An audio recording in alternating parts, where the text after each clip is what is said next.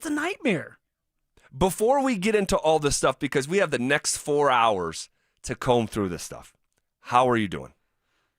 I'm good. Like, I'm here. I'm doing sports talk radio with you. We get to dissect this game, and then for me during Saturday, Sunday, it was all about family. Yep. Little man had a soccer game. He didn't do as well as he usually does.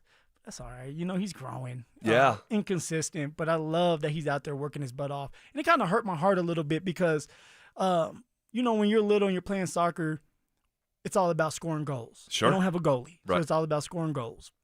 Oh, there's no goalie? No goalie. Oh, okay. It's 3-on-3. Got it. Win your one-on-one battle. If you have like a breakaway, you're scoring. Got it.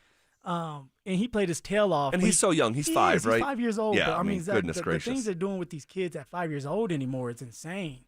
They're already separating them and telling them who's an elite group and who's not at 5 years old. Wow. Kind of makes you mad. Wow. But he gets done with the game. He comes to me and he's like, hey, Dad, I tried my hardest and, I didn't score any goals.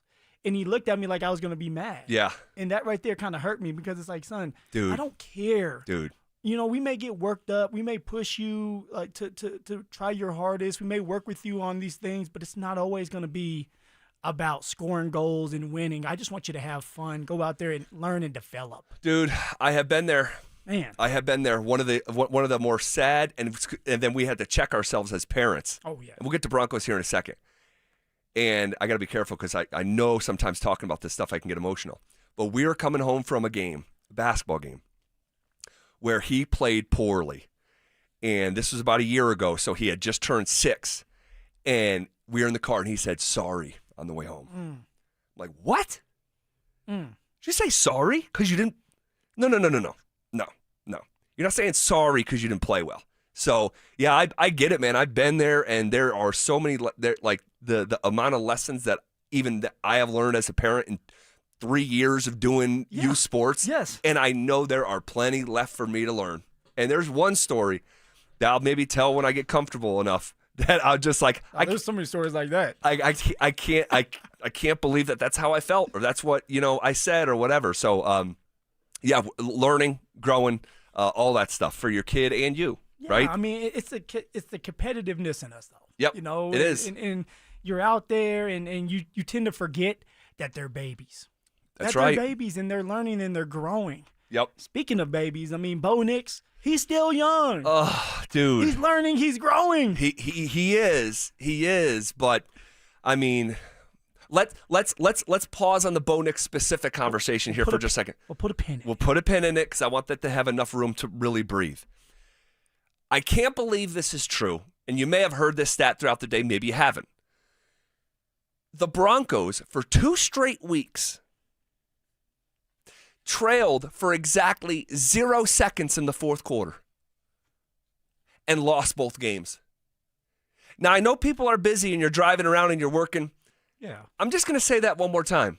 For 2 straight weeks, in the fourth quarter against the Colts and in the fourth quarter yesterday against the Chargers, combined them, the Broncos trailed for 0 seconds in both. So the field goal, both the field goals must have been made after the no time left on the clock. Okay. So wow. How psychotic is that stat? And it happened 2 weeks in a row. If that happened twice in a season, it would be noteworthy. Like, remember the gut punch in week 3, and then it happened again in week 12, where they didn't trail at all in the foot. It happened twice in the span of 8 days. Now, I've never been a part of that where it's like 0 on the clock and you lose. But you remember 2019, Zach, there were a couple games against the Bears, against the Colts. Oh, yeah. Where they ended with a field goal and they ended up winning the game, the Colts and the Bears, and maybe another team, Jacksonville with Gardner Minshew. 3 games where you're walking into that locker room knowing that you lost that game at the end of it. Tell me what. You want to throw your helmet, Zach. You want to throw your helmet so far because, guys, these players, this is their livelihood. This is all they do. This is all they think about. The coaches, the coaching staff, they're sitting in their office all day, all night to prepare for these games. And when it comes down to, in our case, 2019, where you have 3 games where you lose by a field goal at the end of it, I mean, it's a gut punch. It's like a nightmare. It's like, Wake up, pinch me, I'm dreaming. Yeah. Or in this case, I'm not dreaming. It's a nightmare. It's a nightmare. And you just look at each other and you say, what can we do to be better? What can we do to get over the hump? And a lot of times it's the penalties. It's a couple plays throughout that game, maybe in the second quarter, maybe in the third quarter, maybe at the end of the first quarter where you didn't take advantage of, that you look back at it and say, damn, if we would have done this a little bit better, if we would have been a little bit more disciplined, if I would have made this play and broke a tackle, a shoestring tackle, Yep.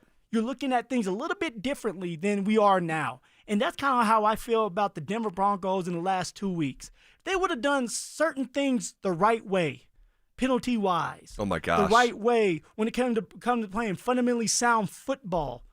We're looking at this as, hey, we're 3-0 instead of 1-2. They literally should be 3-0. They should be 3 wins and 0 losses. And that's not hometown radio. With 5 minutes left in the fourth quarter, the Broncos had a win probability of 89.2%. For all intents and purposes, 90%. You had a 90% win probability with 5 minutes left in the fourth quarter. 90! And it was the same last week. And this goes back to the conversation that I shed light on in the middle of last week, that the Broncos were 2-7 and now 2-8 in one possession football game since the start of last year. That's not random. And this is what the NFL is. It's tight games. That's what the Kansas City Chiefs all last year. They found ways to win with the last 5 minutes left in the game, found ways to win. Or throughout that game, little things here, whether it's a blocked field goal, a kick return, or you have Patrick Mahomes that has a beautiful drive to end that game, they find ways to win. The Denver Broncos aren't doing that, Zach. The Denver Broncos are not finding ways to win, and winning's contagious. Once you break through against tough opponents and find a way to win against a tough opponent, it rubs off on everybody else in that locker room, on the coaching staff, on the defense, special teams, offensively, your quarterback, and then you start to win those tough games more times than not. But you have to find a way to win, find a way to break through in order for that to happen. Right now, it feels like losing is contagious in Denver. That if it's a one-score game, the Broncos are going to lose. You know what, in the last 60 years of NFL football, you know what the most common winning margin is? There's 4 of them. 3, 6, 7, and 10. Those are the most common winning margins. No shocker. A field goals were 3, touchdowns were 6, Yep. The extra point afters were 7, and then 7 plus 3 with another field goal 10. But 3 of those 4 results, the most common results in the last 60 years of NFL football, is one possession games. This is what the league is, and the Broncos can't figure it out. And they are like overcoming their own winning ways to lose at the end. And what stings the most, and I'm pretty sure I have this right, and it took me far too long yesterday trying to figure this out, but if the Broncos had won yesterday, they would have been in sole possession of first place in the AFC West since September of 2016. Brother, it is 2025. It was right there, and you had a win probability of 90%, and they coughed it up again. And the largest part has to do with the offense. But within that offense, it's Bo Nix. And we need to have the conversation about Bo Nix coming up next. Follow us on YouTube, Instagram, and TikTok at Denver Sports 1043 to stay up to date on all your local teams. Denver Sports 1043. The Fan. What's up, guys? Phillip Lindsay here, and I want to tell you about my new obsession, and that's with Daisy's French Onion Dip. One of my guilty pleasures during football season is eating dips with chips, wings, and veggies while watching any big-time game. And now that Daisy's has come out with a delicious Daisy French Onion Dip, along with a Daisy Ranch Dip, these are definitely game changers that you're not going to want to miss out on. They're as delicious as a homemade dip, and they're made with real herbs and spices and other ingredients that you can find in your own kitchen. So if you want to be blown away like I was, then you need to give Daisy's French Onion Dip a try today. You can find Daisy's French Onion Dip at a grocery store near you. Most business owners and decision makers work hard but stay frustrated because customers simply don't know they exist. Marketing isn't about being flashy. It's about making sure people understand how you solve their problem. Audio, video, and online campaigns put your message where your customers are already paying attention. And your friends at Denver Sports, they specialize in connecting customers to businesses. The moment you get clear and show up consistently, growth follows. Don't stay the best kept secret in town. Visit DenverSports.com and click on the Advertise with Us button and start growing today. Hey, want to hear something great? Right now at Wendy's, you can get 2 of the #1 selling bacon cheeseburger in all fast food, the JBC, plus medium fries and a medium soft drink for just $8. Want to hear something else great? Double the burger means double the bacon. Now that's a game changer. 2 of the #1 bacon cheeseburgers with fries and a drink for just $8. Gotta be Wendy's. Limited time only. U.S. price and participation may vary. Request $8 JBC meal deal to obtain discount. Individual items at regular price. Let's go! You're still glowing, flirting, grooving. You still got it. But your immune system weakens as you age, making it harder to fight flu, pneumococcal pneumonia, RSV, and COVID-19. Vaccines are a key part of any health routine and help strengthen your immune response. Ask your doctor or pharmacist which vaccines you need. Schedule in minutes at vaxassist.com. Sponsored by Pfizer. Hey, bro, weirdest thing is happening at the game. This guy sitting next to me says, "You're our good luck charm." Every time I crack a Bud Light, we score a touchdown. Now his entire family wants to buy me Bud Lights. I think I'm some kind of a football prophet. Talk soon. The team needs me. Anything for Bud Light, the official beer sponsor of the NFL. Stock up today. Enjoy responsibly. Copyright 2025 Anheuser-Busch Bud Light Beer, St. Louis, Missouri. Hey guys, boy Stink here today about my long-term buddy Troy Hansford. And if you're thinking about selling your house for any reason, now might be the time to sell, still get top dollar. Believe it or not, my guy Troy is still offering his $5,000 guarantee. What is it, you ask? Well, if he can't sell your house at your price on your timeline that you agree upon beforehand, bam, going to cut you a check for $5,000. Who else makes the offer? Nobody I've ever heard of. And he makes that offer because he continues to spend a ton of money marketing his listings, has about 100 families approved and ready to buy right now. And if for any reason you need to sell right away, Troy can buy your house, all cash, and he can close in as little as 7 days. You have a house to sell, Troy probably has that perfect buyer for you right now, waiting for you to pick up the phone and to call him. Call Troy, get your home sold for the most money. That's 720-900-4433, 720-900-4433. Troy Hansford of RE/MAX Professionals, a Colorado licensed broker. Some restrictions do apply. You want to sell your house? Then call my buddy Troy, 720-900-4433. Injured in an accident? Don't settle for empty promises. Postman Law delivers fast, easy, and effective results. Our attorneys have recovered over $3 billion for clients across the country. Founded by nationally recognized attorneys, we bring elite legal power to personal injury cases, fighting to get you the justice and compensation you deserve. Call 844-POSTMAN now for your free consultation. That's 844-POSTMAN. It's Truck Month at Corwin Toyota. Drive home a new 2025 Tundra with rates as low as 1.75% APR for up to 72 months. Or lease a 2025 Tacoma for just $449 down and $449 a month. With a wide selection of trucks in stock, now's the perfect time to trade in and trade up. Visit us on Pearl Parkway or shop online at CorwinToyotaBoulder.com. Corwin Toyota, family driven for over 100 years. Proud sponsor of Colorado Athletics. Ho, ho, ho. I know you didn't plan to hear from me this early, but I'm tired of lugging this bowl full of jelly around. That's why me and Mrs. Claus are with Soda Weight Loss now. I'm losing 6 pounds a week, and the wife keeps telling me I'm slaying. Join Soda Weight Loss right now.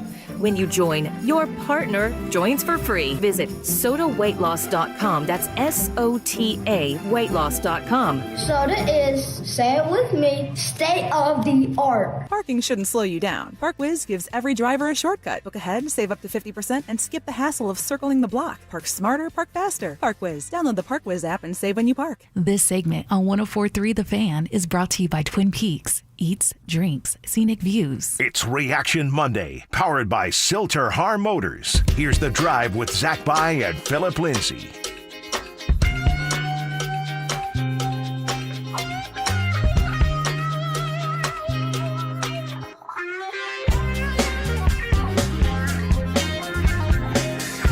we need to talk about Bo Nix.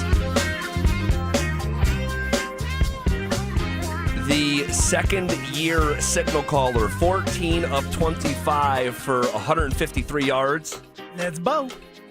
A touchdown, no picks. What did you make of Bo? There's a lot of missed opportunities out there for Mr. Bo Nix. Was there ever? A lot of missed opportunities. A lot of time where Bo was not settled in the pocket. He was unsettled. He did not set his feet. He did not step into his throws. And there were a lot of overthrows because of that. At times, it looked like Bo Nix was lost when it came to identifying the scheme, identifying the coverage, whether it was zone or man. LA Chargers did a great job of disguising their defense when it comes to man coverage, zone coverage, and even when they were in zone coverage, you didn't know who they were dropping. They could drop the linebacker, they could drop the defensive end, so it made it hard for Bo Nix to kind of get a beat on what Jim Harbaugh and the Chargers wanted to do. And then on top of that, when there was pressure on Bo, and that's not all on Bo, and we're going to discuss that, Bo panicked again. Where it's like Bo's just trying to get it out of his hands, which I understand you don't want to get hit, but you also don't want to throw into double coverage or make a bad decision where you look up and you're going 3 and out, and 3 and out, and 3 and out. You had 3 and outs in the first quarter. Cringe-worthy. I mean, it was brutal. This offense, basically, the offense has had one good half of football through 3 games. The first half against Indianapolis, right, where Bo throws 3 touchdowns. Specifically the passing offense. Yeah. I mean, Bo, you talk about and you said missed opportunities. I don't know if I can remember 3 wide open touchdowns in the NFL like that open. I'm not talking about the guys got a beat on someone. Like that was like Big 12 open. Like where guys are literally running free. Yeah. Like college football, high school, like all you have to do is get it to them. Yeah. And on the flea flicker to Mims, I mean, that's the easiest throw that any NFL quarterback's going to have this year. Well, I went back and watched film on that flea flicker, and one, it was rushed anyway by J.K. Dobbins throwing it back, and he threw it pretty hard. So I'm surprised Bo Nix was able to catch it like he did. But also for Bo, why are you catching the ball and then running steps up to throw this ball? If you would just sit back. And, yes, you got to get the ball out of your hands fast, but don't move up in the pocket at this time. Marvin Mims is wide open. He's wide open. Just put it on him. Just put it on him. You don't have to have as much air under the ball. It could be a line drive. Just get it to him because we know you can. Instead, you put too much air under it. You throw it out of the receiver's way, and now that's a missed opportunity on a 4th down. Crazy. Come on, man. Crazy. And if anything, be short with the ball. He's got it. There's no one in the frame. There's no one in the screenshot, like the screen grab. There's no one there. So a touchdown actually isn't required. It's great because there's so much green grass in front of you. It should be a touchdown, but it's not required. You could actually even throw that a little bit short just to make sure you're going to convert it. The one thing he couldn't do was throw it beyond Marvin Mims. But I don't know. That was from a like functional utilitarian throwing of the football, that was the easiest throw. Yeah. But from time score situation, I thought the second one to Mims was more impactful in terms of a win or a loss because the Broncos are down, right? They come out of half. J.K. Dobbins has an incredible drive. They take a 14-10 lead. They're kicking it right back to the Chargers, and Jonah Ellis forces the fumble. Beautiful. That was a beautiful peanut punch. They call it a peanut punch, guys, where they were able to hit the ball out of the ball carrier's hands and fumble. And Jonah Ellis, we need to have a separate conversation about him in dedicated fashion maybe tomorrow, but because he's a freaking demon out there. But you get the ball back because of that forced fumble. You just scored literally like in real time, probably 3 minutes earlier. Oh, yeah, the momentum's on your side. Uncle Mo is just pushing at your back. You have the ball Not Uncle Mo. back in your hands with all that momentum. And if you connect with Mims on that, it's about to be 21-10 within like a 4 or 5 minute sequence in real time. That miss was so deflating. It was, Zach. No, it was. But I have a little bit of pushback because that miss right there wasn't all on Bo. That right there was the offensive line not holding up long enough to where Bo did get pressure put on him and then forced him to kind of throw it faster than he wanted to. Now, I'm not saying that's not on Bo. Okay. But Zach, because look, like we gotta put some accountability on this offensive line. Totally. And again, we'll have that too. Separate, because there was a lot of times where Bo Nix is sitting in the pocket and he's not settled because there's a defensive lineman in his face or a safety like Derwin James coming on the outside of him to get the sack. That's not on Bo. Bo has to feel secure by an offensive line that we're paying a lot of money for. Now, I don't want to use this whole segment on the offensive line because we're going to talk about him. Bo Nix still needs to make that play because he's a franchise quarterback, right? He's a quarterback that you have to rely on. That throw, Josh Allen, Lamar Jackson, Patrick Mahomes, oh my gosh, come Justin on, Herbert, yes. all of those are making. Yes. And those are hard passes, but that's why you're the starting quarterback for the Denver Broncos. You have to make that pass count. Have to make it. And not every picture is going to be clean. Not every play is going to be perfect, right? Herbert was pressured the most in his career yesterday. The most in his career. And he went and threw for 300 yards.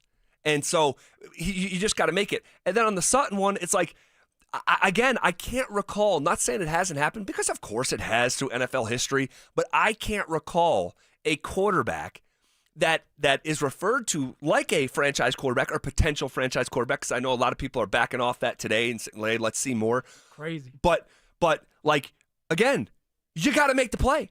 And you know this, and I hope I wouldn't get pushed back on this. If he connects on just one of the three, the Broncos win. Oh, yeah. Just one of the three. No, that's a fact. I can't push back on that. That's a fact. And on the flea flicker one, like I would expect every starter and their backup to be able to make the throw that he couldn't yesterday. So, Zach, that throw to Cortland Sutton down the sideline, it reminded me of a practice that we were at. Do you remember? It was when Cortland finally got back in action after his hybrid hold-in. Yep. Bo Nix overthrows Court. Court tells Bo, hey, get it. Oh, yes, more on a line. Yes. And less of a lollipop. Yes. Up and down. Yes, that was training camp. Yes. That was the exact same thing that happened during that game where it's like, hey, this is where practice, it matters. Wow. Getting that timing down matters. Great because recall. When it's like up and down, what Cortland's saying when a receiver says, hey, get it up and down, that means don't put air under it.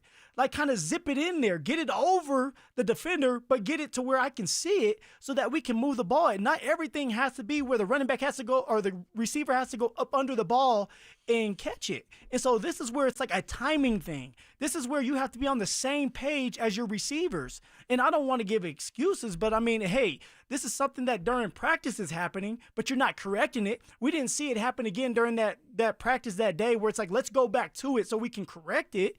And then you go out there, you have that same play that looks like the exact same play, and you still aren't able to get it done. You're still not able to get that completion because you're not on that same page with the receiver. I'll just say, great recall by you, because that was like 6 weeks ago, and you can only know that if you're out at camp. Yeah. And it was one of these moments we talked about on the air that day. That was the same play. Yeah. You're right. And they set that move up during the game.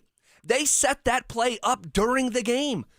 And the fact that you were unable to cash in on what should be a like 99.9% likelihood, you give away all the equity that you had built up in not equity of like playing well, but momentum, setting up that play. Yeah, like you set up that play. And I think they even said it on the broadcast at one point. Trent Green might have said it, like they're setting up. This was like an hour earlier. Like they're setting up for a double move. But what did all three of those incompletions have in common? All three of them. Too long to Mims. Then too long again to Mims.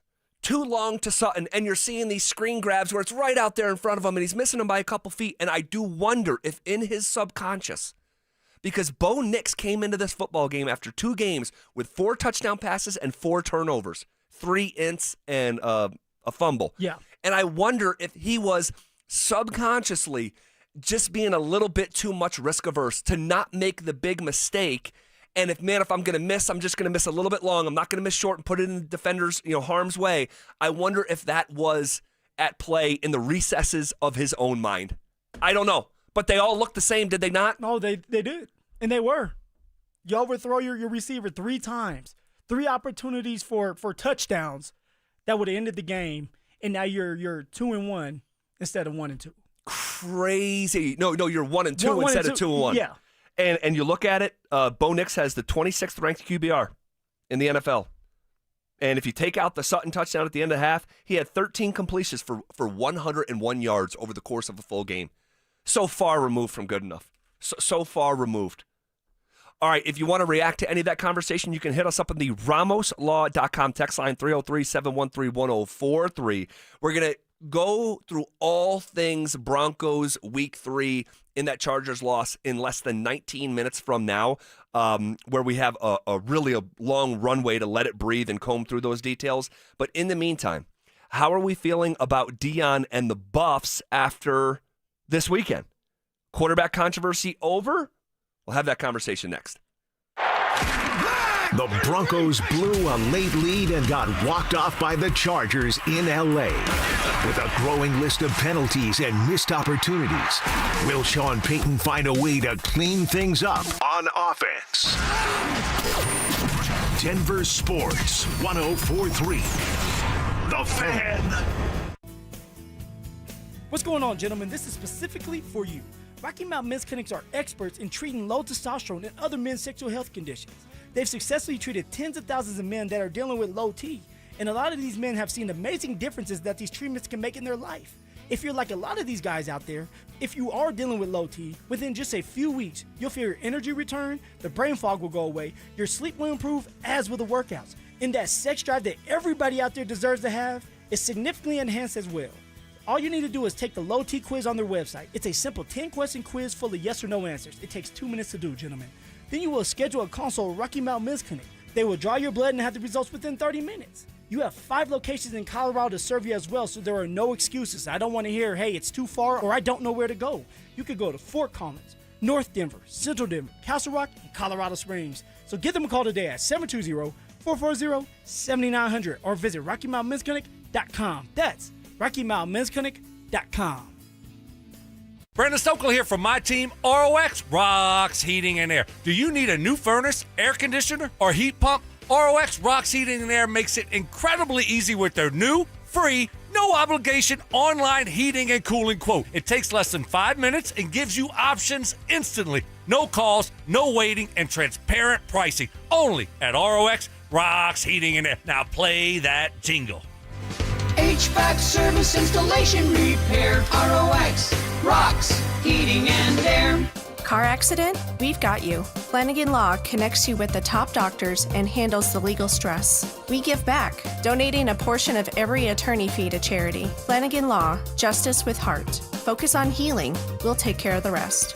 It's your last chance to take advantage of EV federal tax credits at Siltar Motors. This month, get the all-electric F-150 Lightning or the head-turning Mustang Mach-E with 0% interest for 72 months or lease credits up to $11,000 off. Check out their current selection of EVs at sthmotors.com to get the EV you want before they are gone. Siltar Motors has got the best location, the biggest EV selection in Denver, and the most competitive pricing in Colorado. Siltar Motors will deliver everything you want out of a dealership.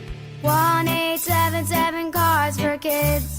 KARS Cars for Kids. Ready to get rid of that old car? Donate it to Cars for Kids. Call 1-877 Cars for Kids to reach a friendly live agent. Donation's super easy, and your car can be picked up as soon as tomorrow. Call us now, 1-877 Cars for Kids. 1-877 Cars for Kids.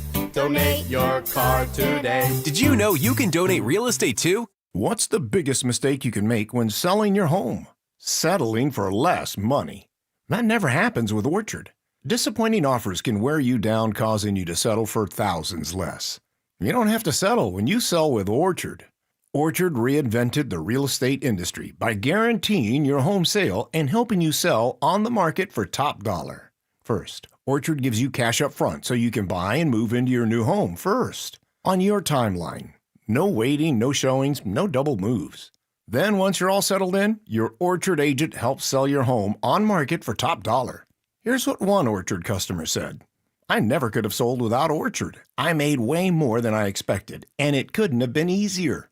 With Orchard, you never have to settle for less. Buy before you sell and get top dollar for your home with Orchard. Curious how much your home is worth? Visit Orchard.com to get your free home valuation. That's Orchard.com. DenverSportsOrchard.com. Come shop the largest selection of gorgeous loose diamonds. Every shape, every size, and price range diamonds. Plus thousands of diamond settings from the world's top designers. The Diamond Expo at Williams Jewelers. Save hundreds, even thousands. It's our biggest diamond event of the year. Stay up to date on the Broncos and the latest news from around the league with our NFL insider James Palmer, exclusively on Denver Sports 104.3 The Fan. Mondays on The Rundown with Richie Carney, Tuesday afternoons on The Drive, and Friday mornings on Stokely and Evans with Mark Schlereth, all season long. Denver Sports 104.3 The Fan, DenverSports.com, and the Denver Sports app. It's Reaction Monday, powered by Silter Har Motors. Here's The Drive with Zach By and Phillip Lindsay.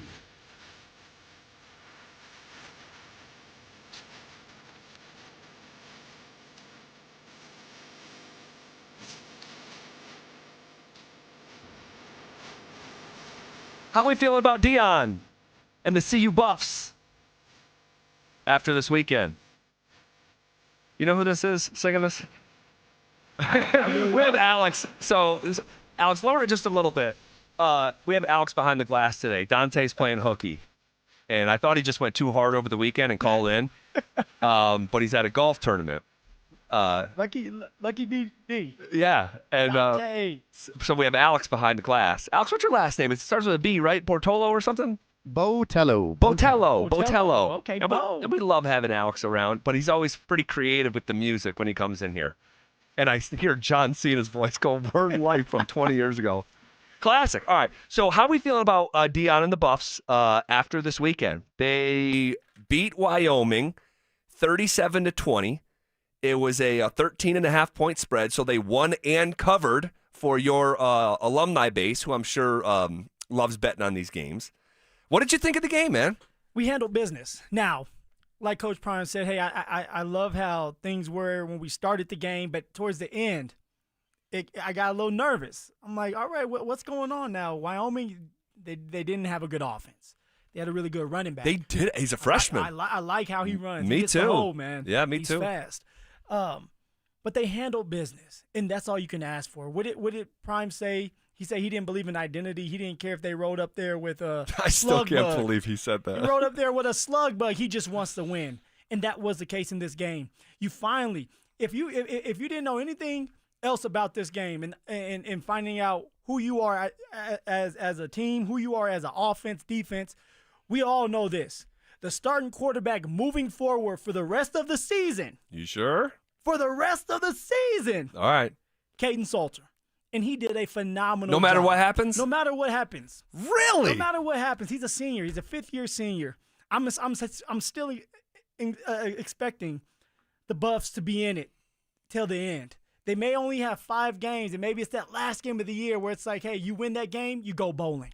If that is the case, you still roll with Payton Salter. All right, so all hold about on. the bowl, baby. All right, hold on a second. Hold on a second. There's a lot there. Huh? There's a lot. Covered a lot of ground there. You said it's all about the bowl, and they come down to the end before you win that last game. So for a month, hold on. For a month, I asked you and Drew, and you eventually buckled. You guys eventually buckled. Drew first, then you. Where you guys were saying 6-6 is the floor of this team, and I would say no, it's not. No, it's not. Are you now telling me 6-6 is the ceiling of this team? All I'm obeying my eyes right now. I'm looking at Texas Tech. I'm looking at TCU. Hell, even West Virginia. Sure, they got the brakes beat off them this weekend. I'm pretty sure they lost big. But because it's Big 12 play and anything can happen, you still have to watch out. Until I know what this team is all about, and we're talking about the Colorado Buffaloes, until I know the identity of this team, the identity of this offense, and it's going to be consistent, whether it's going to be, hey, we're going to run Payton Salter, we're going to do a lot of RPO, which that needs to be the case, and defensively they can be a little bit more stout in stopping the run and being able to play man coverage so they can bring pressure. I'm not going to sit here and say, hey, we're going to win 8 games. Now, I still believe that we can win some tough matchups and still get to a bowl game and still win 7, 6, 7, maybe 8 if you can find a way to beat some of these tougher teams. But you're going to be in it. And that's why I said no matter what with Payton Salter, Zach, you stick with him. He has rhythm, the timing, the processing down when he does stay in the pocket, when he's not. And he has some rhythm. All right. How does he not? He threw for 300 No, he played great. But I don't want to start talking about Caden Salter like he's time rhythm processing this this in the pocket passing quarterback. No. But what I'm saying is for that game in Wyoming. He shined, man, and good for that kid. Good for that kid. You can't wait to jump on me about this. Oh, well, I don't know about the time and rhythm. Well, I don't know about a couple of those things because if things get off the rails, like I don't know if they'll keep on rolling Caden Salter out there. I mean, I still think there's a scenario where they're going to rock with Juju down the stretch if the season is lost. But if they're competitive, you're going to keep riding with Salter. Let me just give him his roses. Like Caden Salter, I didn't think he was treated super fairly. Now, there might be some other stuff behind the scenes that we don't know about. And, there was like a hint, someone hinted at that after the game. And that's how, these guys are college kids, so maybe there was something to that. But you got to give him his props. 64% completion for 304 yards, 3 touchdowns, ran for another 86. Like, bravo. That was phenomenal, Caden Salter. And I'll also give flowers to Pat Shurmur. Honestly, I thought for that game on an island, just talking about Saturday night, I thought Pat Shurmur called a great game for your Colorado Buffaloes. What about Mr. Robert Livingston, the defensive coordinator? I wasn't as impressed because the one thing that Robert Livingston's defense have done is they get better in the second half. Yeah. He makes fantastic adjustments. I'm talking about a 2-year sample of Robert Livingston. Not so much in the second half against Wyoming. And things did get a little, not like they were ever going to lose, but it was a little bit like, okay, well, I'm not going to turn away this game quite yet because this is interesting enough. I have PTSD from that Stanford game a couple years ago. Oh, yeah. Where it's like, hey, you have it in the bag no matter what. Even if they scored 2 touchdowns, right, you're still winning this game. Right. And next morning you wake up and Stanford won. Yeah, and they had that one receiver that they couldn't stop. I forget the kid's name, but he went for like 200 yards. He actually is a receiver for the Tennessee Titans right now. Is that right? Yeah. Well, he was awesome on that night. He was awesome. I mean, he got drafted because of that game. And the one thing that I question moving forward about this team is the run defense. And if you have a freshman from Wyoming going for 126 yards in his 3rd game ever, and they're rushing for 165, you're going to play a BYU team. And I know there'll be time to talk about that, but they have a kid named LJ Martin who's fantastic at the running back, and they ran for almost 200 on East Carolina this past weekend. So they have got to figure out that run defense because if you can't stop the run, football becomes almost impossible. No, and that's in anything you do. But, Zach, I will say this. It was against Wyoming. It was a late game. They had it in the bag, and I think that they let up off the gas a little bit defensively. And then all of a sudden you have this young running back that busted a couple long ones, which, by the way, I love how he runs the ball. Fast, shifty, explosive, hard runner. He's going to be a really good running back as he gets older. Samuel Harris is his name. Samuel Harris. Yeah. But in that game, as it got later, it seemed like the defense started to fall asleep a little bit. Yeah. That's not going to be the case when you're going up against an opponent that's going to be ranked. BYU, that's going to want to run the ball down your throat. That's going to want to take advantage of just being physical and out-physical you. So that's why I say that. Well, get used to playing those teams that have the number next to their name. Number 25 BYU, number 24 TCU, and number 14 Iowa State is the next 3 opponents for the Buffs. So we'll circle back to this conversation. I have a couple follow-up questions, but I do want to get back to Broncos here. And they failed once again. The Denver Broncos failed once again in one of the NFL's most crucial areas. And we'll talk about it next. The Broncos couldn't finish off the Chargers and missed a golden opportunity to gain ground in the AFC West. With an uphill battle ahead of them, can Denver get back on track and keep pace within the division? Denver Sports 104.3. The Fan. Hey guys, Mark Schlereth here. Imagine your home quieter, cooler, and more beautiful with the new Infinity from Marvin windows. Right now, Gravina's Window Center of Littleton is offering 25% off. These aren't ordinary windows. They're built to outlast, outperform, and turn heads. Family owned since 1973, trusted across Colorado, and they never cut corners. Call them 303-794-0490 or visit windowsforyourhome.com. Don't delay. Quality costs less than regret. Heads up, pros. Now's your chance to unlock deeper savings. The Home Depot's new Pro Extra Preferred pricing can help you save thousands on the products your business uses the most. But the current benefit ends November 15th. Don't miss out. Registration for the new program is free and easy.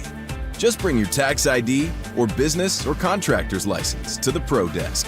Register now to lock in the best wholesale prices before it's too late. The cost of everything is still out of control, and many of us are relying on credit cards to cover essentials. If that debt is piling up, you're not alone. Americans collectively owe over $1 trillion in credit card debt. You might have considered reaching out to my friends at American Financing, but hesitated because you don't want to give up your low mortgage rate. Well, there's good news. They've created a smart equity loan, a solution designed to help you take control of your finances without touching your current mortgage. Unlike a HELOC, which can have varied interest rates, the Smart Equity Loan offers a fixed rate. That means one predictable monthly payment, giving you peace of mind. This loan allows you to leverage the equity in your home to pay off high interest debt, free up your cash flow, and keep your existing low mortgage rate intact. It only takes 10 minutes to get started with no upfront or hidden fees. Call American Financing today and start saving now at 303-695-7000. That's 303-695-7000, or visit them online at americanfinancing.net. NMLS 182334, NMLSconsumeraccess.org.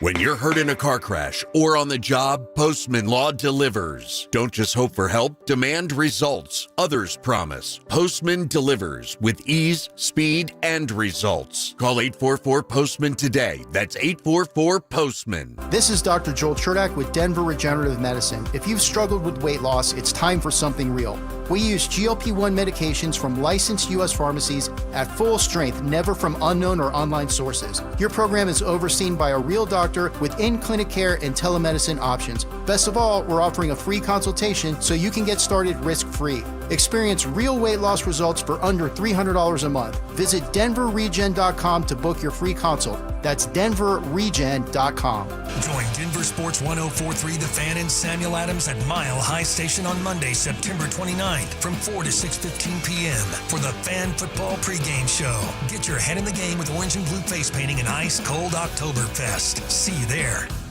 Who wants the lowest rate for life? I do. Everyone does, but it's only U.S. Mortgages. Lock in a low rate today, and if rates fall in the future, we will redo your loan and lower your rate without any lender fees, including the appraisal. There's no limit to the number of times you can do this. Always have the lowest rate for life. Get our 475 5-year fixed rate, 5.89 APR. Call 303-LOW-RATE or online at usmloan.com. All loans subject to approval and change. See website for complete details. License number 392126. What's better than a free meal? How about a free meal and a trunk full of free groceries? Yep, we've got it for you. It's the best free meal in all of Denver. It's every first and third Thursday of the month at Smoky Hill and Arapahoe Road in Aurora at Eastern Hills Community Church. You just pull up, pop the trunk, we'll put groceries in the trunk and pass you your meals through the window and you're off and running. There's no questions asked. So if you need it or you know somebody that needs it, it's every first and third Thursday, Smoky Hill and Arapahoe Road. Texting privacy policy and terms and conditions posted at textingterms.us. Texting enrolls you for recurring automated text marketing messages. Message and data rates may apply or play stop, opt out. Terms and conditions apply to the earnings promotion. Do you have caregiving experience as a parent, teacher, nanny, coach, or in another similar role? Hop Skip Drive is looking for experienced caregivers who want to help students in their community by driving them to and from school. Earn up to $50 per ride with Hop Skip Drive's welcome promotion, all while helping your community. If you have your own vehicle that is no more than 10 years old, a clean driving record, and at least 5 years of caregiving experience, you could become a Hop Skip Drive care driver. Just text STUDENT to 323232 to get started right now. Hop Skip Drive gives you the flexibility to set your own schedule and earn competitive pay. It's simple. Drive in your free time and make a real difference for students right in your neighborhood. Don't wait. Text STUDENT to 323232 right now. Text STUDENT to 323232 and start earning up to $50 per ride during Hop Skip Drive's welcome promotion period. That's STUDENT to 323232. Text STUDENT to 323232 now. KKFN and KKFN HD1 Longmont, Denver.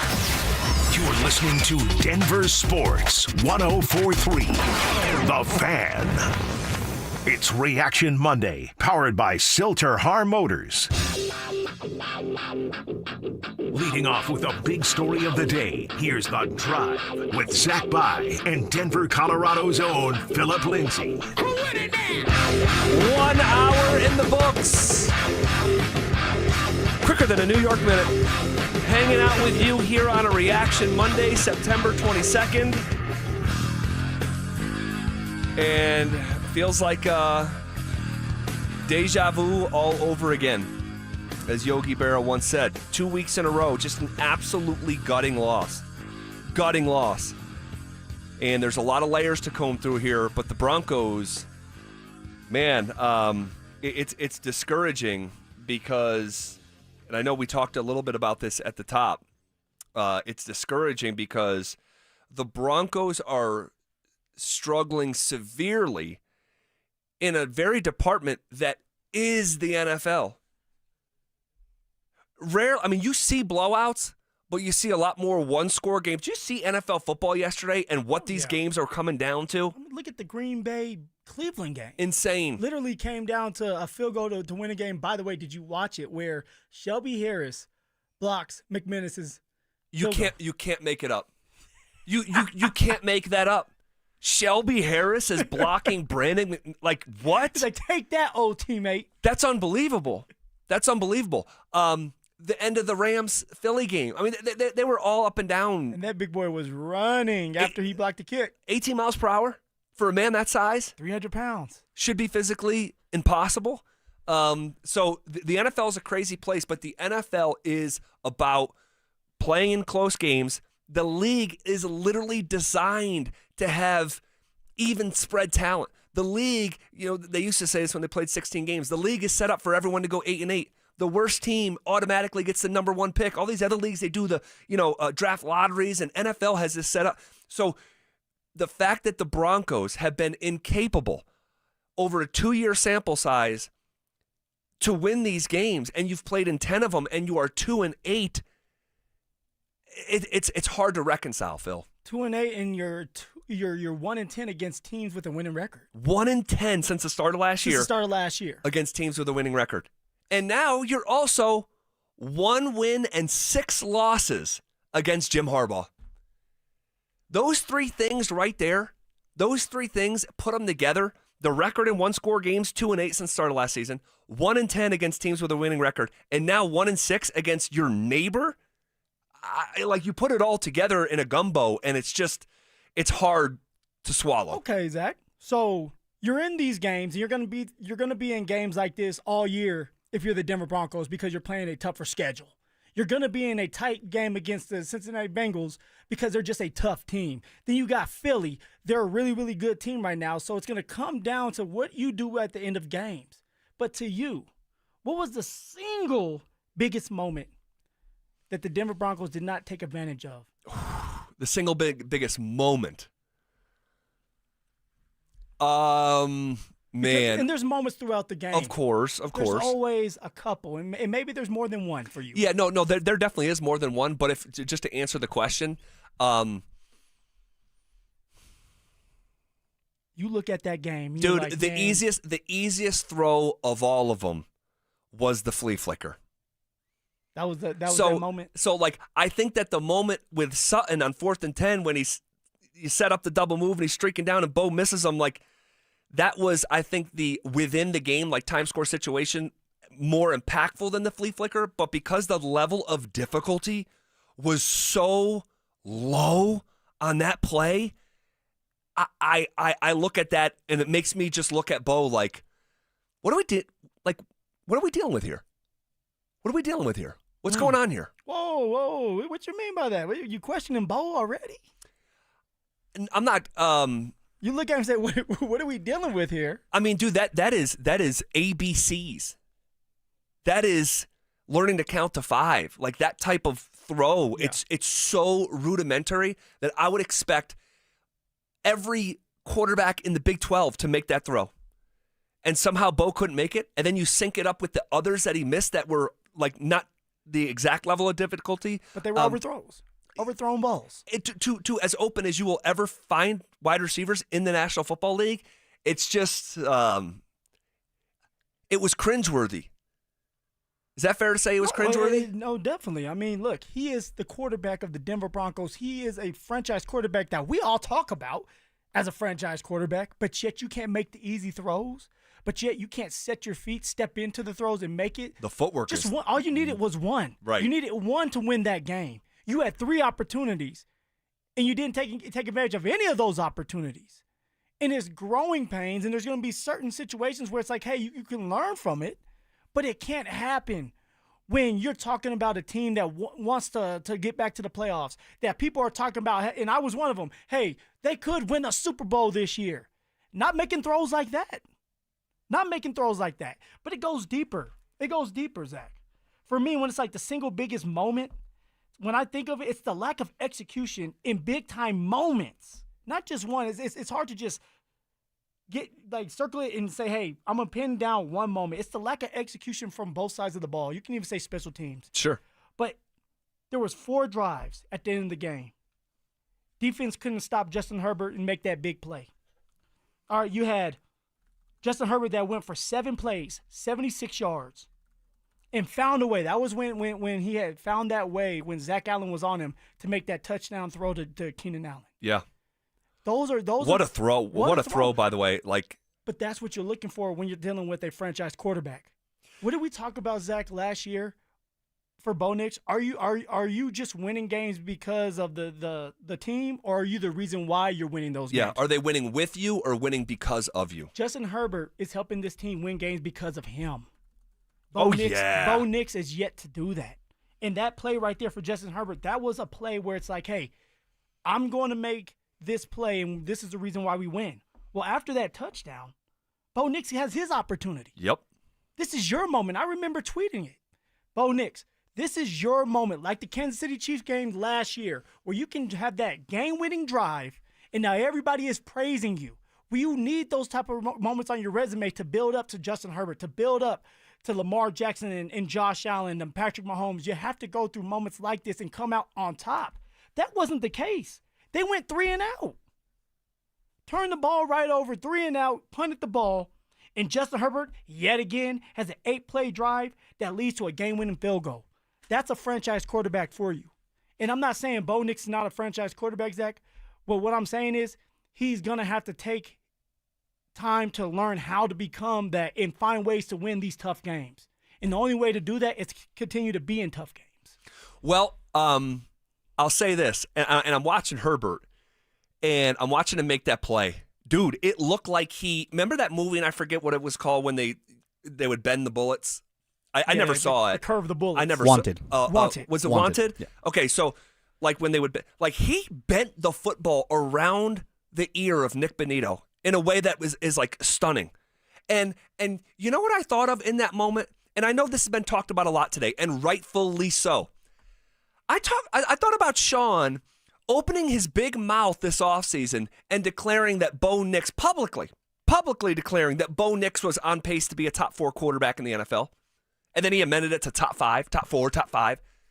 Bro, Herbert is trying to get to the level of Lamar Jackson, Pat Mahomes, Josh Allen, and Joe Burrow. That's where Herbert's trying to get to. He's not there yet, even after this start, and maybe by the end of this year we'll start. He needs to continue to have moments like this. Yes, but that's where Herbert's trying to get. Now think about how far Bo Nix is from Herbert. So I think Sean is like, dude, what? Now, and I'm going to say this too, because no one else is going to say it for me. I was the loudest voice on this station the day he said it about the Super Bowl and the quarterback stuff, and I was like, you were. I don't like this stuff at all. Why are you doing this? You want to say this stuff behind closed doors about going to win a Super Bowl? That's what most coaches do. But there was one in the NFL this year that was popping off publicly, and it was Sean. And when you put that pressure on Bo Nix, and you're 3 games into the season, and he's nearly has as many turnovers as touchdowns, and he's rated as the 26th quarterback in the league by QBR and worse in other categories. It's just like, why? That's what that looks like. That's what a top 5 quarterback, a guy that's trending to be, looks like. But look how long Justin Herbert has been doing this in the league. It's not like he woke up and was like, hey, I'm just this elite quarterback that can make these big-time plays in big-time crunch-time moments. Well, it kind of was, though, because he walked in the league and had the greatest rookie season of all time. He did, but then he struggled. But his biggest thing now is not regular season. His biggest thing now is in order to compete with Josh Allen, Lamar, Burrow, and although Burrow has been out of it, didn't get back to playoffs last year, and Mahomes, is can you do it in the postseason? Right. But for Bo, you have to continue to go through moments like this where you have the opportunity to be the man. And he had that opportunity, Zach, and he went 3 and out. True. And I don't know if that's just on Bo. I don't know if that's on Sean. I don't know if that's collectively as a group with the team, with the offensive line, and everybody being on the same page. But it just sucks. It does. When you have that opportunity and you don't take advantage of it. I just personally look, I was going to be frustrated and dejected, and in some moments talking about this, irate, regardless of whether the comments were made or not. But I do find myself in the middle of these games thinking about Sean's headlines that were leading discussions on First Take. Like, why? Why did you do that? So what about everybody that seems like they're starting to be out on Bo? Like, no, hold on. I'm not out on Bo, but Okay. I just had to get that off my chest with the Sean stuff. Like, I'm watching one guy bend a football around a pass rusher's head and being a magician for a game-winning touchdown or a game-tying touchdown, and the other who couldn't complete throws that I would expect Caden Salter to make. Oh, all right, calm down.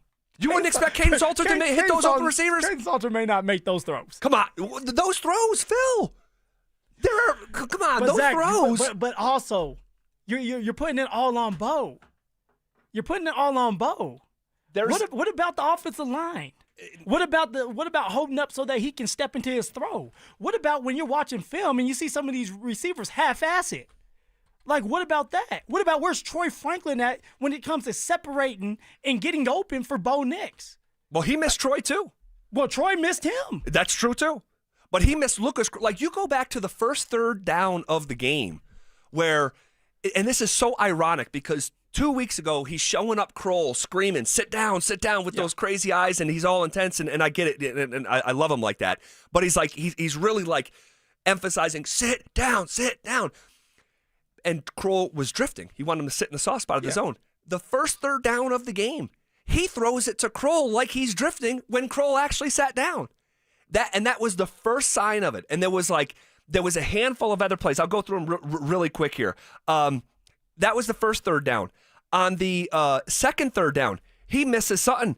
And Trent Green's saying on the broadcast, like, dude, he's got to throw that ball to the sideline more. Like, you got to have him keep pursuing the ball. It's the easiest pass breakup of the day for that DB. The missed flea flicker. The missed Troy Franklin in 2 minutes in the first half. The missing Mims on the very next play on the left sideline. Missing Mims wide open with a chance to go up 2 scores. Missing Sutton on a game-defining play. It's just like, it's not one or two things. It looks like he's like almost like freaking out a little bit. And I don't know what's going on. And like, relax. He needs to relax. Yeah, and we talked about that on Friday. He needs to relax. He needs to go through his progressions.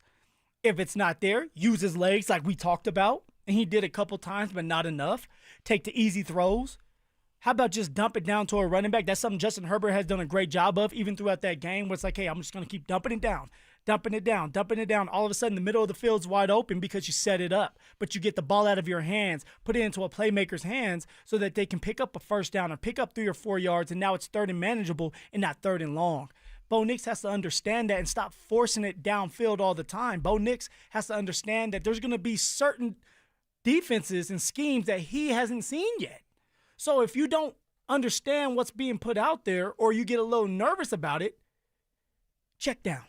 Just get it out of your hands and let that guy make a play for you. 9 first downs. 9. The Chargers had 29. That means the Broncos had a first down deficit of 20 first downs.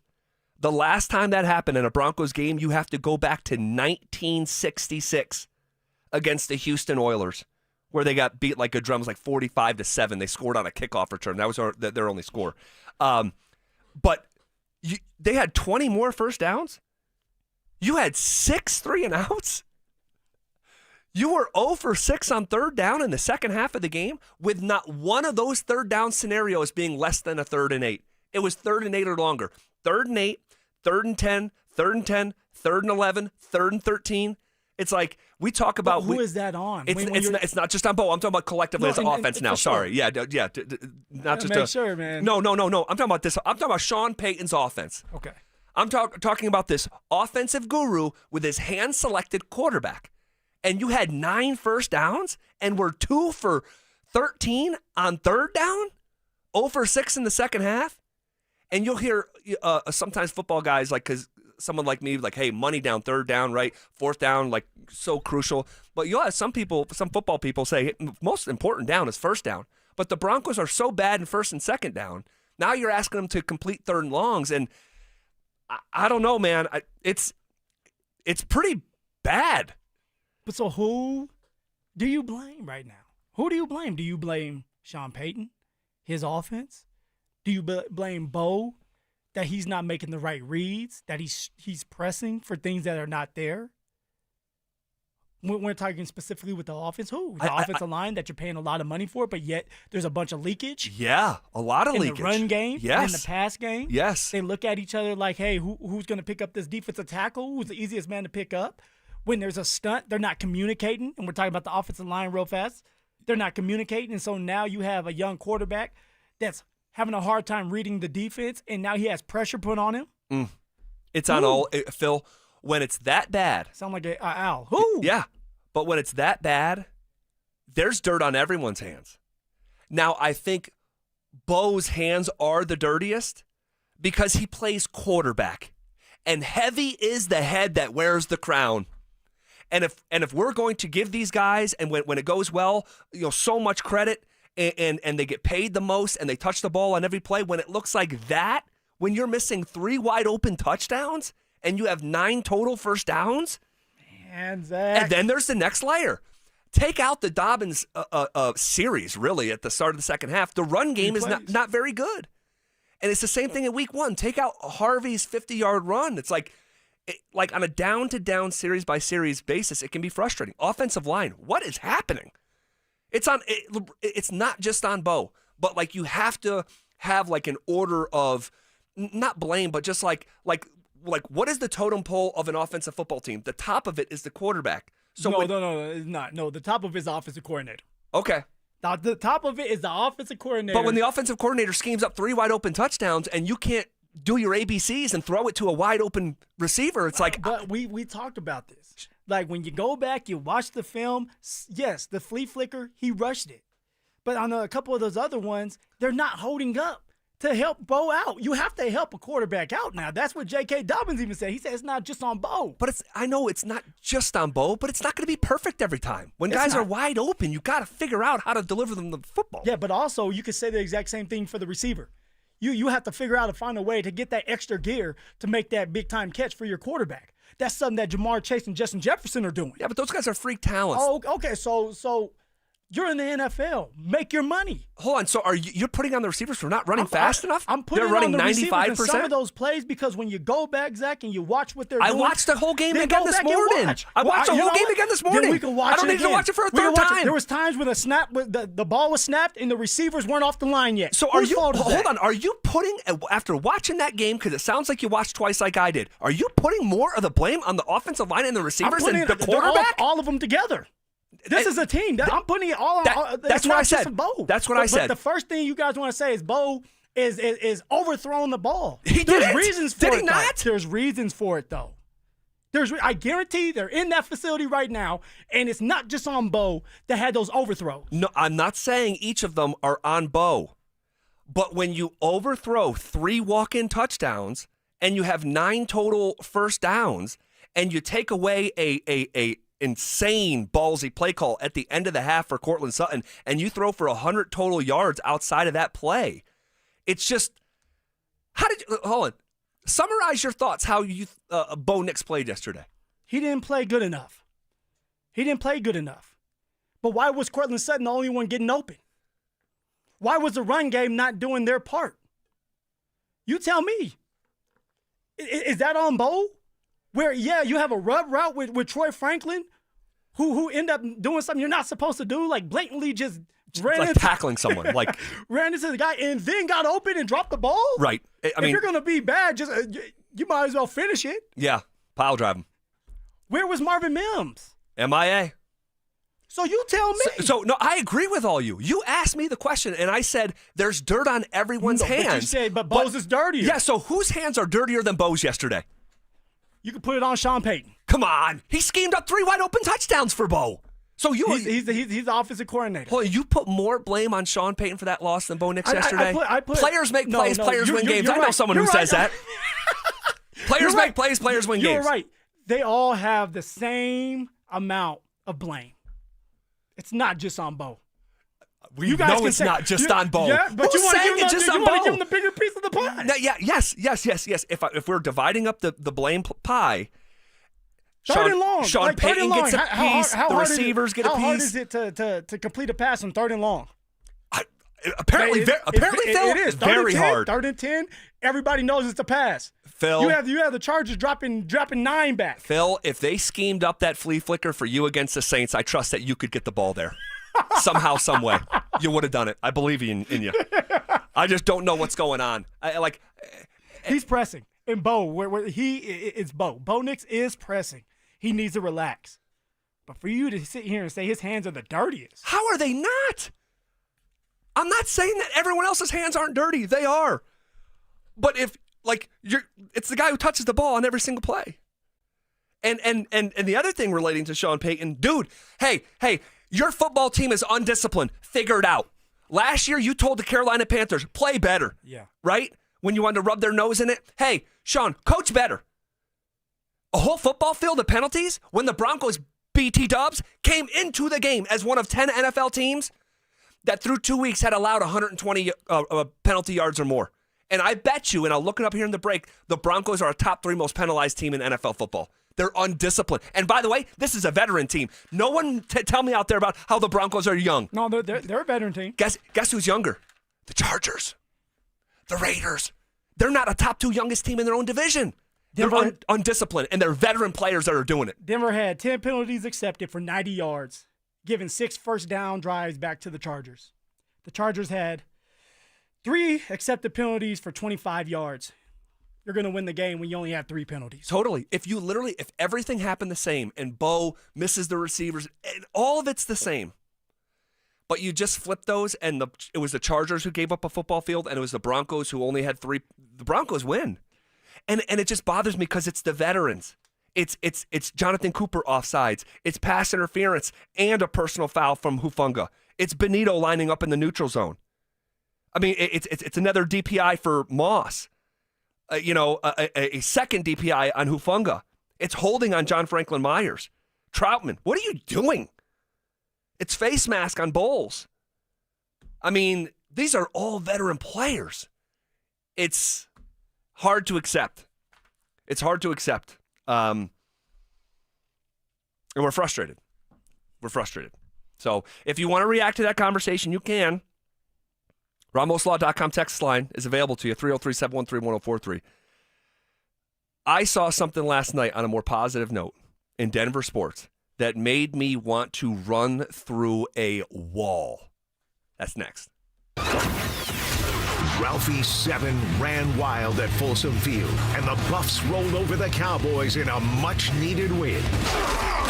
Can Coach Prime and company keep the momentum rolling as they begin their slate of conference play in the Big 12? Denver Sports 104.3. The Fan.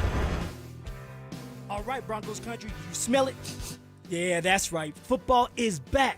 Summer is officially over, and this means that it's time for game days. That's all that matters. Whether you're heading to Empower Field or traveling to Boulder to cheer on Coach Prime and the Buffs, you've got to get there on time and in style. And speaking of the Broncos games, you can get up to 30% off of your ride to the game with Hermes Worldwide for the entire season. All you have to do is mention the code PL30. Again, mention that code PL30 when you book your luxury transportation to Empower Field. So what I'm trying to tell you is let my friends at Hermes Worldwide handle all the traffic and parking so you can focus on what matters the most, watching your team stack those wins. They're going to get you to and from the game safely so you can just sit back and relax and make as many memories as possible. So give Hermes Worldwide a call today at 303-577-7600 or visit ridehermes.com/DenverSports.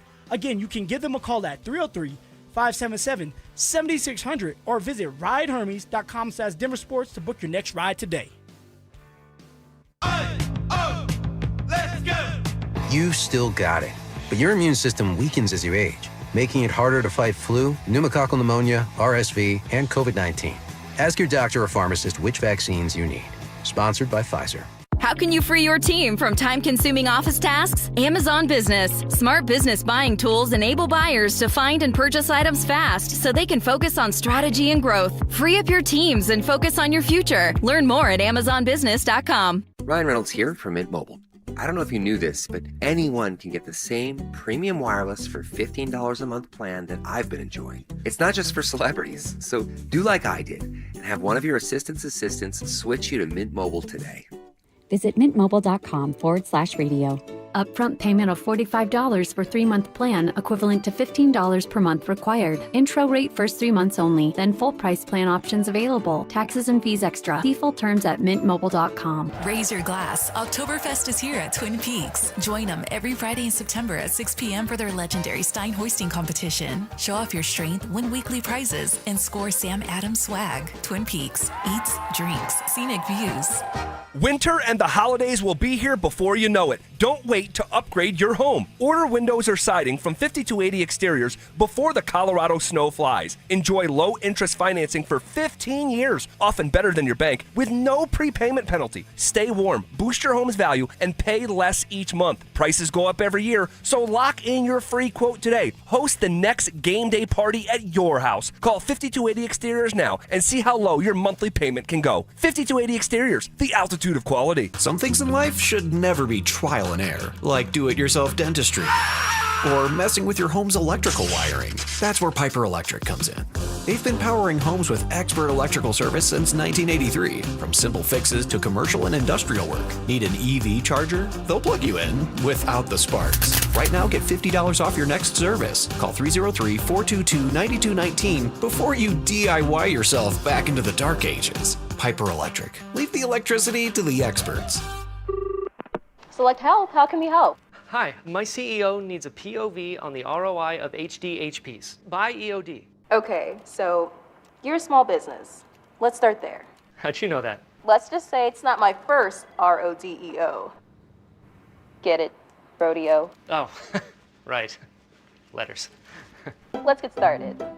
Real people, real answers in real time. Select Health. Insurance made simple. Learn more at selecthealth.org. At 303 Law 4040, we know getting into an accident stinks, and so does getting worked over by the insurance company or even your slick-talking made-for-TV lawyer. So if we can help, just give us a call. 303 Law 4040. Save that number in your phone. You never know when you're going to need it. That's 303 Law 4040. Brandon Stokel here from my team, ROX Rocks Heating and Air. Do you need a new furnace, air conditioner, or heat pump? ROX Rocks Heating and Air makes it incredibly easy with their new, free, no obligation online heating and cooling quote. It takes less than 5 minutes and gives you options instantly. No calls, no waiting, and transparent pricing. Only at ROX Rocks Heating and Air. Now play that jingle. HVAC service, installation, repair. ROX Rocks Heating and Air. Football is here, and Fitness Gallery's fall football sale is your playbook for a winning home gym. Save up to 50% off on select premium equipment. Visit any of our 7 stores from Denver to Fort Collins and score big before the sale ends. Hey, bro, weirdest thing is happening at the game. Every time I crack a Bud Light, we score a touchdown. I think I'm some kind of football prophet. Bud Light, the official beer sponsor of the NFL. Stock up today. Enjoy responsibly. Copyright 2025 Anheuser-Busch Bud Light Beer, St. Louis, Missouri. Change is always happening. Hey, it's part of life, and when it comes to music, change is all around us. Songs are rewritten, classics are remixed, bands and artists come and go. Even our taste in music changes. But no matter how things change in 5 years, there's one thing that'll stay the same: the price of your internet. Xfinity is introducing the 5-year price guarantee. It means you'll get 5 years of the most reliable Wi-Fi with their best equipment included for a price that stays exactly the same. Surprised? Life is full of them. One internet price, 5 years guaranteed. Learn more at Xfinity.com/deals. Restrictions apply. New residential customers only. Taxes and fees extra and subject to change. Most reliable Wi-Fi based on Open Signal Awards USA. Fixed Broadband Experience Report August 2024. This segment on 104.3 The Fan is brought to you by TradeGen Wealth, your trusted local fiduciary advisors. It's Reaction Monday, powered by Silter Har Motors. Every day at 3:30, the drive comes off the top rope to hit you with a 1, 2, 3. Finally, The Rock has come back to Denver. Tape your wrists, stretch your spandex, and oil your hair.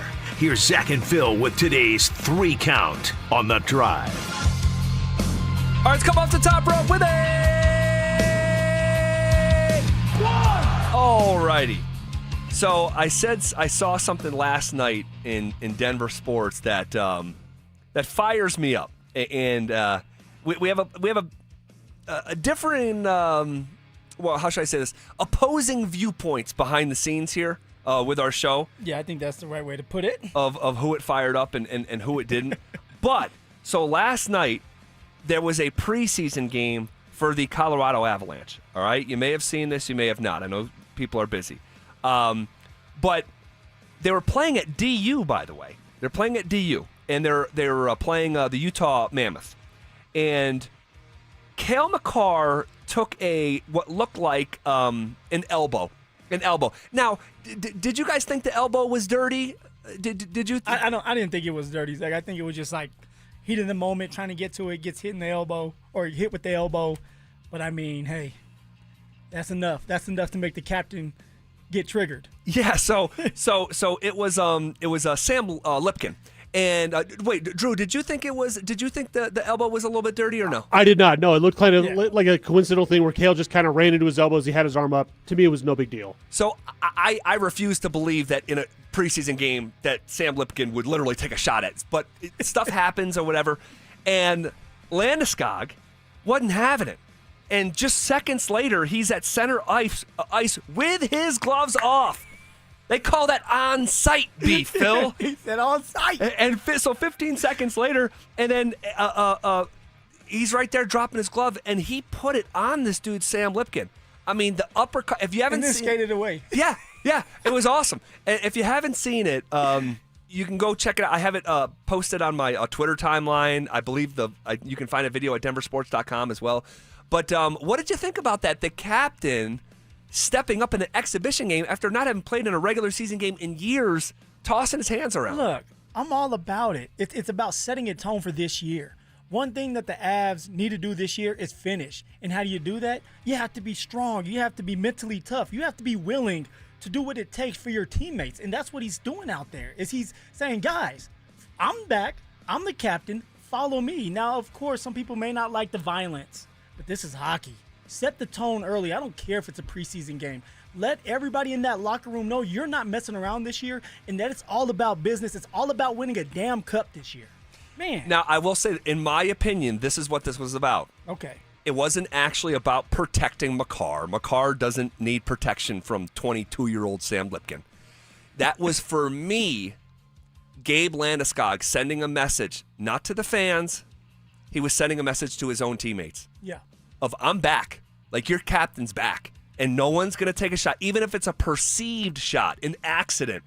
I am going to ride for my guys and reestablish who the hell I am and what I mean to this collection of men. And so I personally loved it. Drew, you did not, and you don't sound crazy. It's just a different opinion on this. It is, yeah. I don't love the idea, especially in a preseason hockey game against some dude that is probably not going to play in the NHL, maybe ever. He's an AHL-type guy. I don't love the idea of a guy that's so important to the team, a top six guy, dropping the gloves. This is why you have a Keaton Middleton. This is why you had a Curtis McDermott a couple years ago for reasons like this. Whether or not you think that was a dirty hit on Makar or not, to me, it does not matter. Gabe Landeskog is too damn important to this team to be dropping the gloves in a preseason game. I understand people are hyped about it, and it's great. I know that's a part of Gabe's game as well. It's part of hockey, too. It is a part of hockey. A silly part of hockey, but that's a whole different conversation. Yeah, I disagree with that last part. But there's merit to what you're saying because his importance is so vital. I mean, he didn't play in years and stepped on the ice in the playoffs and was a top 3 player. You make sense from a idealistic standpoint, and not even idealistic. Really, like he could have broke his hand. Like, you know what I mean? So, but. Since when have you guys cared about this? It's hockey. For me, I loved it. It made me want to run through a wall. Yeah. To hear this guy is fighting in a game that doesn't count, I never thought Drew would call Landy a bully. That's pretty much what you're saying, right? No, I'm not saying that. It was pointless to me. Honestly, it was pointless and silly, and it could have ended up going poorly for him in the ads. Like, let's say he breaks his hand and he's out 6 to 8 weeks or whatever the case may be. This is an Avalanche team that's got to get out to a good start this year. You need your captain on the ice as much as possible. Yep, and that would have sucked, but I think there's sometimes in sports where there's something that happens that you can't measure. Set the tone. And what it meant, I think, to the guys to the left and right of him in that locker room. I love it, but I understand why someone like Drew or others would not love it so much. 1, 2. All right, holy smokes. What a day in the National Football League. I mean, where do you want to start? What a psychotic day. The winless Browns upsetting the undefeated Packers. Joe Flacco showing some emotion right after that. Let's go. At the buzzer. I mean, that was insane.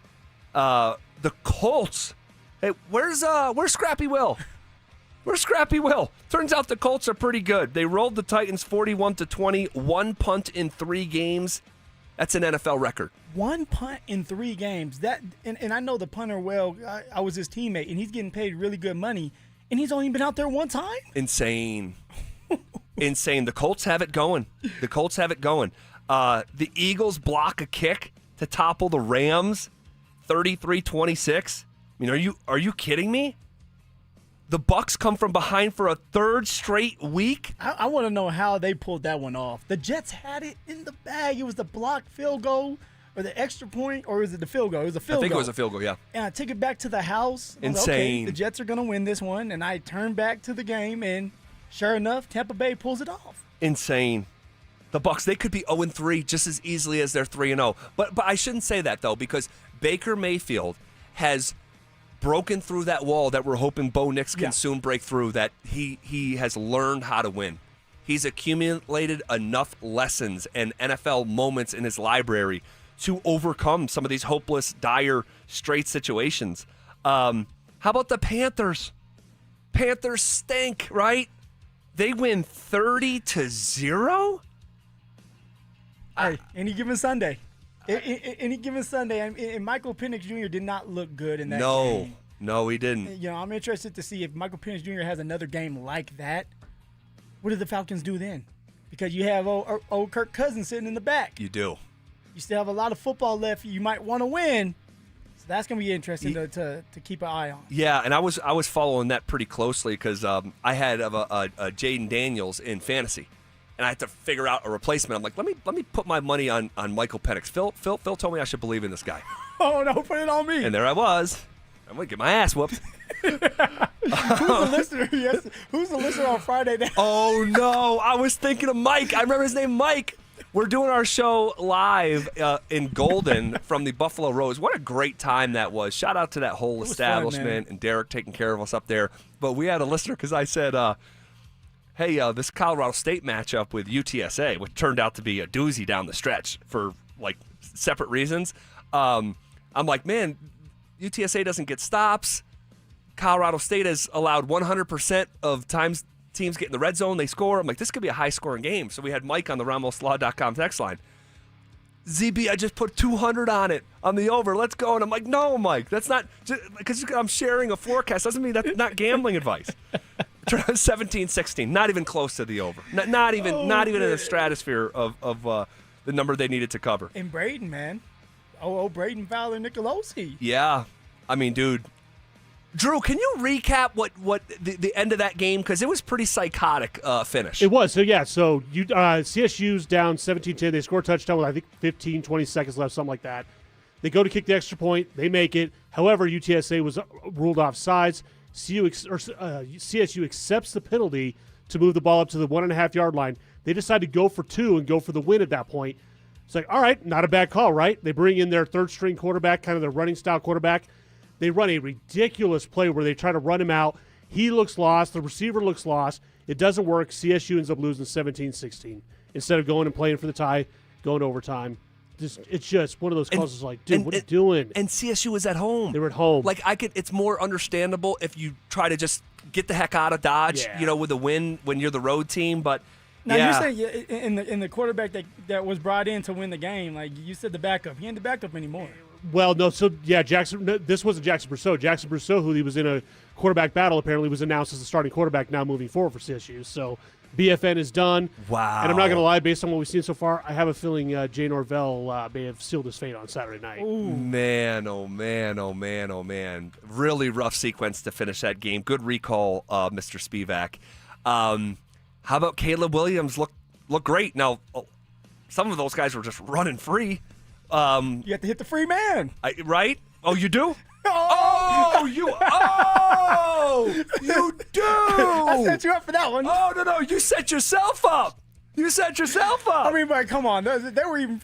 Wait, and Phil, did you see that flea flicker? That's how you execute a flea flicker. I did. That was right on time. Oh, my gosh. And then you had Kansas City getting their first win. Hey, they may end up being a great team and going to the Super Bowl. That's not a good football team right now. Well, you see what Andy Reid and Travis Kelce, they got into it. It was Andy Reid bumping him this time. Yeah, he's like, I'm tired of your beep, and went after it. I would love to have heard what was said between both of them, man. Yeah. And maybe Travis will go on there. You know they got that podcast, the Brothers They podcast. do. They had Dion on there. They did. You know what? We don't have time today. We'll get to it time tomorrow. today. Because turns out Shador turned down the Ravens and the Eagles. Why would you ever want to be involved with those organizations?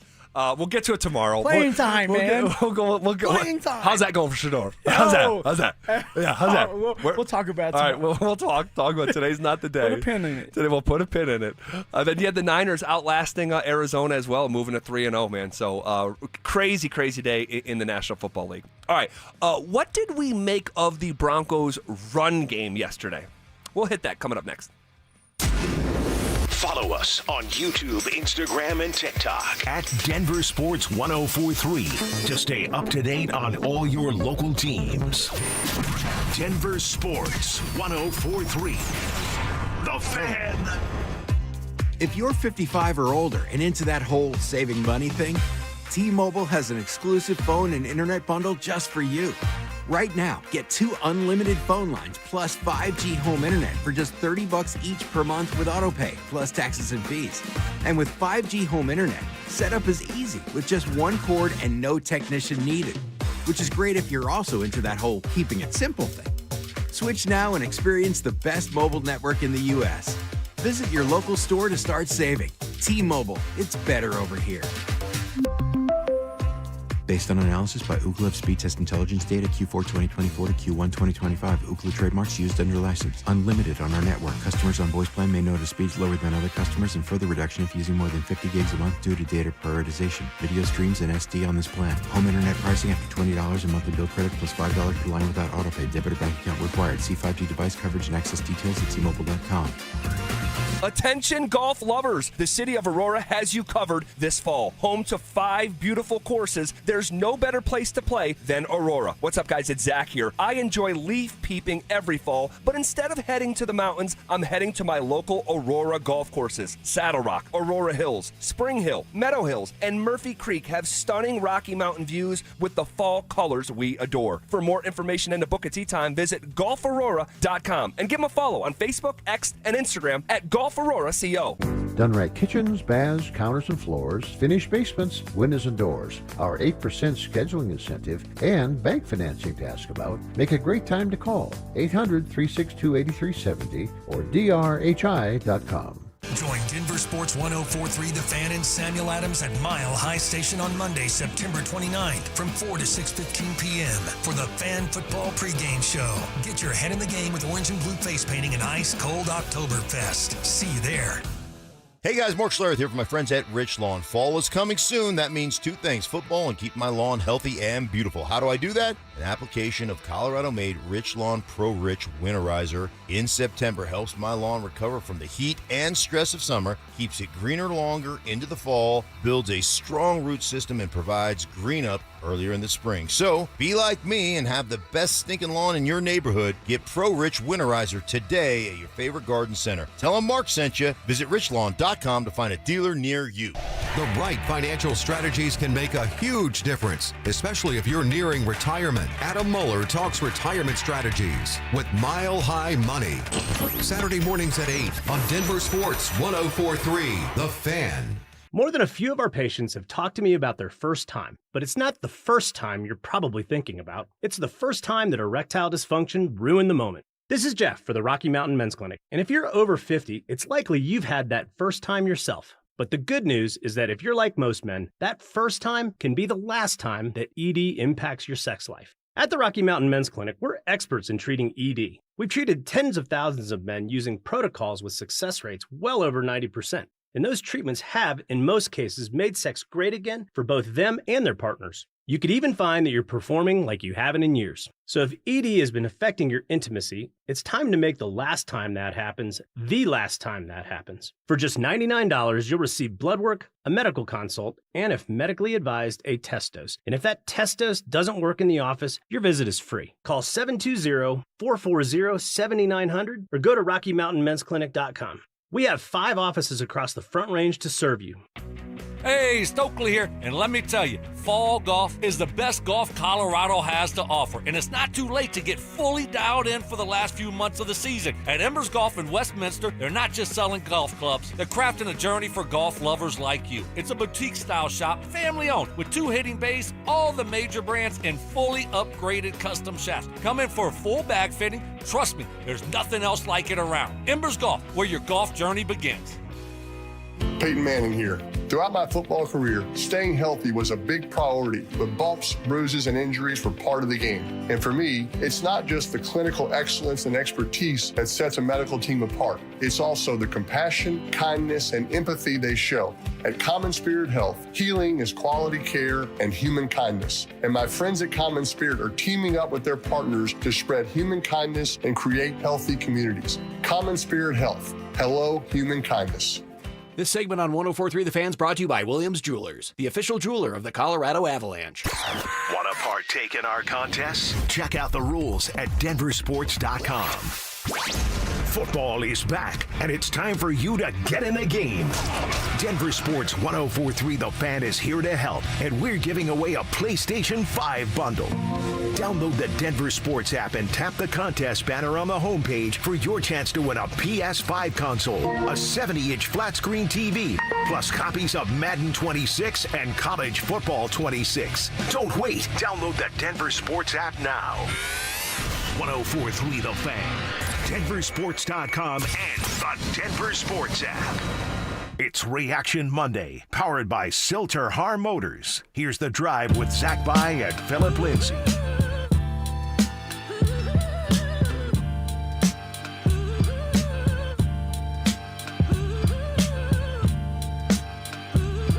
What y'all thought you wasn't gonna see me? I'm the Osiris. I know you, it's like, oh, this is like random. I love those strings. Huh? So sick. So what's up with John Cena getting beat? Did you see that? I did not. Yeah. Brock Lesnar. Yeah, Brock Lesnar. I saw that they were going at it. Cena ends up getting beat. I think he has 5 more appearances and then he's done. Okay, yeah, he's done like a little farewell tour. Yeah, a little upset with that one, man. I don't know what's going on. The script writers better get things right. You know, I watch like the 4 major events of the year, and I don't keep up on anything. I don't know who most of these guys are. I live in the 90s. Yeah, I live in the 90s and early 2000s.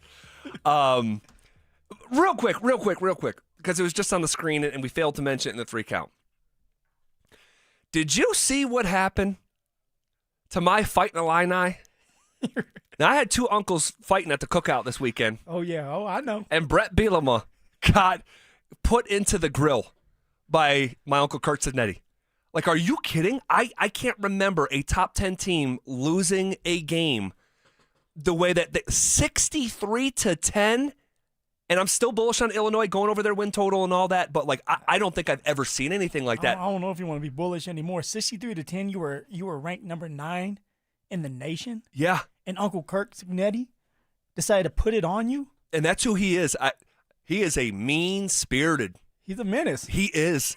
He is diabolical. Kurt Signetti is diabolical. This is the way to play Big Ten football. The cerebral assassin, Kurt Signetti. Google him. Google him. He's mad at you. He is mad at me.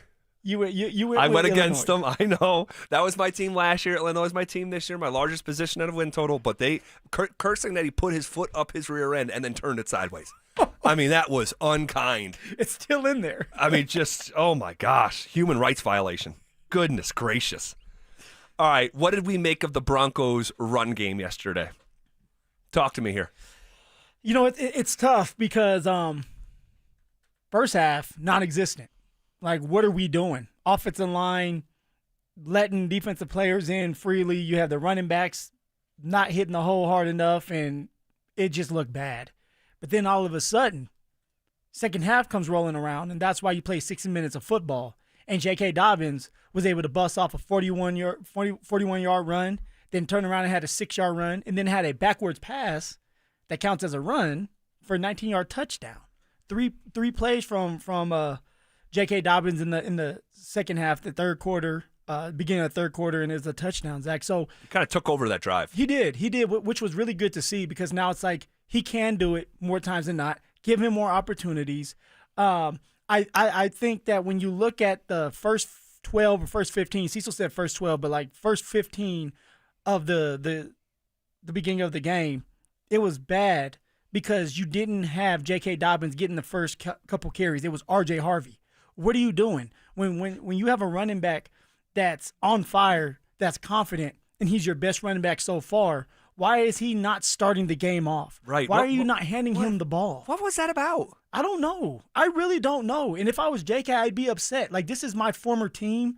I want to show the world. I want to show them that they made a mistake. And yet you're rolling out with JK or RJ Harvey, and you give him the first 3 opportunities, whether it was a pass or a run. I really don't know what was up with that. It's like, Sean, you're thinking too much. Yes, and you're not obeying your eyes. JK has been unequivocally better than RJ. Why are you trying to force something? Why are you trying to shoehorn your vision into game day? It's just like Bo is forcing something that's not there right now because you drafted him in the second round. We're talking about RJ Harvey, and you drafted Bo in the first round. Those are your babies right now. But to answer your question, the run game was not good enough. Overall, it was not good enough. There was glimpses. There were big-time plays, which is good to see. But consistently being able to move the football 3 yards, 4 yards, 5 yards, the Denver Broncos offensive line and the running backs were not able to do that, and that has to change if you're going to have success because it will settle Bo Nix ass down, but also it will make it where you're third and manageable, 3rd and 3, 3rd and 2, where now you can utilize your play action, where you can run the ball on third down if you really want to. It just sets up for better success throughout the game if you can consistently run the football. Well, it's hard to believe that at halftime, Denver Broncos running backs accounted for 0 yards. That is insane. Now, they ended up getting it going a little bit. Dobbins did anyway. Harvey, last 2 weeks, 7 carries for 10 yards. I mean, that's bad, man. That's bad. And you know what? For RJ, like, you only got 2 carries. So it's not like you're getting the opportunities, but also you have to you got to make something shake. Sure. You're going to have to have another explosive run like you did against the Tennessee Titans to where Sean's like, I can trust you to be out there. What it looks like is what Mike Kliss said on Friday. RJ Harvey does not know the plays. He's not understanding the schemes just yet, and so now he's just out there timid. Knowledge equals confidence equals playing fast.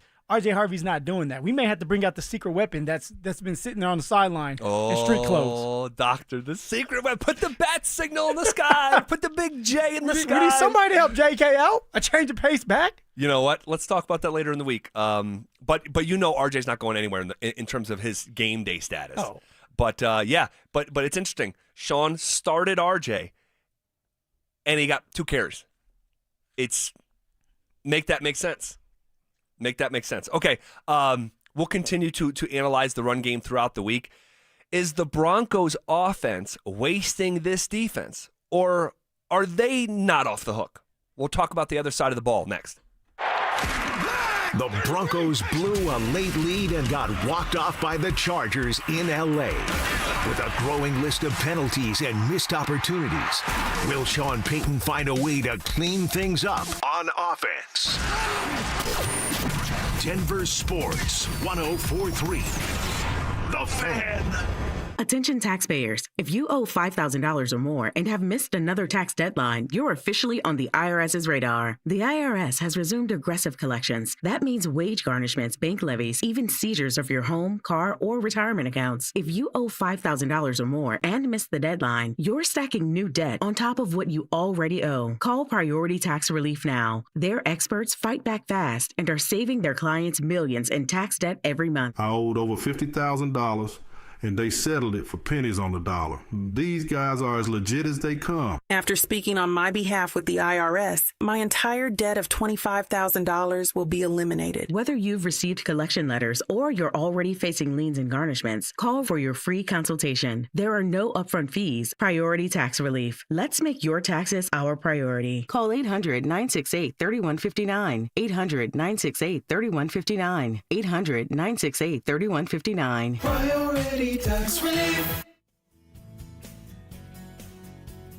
And I want to tell you about my new obsession with Daisy's French Onion Dip. One of my guilty pleasures during football season is eating dips with chips, wings, and veggies while watching any big-time game.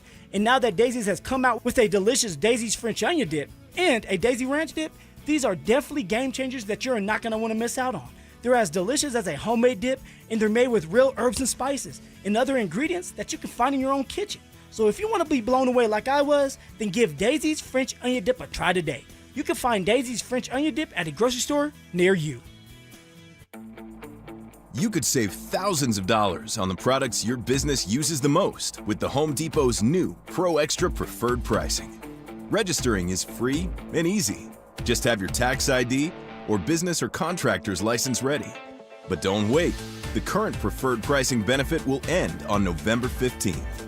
Visit your local Pro Desk to register now and unlock the deepest savings on the products you choose. Ho, ho, ho. Yeah, I know you didn't plan to hear from me this early, but I'm tired of lugging this bowl full of jelly around. That's why me and Mrs. Claus are with Soda Weight Loss now. I'm losing 6 pounds a week. My knees are loving my results, and I'm keeping up with the elves again. And the wife, she's all about this healthier me. Keeps telling me I'm slaying. Ready to slay all those holiday pictures? Get photo ready and join Soda Weight Loss right now. When you join, your partner joins for free. With all the weight I've been losing with Soda Weight Loss, they're gonna have to make a whole new Santa suit for the big ride. Real support and help from nutritionists who are just a call or text away. Take advantage of Soda Weight Loss's partner program. Visit sodaweightloss.com. That's SOTA weightloss.com. Soda is, say it with me, state of the art. Marketing can feel overwhelming. Where to start? What works? What doesn't? That's where your marketing experts at Denver Sports come in. Audio, video, online marketing, and we know how to cut through the noise so your customers finally hear your story. You don't have to waste time guessing or spinning your wheels. We'll guide you with a proven plan that turns your marketing into growth. Let us handle the hard part. You do the easy part. Head over to DenverSports.com and click Advertise with us and start growing your business today. Car accident? We've got you. Flanagan Law connects you with the top doctors and handles the legal stress. We give back, donating a portion of every attorney fee to charity. Flanagan Law, justice with heart. Focus on healing. We'll take care of the rest. Football is here, and Fitness Gallery's fall football sale is your playbook for a winning home gym. Save up to 50% off on select premium equipment. Visit any of our 7 stores from Denver to Fort Collins and score big before the sale ends. Their recruiters' expertise and award-winning AI will find you the skilled candidates you want. At Robert Half, they know talent. Visit roberthalf.com/talent today. KKFN and KKFN HD1 Longmont, Denver.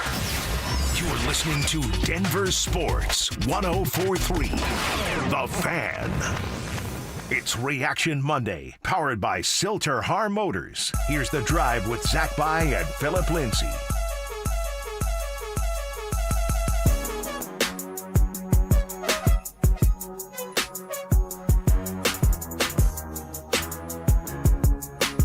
Is the Broncos offense wasting this defense? Or are they not off the hook either? What you make of the defensive side of the ball? For the most part, 3 quarters played stout. Was able to find ways to get to Justin Herbert, get some pressure on him. But you have to play a full 60-minute football game. And I know offensively, defensively, it's going to be give or take on how much you're on that football field. But it's about making the impact in big-time crunch time moments. And that's one thing that the defense did not do a good job of, just like the offense, is when it was time to make the play to help your offense out, to maybe win that game for the Broncos, the defense did not do it. Justin Herbert was able to go down the field on a 76-play drive or 76-yard drive and score a touchdown to Keenan Allen, make that phenomenal breakout of Zach Allen's that was kind of nuts. thing. Nick Bonito sitting right there, curving the football, and went back. Denver offense had a 3-and-out, and Justin Herbert went on another long drive, 8-play drive that ended up helping the Chargers win the game with the game-winning field goal, Zach. So that's not good enough for the defense. If the defense would have stopped a couple of those drives at the end of the game, Denver probably wins it. Yeah. I just feel like I don't want to completely let the defense off the hook, all right, because there was penalties they gifted. Well, I shouldn't say gifted because football's hard and some of these defensive pass interference, but in terms of the personal fouls and lining up in the neutral zone and that kind of stuff, it just can't happen. They gave the Chargers 6 first downs through penalties. Broncos had 9 total offensively. Denver's defense gifted them 6. And the timeliness of it, down the stretch and not being able to get a stop. But there is a part of me that is sympathetic to what the ask is with the dynamic of this offense. And it's like the fact that score was 10-7 at halftime, what an incredible testament to the Broncos defense and just the bend but don't break and, turning the football over, and that's the other thing that's lost here. And we've been talking about turnovers so much here in the early season and just how impactful they are. The Broncos just lost a game where they were +2 in the turnover margin. We talked about this after the first game of the year. If you're +1, you win the game 69% of the time. But if you're +2, you win the game 84% of the time. And there the Broncos were losing. It's just. So why do you feel sad for the defense? They still have a job to do. Go out there and stop them one more time. Go out there and stop them again. Yeah, no, I'm just more sympathetic to it. I'm not letting them off the hook because when the game was hanging in the balance, you couldn't finish it.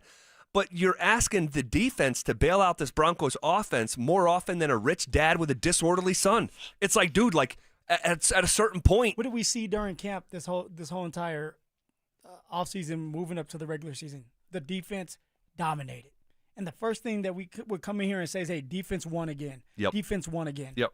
We knew going into this season that the defense was going to have to win some of these games. That's just how it is until Bo Nix and the offense can catch up and start gaining some kind of rhythm. So for me, you're out there. You have a defensive player in the air last year in PS2. You just paid Nick Bonito and Jonathan Cooper and Zach Allen. You have John Franklin Myers that's on his last year of his contract. He should be hungry as hell. All right, you have Alex Singleton, who's back in the mix. Hufanga, who you acquired during free agency. Brandon Jones, who I raved about. I feel more comfortable with them being out there to end the game than I do with the offense. That's and yet fair, they weren't able to do it. Yep. And so although it's at some point the offense has to get something going to help the defense out, whether it's a field goal or just stay on the field long enough. When you are asked to go out there and make that big-time play in the big-time moment, defense has to do it, just like offense. And that's why I don't feel sorry for them. All those players on the defense are getting paid hefty checks to make that one play at the end of the game, and they did not do that. Well, it's fair. It's fair. Gosh, if you told me before the game that they were going to pressure Herbert the most he has ever been pressured in a single game in his career, and they were going to accumulate not 1, not 2, not 3, not 4, but 5 sacks on Herbert, and you were going to force him into an interception, and you were going to lose? Like, what the heck? That is crazy. Benito's off to some start. 3 sacks in 3 games. I mean, him coming off the edge, the one time he just made the, I think it was a tight end or fullback. They had someone. Fullback. Yeah. They had the fullback come across, the formation and try to, nope, that's not going to work at all. It's the first step for Nick Bonitto, where it's just like it's hard to catch up to him once he gets past you. But even for Jonathan Cooper on the other side of Nick Bonitto, he's having a really good start to a year. He high is. motor, getting the pressure on the quarterback to help Nick Bonitto out. So we have the players to have success throughout a 60-minute football game. But now it's time for them to wake up with those big-time moments on the line. Like, who you can't look at each other and say, okay, who's going to be the guy today? You should be the one saying, I want to be the guy. Whether it's another sack. They had 5, get 6. Get another interception. I know it's hard to do, but I mean, like, yeah, you're getting paid to do it. but that's what I was gonna say. Like, think about the ask. It's like, yeah, you had 5 sacks, most in the NFL. Go get more though. Like you turned them over, you picked them off, but go get more. It's like, at what point that's why I'm so harsh on the offense today, because you're right about when the game was hanging in the balance, they just couldn't do enough. But man, oh man. John Franklin Myers making an impact. We've talked about him and his sort of he's been quiet for 2 weeks. Did you see his sack? Boy, did I. Do you see how he threw that grown man? Oh, my gosh. Another offensive lineman that's like 300 pounds, just threw him on the ground. Like, against his will. He's trying to go forward, and you made it look like that. And even on that one, Benito was in the mix, where I thought initially, I'm like, could they give him a half sack for that? I'm glad it all went to John Franklin Myers. Benito already had 2. But 3 sacks in 3 games. Nick Bonitto hit Justin Herbert 5 different times yesterday. My gut tells me that if this offense can figure itself out here in pretty short order, Nick Bonitto is going to be in the Defensive Player of the Year conversation. He's that good, man. And we talked about these conversations in the offseason when he didn't have his deal. Like, could they let it go into the season? What if we were having those conversations and he's got 3 sacks after 3 games, on pace for, 17 sacks? Well, yeah, then he's going to ask for the most money ever as a pass rusher. That's why you get the deal done, and like George did, he did a great job of getting that deal done before the season even started, which now it's like, hey, we took care of our guy. It's going to look good in the long run, and we're all happy. And now Nick Bonitto's out there playing free because he doesn't have to worry about his money or getting hurt. He can just worry about getting to the quarterback, getting pressure, getting sacks, helping this defense win games. Because if we are going to win 10 or 11 games this year, it's going to be because of the defense. That's just how it's been. It was like that last year, and it's like that this year, especially until Bo Nix can start to get the confidence back and they can start to stay on the football field long enough to generate some kind of rhythm. Could you believe that play on the first defensive drive where they just didn't tackle? Like, PS2 thinks that maybe Singleton's going to finish it off. Singleton's looking at PS2. And it's just a free runner. It's like, again, chunk plays, man. It just can't happen. It can't happen. So they did not play perfect, but man, I thought they held up their end of the bargain well enough to win. Couldn't finish. All right, the Broncos had a chance to do something yesterday.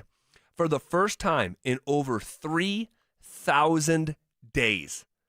I'll tell you what it is next. The Broncos couldn't finish off the Chargers and missed a golden opportunity to gain ground in the AFC West.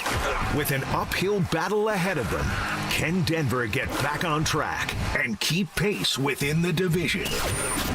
Denver Sports 104.3. The Fan. My perfect day has sand, salt water, and friends. But my moderate to severe plaque psoriasis can take me out of the moment. Now I'm all in with clearer skin thanks to Skyrizi. Risankizumab Riza, a prescription-only 150 milligram injection for adults who are candidates for systemic or phototherapy. With Skyrizi, most people saw 90% clearer skin, and many were even 100% plaque-free at 4 months. Skyrizi is just 4 doses a year after 2 starter doses. Don't use if allergic to Skyrizi. Serious allergic reactions, increased infections, or lower ability to fight them may occur. Before treatment, get checked for infections and tuberculosis. Tell your doctor about any flu-like symptoms or vaccines. Thanks to Skyrizi, there's nothing on my skin, and that means everything. Ask your doctor about Skyrizi, the #1 dermatologist-prescribed biologic in psoriasis. Visit Skyrizi.com or call 1-866-SKYRIZI to learn more. Brandon Stokel here from my team, ROX Rocks Heating and Air. Do you need a new furnace, air conditioner, or heat pump? ROX Rocks Heating and Air makes it incredibly easy with their new, free, no obligation online heating and cooling quote. It takes less than 5 minutes and gives you options instantly. No calls, no waiting, and transparent pricing. Only at ROX Rocks Heating and Air. Now play that jingle. HVAC service, installation, repair. ROX Rocks Heating and Air. At Tallgrass, we're proud to support the Rockies, the mountains, and the team. Learn more about affordable energy for all at tallgrass.com. And go Rockies! Hey, it's Zach. Winter's coming. Don't wait. Order windows or siding from 5280 Exteriors before the snow flies. 15-year low-interest financing with no prepayment penalty. Call now for your free quote and see how low your payment can go. 5280 Exteriors, the altitude of quality. Worried about market losses? If headlines are keeping you up at night, it's time to take control. Hi, I'm Jeff Jr. with Trajan Wealth, and I know you've worked hard to save. But in times like these, what if can turn into what now? If you're planning to retire or are in retirement, you need a strategy that helps protect your future. At Trajan Wealth, you can capture market gains, protect your account from losses, and guarantee income for life. Right now, you could receive a bonus of up to 30% or annual growth of up to 10% for retirement income. You heard me right. An upfront bonus of up to 30% or annual growth of up to 10%, all guaranteed to boost your lifetime income in retirement. Don't leave your future to chance. Plan with confidence. Call Trajan today at 720-405-3300. That's 720-405-3300. Annuity guarantees are based on the claims paying ability of the issuing insurance company, DBA, in most states, as Trajan Wealth Insurance Solutions. Hey guys, boy Steve here today about my long-term buddy Troy Hansford. And if you're thinking about selling your house for any reason, now might be the time to sell, still get top dollar. Believe it or not, my guy Troy is still offering his $5,000 guarantee. What is it, you ask? Well, if you can't sell your house at your price on your timeline that you agree upon beforehand, bam, going to cut you a check for $5,000. Who else makes the offer? Nobody I've ever heard of. And he makes that offer because he continues to spend a ton of money marketing his listings, has about 100 families approved and ready to buy right now. And if for any reason you need to sell right away, Troy can buy your house, all cash, and he can close in as little as 7 days. You have a house to sell, Troy probably has that perfect buyer for you right now, waiting for you to pick up the phone and to call him. Call Troy, get your home sold for the most money. That's 720-900-4433, 720-900-4433. Troy Hansford of RE/MAX Professionals, a Colorado licensed broker. Some restrictions do apply. Want to sell your house? Then call my buddy Troy, 720-900-4433.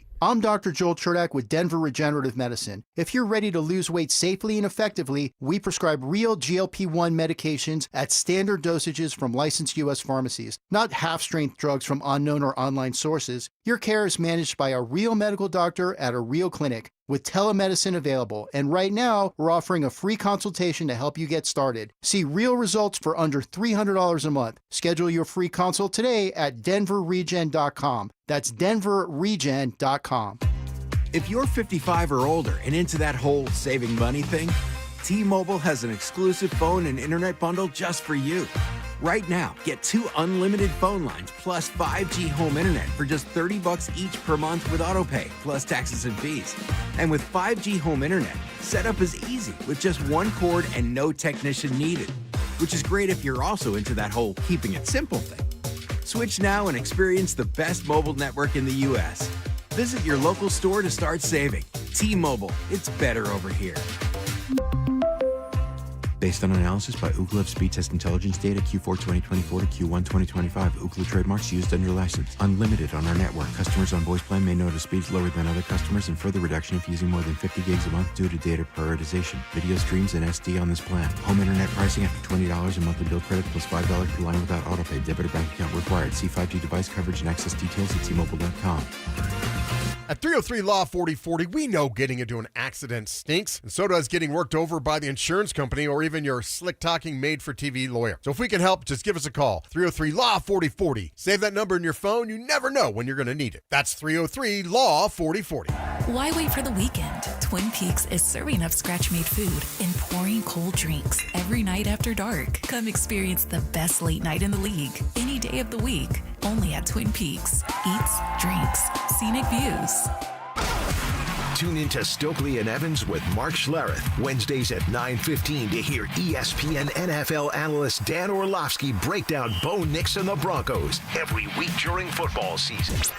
Denver Sports, 104.3 The Fan, DenverSports.com, and the Denver Sports app.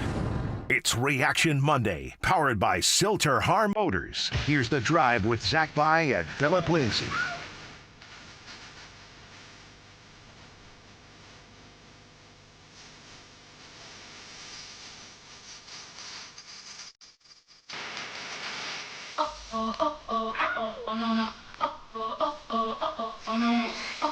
The Denver Broncos had a unique opportunity to do something for the first time in over, and I can't believe this is true, 3,000 days. What the heck could I be talking about here? 3,000 days. That's a long time. That's a long time, man. You think about it was like 3,100 and something days. Let's just do 3,100 divided by 365 days in a year. That's about 8.5 years. Ooh-wee. All right, and I'll tell you what that is here in about 10 seconds. But first, I got to tell you, this Friday, the 26th, we're heading to downtown Denver for Bud Light Football Friday. We'll be live from Society Sports and Spirits off of Blake Street from 2 to 6 p.m. Bud Light will be giving away a pair of tickets to the Broncos-Bengals Monday Night Football game, along with 2 Bud Light VIP tailgate passes. You must be 21 to enter that contest. Bud Light, official beer sponsor of the Denver Broncos. Guys, if you don't have happy hour plans this weekend, come hang out with us at Society Sports and Spirits off Blake Street in Denver as we do our show live. Okay. The Broncos had a chance to be in sole possession of first place in the AFC West for the first time yesterday since September 2016. Your junior year of college. Yeah, junior year, I was 23 years old. That was when I was with the Buffs, and we had that really good year. We won 10 games, went to the Pac-12 championship. Simple times. Simple times. This was the bones of Super Bowl 50, returning the year after Peyton Manning had retired. So DeMarcus Ware still on the team, Aqib Talib, Chris Harris. I mean, the whole no-fly zone is still there. Trevor Siemian was quarterbacking that group. Broncos got started off 4-0, I believe it was.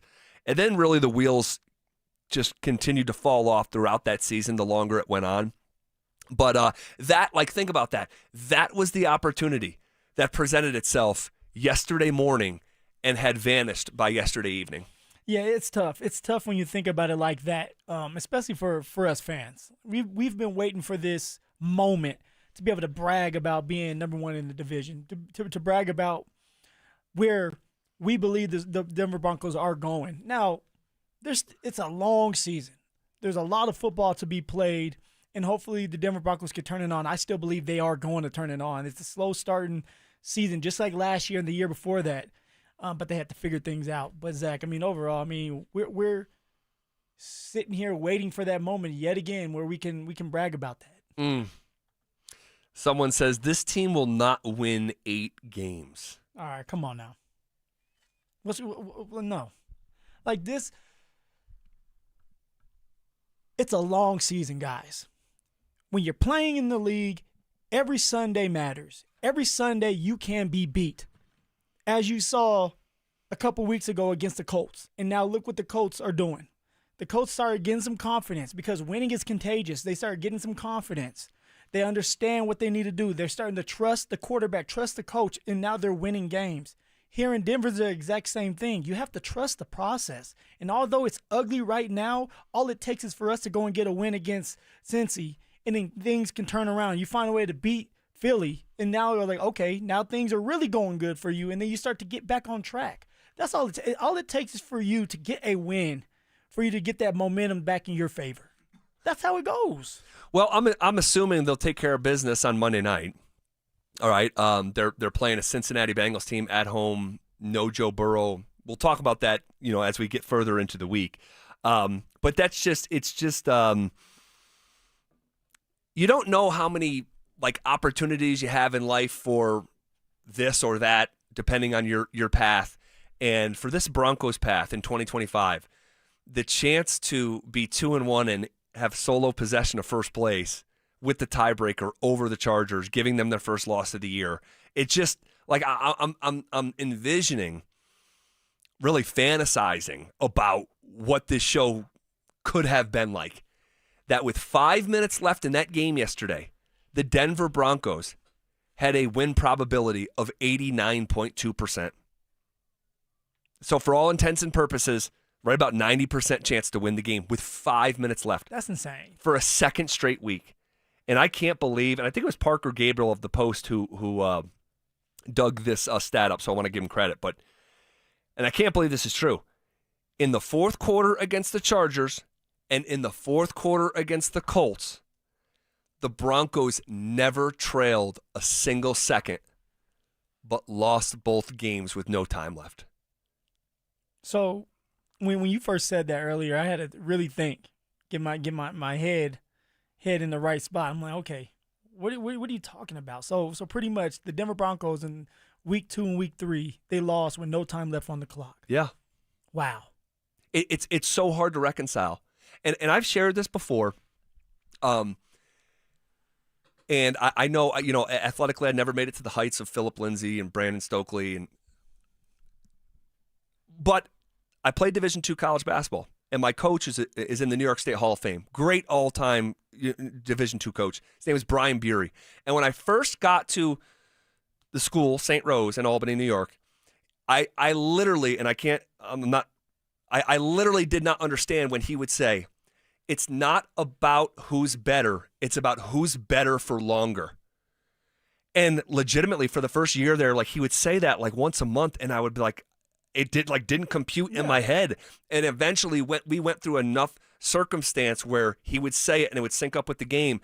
And it's it's not about who's better, it's about who's better longer. It doesn't matter if you at your best is better than me at my best. If I can't maintain my best, my peaks don't matter. Who's more consistent throughout the game? Who's more consistent throughout the season? Who's more consistent when it comes to what you do off the field? Because that's going to help you on the field. All that matters. And when you lose with no time left on the clock, two games in a row, it's about, you start to look back at what did we not do throughout this game that could have maybe helped us win it earlier, or to put us in a situation where we're not hoping that the field goal kicker misses the kick for the second straight time. It's the little things that matter. It's the discipline in the team. The fundamentally sound teams find ways to win. A team that has been through a lot find ways to win. And this is something that the Denver Bronco offense, specifically with your young quarterback, he hasn't had enough games under his belt where it's we're in crunch time moments and I find a way to win. You need to be in those situations more often than not for you to finally break through. That's my take on it. Well, here's Sean Payton after the game talking about what they'll be doing today. The penalties are what we're doing, but look, there are a handful of things. We'll look at the film tomorrow. I'm referencing minus plays that we'll be frustrated with, and tomorrow's an important day. Tomorrow's more important than the game we just played because we're in this accelerated. We got to get better fast, and if we do, I think this will be all right. Today's film session is more important than yesterday's game.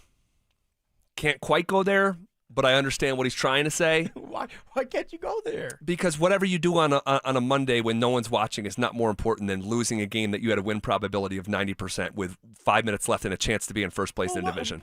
With all due respect. Well, why not? Because now it's like if you go out there in this next game against Cincy and you do the exact same thing, you're probably going to lose. Sure. So, like, it's about correcting the things you did wrong so it doesn't happen again. In this case, penalties. 10 penalties for 90 yards. Unacceptable. You lose games like that where the Chargers had 3 penalties for 25 yards. Insane. I can't. I'm like shaking my head here, like unconsciously, not even realize I'm doing it. It's just, what a shame. What a shame. I thought that you were just sick of looking at me. No. Well, 2 things can be true. So that is true. we need to talk about Bo Nix. We need to talk about Bo, and we'll do it next. Ralphie 7 ran wild at Folsom Field, and the Buffs rolled over the Cowboys in a much-needed win. Can Coach Prime and company keep the momentum rolling as they begin their slate of conference play in the Big 12? Denver Sports 104.3. The Fan. I just saw 2 houses for sale. Same neighborhood, almost identical, but one had an Orchard sign and it sold for way more. So I asked my friends at Orchard, why? The first house used a traditional agent. After weeks of price drops and frustration, they settled for less than they'd hoped for. The second homeowner chose Orchard and got more. Their local Orchard agent didn't just list a home, they marketed it. They knew exactly which upgrades would attract serious buyers and brought in a pro to handle everything. And even more, with Orchard's Move First, Sell Later program, the homeowner moved into their new home before their old one even hit the market. They skipped all the hassles and showings. Never settle for less. Get more with Orchard, the smarter, faster, hassle-free way to buy your new home, even before your old home sells. Start with Orchard's free home valuation at Orchard.com. That's Orchard.com. Orchard.com. Are you one of those people who dread going to the dentist? If so, have you tried sedation dentistry? Learn more about sedation dentistry at coloradosedation.com. Sit back, relax, and dream with the most experienced sedation dentist and staff at Clarkson Dental. What's going on, everybody? Phillip Lindsay here. And last year, I went a little rogue and dropped a discount code from our friends at Hermes Worldwide. And you guys used it so much, they almost got mad at me. Well, I'm feeling a little spicy again this season. So I'm bringing it back, baby. You can get 30% off your ride to the game with Hermes Worldwide for your entire season. All you have to do is mention the code PL30. Again, mention PL30 when you book your luxury transportation to Empower Field. And contact Hermes Worldwide at 303-577-7600 or visit ridehermes.com/DenverSports. Go Broncos! If you've been hurt in a car crash or on the job, don't just hope for help, demand results. Postman Law delivers fast, easy, and effective representation fighting to get you more. Call 844-POSTMAN for a free case evaluation. It's free to get started. You pay nothing unless we win for you. Others promise. Postman delivers. Call 844-POSTMAN today. That's 844-POSTMAN. The Fed has finally dropped interest rates, and that's great news for American homeowners. Wages are flat, prices keep climbing, and for many, the only way to make ends meet is to lean on credit cards. If you're a homeowner, I want you to call my friends at American Financing. Right now, interest rates have dropped. Many homeowners are seeing options in the low 5s. Compare that to credit cards charging rates in the 20s or higher. American Financing can help you pay off that expensive debt, free up your cash flow, and keep your budget under control. Their salary-based mortgage consultants are saving customers an average of $800 a month. And if you get started today, you may be able to delay your next mortgage payment. Call American Financing today at 303-695-7000. That's 303-695-7000, or visit them online at AmericanFinancing.net. NMLS 182334, NMLSConsumerAccess.org. APR for rates in the 5s start at 6.327% for well-qualified buyers. Call 303-695-7000 for details about credit costs and terms. Hi, I'm Terrell Davis, 2-time world champion and Pro Football Hall of Famer. There is nothing more important than your health. That's why I made the smart move to invest in fitness equipment with Fitness Gallery. It's a game changer. I have a true treadmill at home. It's the smoothest and quietest I've ever been on. Football is here, and Fitness Gallery's fall football sale is your playbook for a winning home gym. Save up to 50% off on select premium equipment. Visit any of our 7 stores from Denver to Fort Collins and score big before the sale ends. Mike Evans here for Copperhead Plumbing. Your home doesn't have to flood before you know there's a problem. With the Mow and Flow Smart Water Shutoff System, you can monitor your home's water usage in real time right from your phone. You'll get notified the moment a leak starts. Trust Copperhead Plumbing for professional installation. Ask about installing a Mow and Flow system today. Copperhead Plumbing, built to last. Call us once, you'll forget the past. Copperhead Plumbing. They plumb different. They plumb custom. Who wants the lowest rate for life? I do. I do. Everyone does. But even the best deal in the market becomes high if rates fall in the future. So now what? Go through all the expense again? No. Just go to U.S. Mortgages and get our trademarked lowest rate for life product. It allows you to get your savings today and lock in at below market rates like our 4.75 5-year fixed that has a 5.89 APR. Wait, 4.75% 5 years fixed? Yes, and even if the market does improve further, great.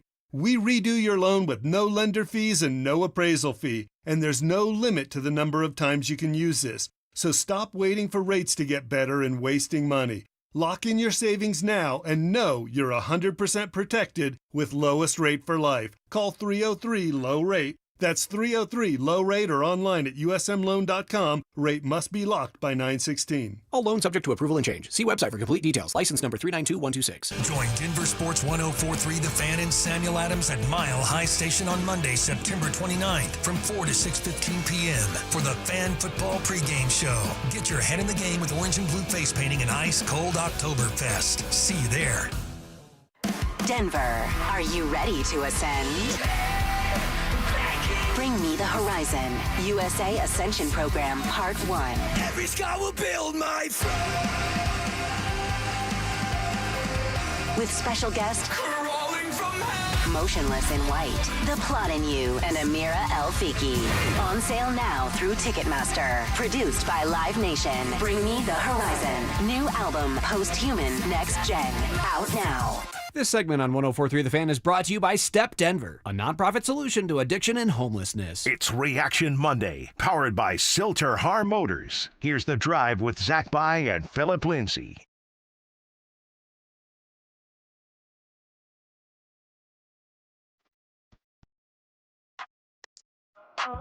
Varying opinions about the Denver Broncos starting quarterback Bo Nix today. And I want to talk about Bo here. 14 of 25 for 153 yards. 1 touchdown, no interception. Now, you want that play to Sutton, that touchdown at the end of the half, but if you take that singular play out, the rest of the 60-minute football game, Nix had 13 completions for 101 yards. Whew. Where are you at with Bo today? That Bo needs to relax. That Bo is struggling, specifically when teams go zone on him, which is it's harder for a young quarterback to read because you don't know who's dropping into coverage. It could be a linebacker. It could be a nickel.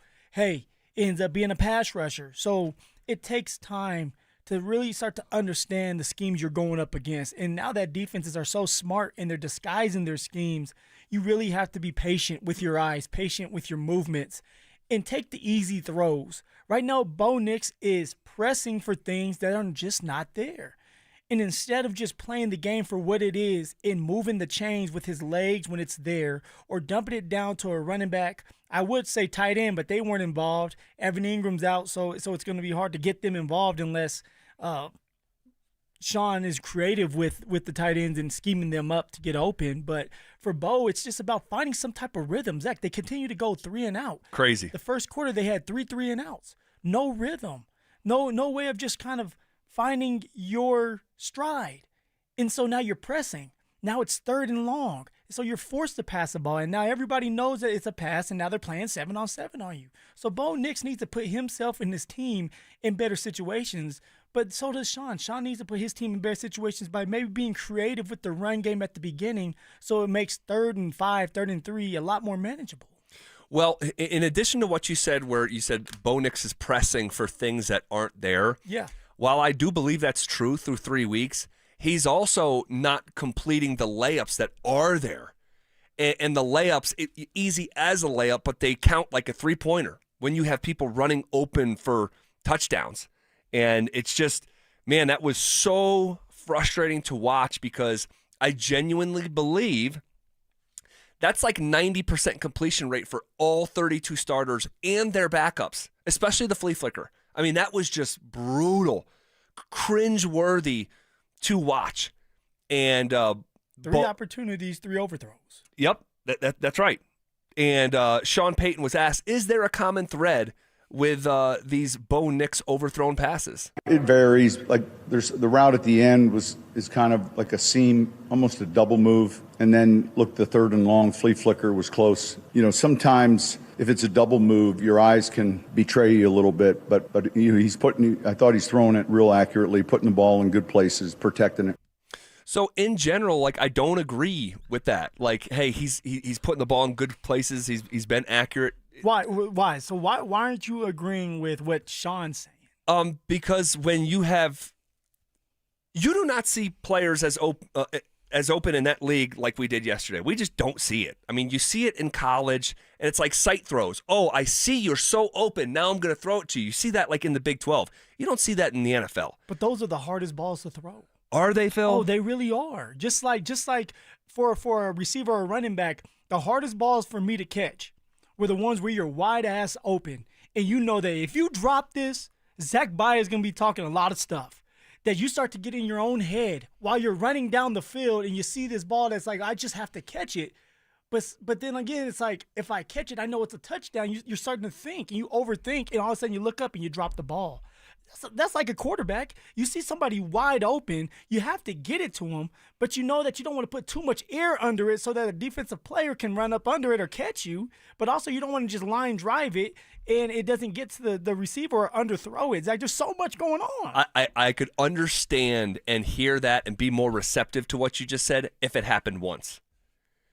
Or maybe, just maybe, if it happened twice. Just maybe twice, huh? But thrice? And I have to throw my hat because it's a hat trick of missed opportunities for touchdowns. And I know what you mean, that like sometimes those things that are wide open, you see this happen in the NBA and college all the time. Like guys used to defenders being right around him. Then he's asked to make a wide open 3 and he almost looks around like, am I this wide open? And then he's not close.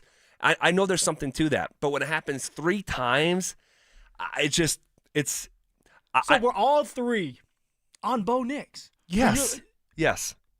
Nobody else, just Bo. Not saying that nobody else had any involvement, but you would not say on any of the 3 plays that someone else had more involvement why it didn't connect than Bo. Sure Does that make sense? No, it does, but there is. So someone is more to blame than Bo on any of those 3 plays? Yeah, offensive line holding up on one of the plays to Marvin Mims. That was overthrown. Okay? So that's more on the offensive line. It's that Bo Nix. It's as a unit. Bo Nix missed a wide open receiver. When you just go running and watch, free. when you go and watch the clip, yes, he has pressure put on him. So now he's speeding up his process. What's up with this offensive line we're paying a lot of money for that everybody's been praising? I've been praising them. No, that's true. Now we can have a conversation about the offensive line. Right? There's a bunch of pressure coming out of nowhere on the side of Bo, in front of Bo, where it's like you're rushing your process, and now you're overthrowing open Marvin Mims. Despite that there being some validity to what you're saying, it's not going to be a perfect picture for Bo every time. No, he's going to have to complete some plays when he's pressured. He's going to have to complete some plays when he's pressured, and those guys aren't that wide open. Okay, but you can say the exact same thing about the receivers. They're going to have to make a play. What do you mean? They didn't have an opportunity to. Oh, Zach, if you Which you one? Back, Which one? Mims, slow down on the flea flicker. All right, just keep running. All right, your job is to keep running. I don't want to blame it all on Mims, but just keep running. All right, on one of the plays for Cortland Sutton, it's a double move like Sean just got done saying, which can play tricks on you, but also you have to understand that the double move is going to slow the process down so that when you do that double move, the first move, then you get upfield, you have to build back up your speed. Cortland Sutton's not the fastest guy out there, but you're overthrowing Court. And then for Marvin Mims, again, it's like there were plays when I'm watching film where the receivers are half-assing it. that they're not getting out of their break or they're not getting off the line of scrimmage when the ball is snapped. Phil. Is that Bo's fault? Phil, I'm not saying rhythm processing. Everything's about timing when it comes to Sean Payton's offense. How's Bo's timing yesterday? It was not good. How's Bo's rhythm yesterday? But guess what? So all of it's if your timing's off, if the rhythm's off, that's all just on the quarterback, or is it on the offensive line and the receivers to do their job too? I didn't say it was all on Bo, but what I did say is that got me talking fast now, man. In one of the, be careful, don't hurt yourself. what I did say is on any one of those plays, it's not like I'm not saying that there's no culpability anywhere else because football's imperfect. You just got done saying a Big 12 quarterback, no matter who you are, Payton Salter, should be able to make that play. Yes. Payton Salter should complete the plays that Bo Nix couldn't yesterday. And what I said was, I'm not saying that no one else had any culpability in why those 3 plays didn't work out, but you wouldn't say any of those other guys, in my opinion, was more culpable than Bo in why those plays didn't work out. It's not perfect. There is pressure, but like Bo's got to sometimes play above the X's and O's, and I wouldn't even quantify those plays as playing above the X's and O's is what Justin Herbert did in that Keenan Allen touchdown. No doubt about it. Where it's like it's not there, you find a way to elude a tackle, which is Zach Allen and Nick Bonito sitting right in front of you, and then you said earlier, like curving the football and making the play. Like that movie Wanted, when they're bending the bullets. That's what Justin Herbert did. And by the way, Justin Herbert threw for 300 yards and found a way to win when absorbing and taking on the most pressure that he's had in any game of his entire career. But you know what? Good for Justin Herbert. He should be doing that around now. He's been in the league 7 or 8 years. You are a franchise quarterback. Like you've seen every defense that's going to be thrown at you. I mean, by this time 8 years goes by, there's not another defense that's going to come at you. So now you can just play fast because it's like I've seen this before. I know who's coming. I know where my hot routes are. That's not Bo Nix yet. He is still learning about this game. While that is true, and there is, of course, you're right in terms of the stuff that Herbert has seen. It's just more time on task and experience. More reps. But I would say the with that understanding that Bo is still growing. Don't start stuttering now. The plays that I would expect him to make are the ones that he missed yesterday. No doubt. I mean, yes, Bo Nix overthrew his target 3 times. 3 opportunities. If you connect with one of them, you win that game. Just one. But all I'm saying is when you go in there, and I guarantee they're in that facility right now talking, you ask the receivers what they could have done differently. You ask the offensive line what they could have done differently. It's like, for O-line, hold up a little longer. Communicate. Pass off the switches. Pass off the stunts. For a receiver, maybe it's getting off the line a little faster, or maybe it's speeding up your route so that you can make it easier for Bo Nix. Like, it all goes hand in hand. This is a unit. And you want to blame Bo Nix. He's the most culpable, yes. He touches the ball on every possession. Heavy is the head that wears the crown. The life of an NFL quarterback. When you can't make your layups and you lose a game at the buzzer. So what's this thing? Hey, if a receiver gets the ball tips their fingertips, should they catch it? If the receiver has the ball in their hands and they, if it hits their fingers. I mean, there's context. There's context to everything, even the throw. Yes, it wasn't good. That's the context. We'll get back into it. We'll get back. Wow. You and see, like everybody else is out on Bo. I'm not out on Bo. But if we're reacting to the game yesterday, I mean, goodness. Wow. All right. How are we feeling about Deion and the Buffs after this weekend? Controversy over at quarterback. Also, Broncos failed once again in one of the NFL's most crucial areas. We're going to get to it all because we are on the doorstep of 35 consecutive minutes of commercial-free sports talk coming up next. Follow us on YouTube, Instagram, and TikTok at Denver Sports 1043 to stay up to date on all your local teams. Denver Sports 1043. The Fan.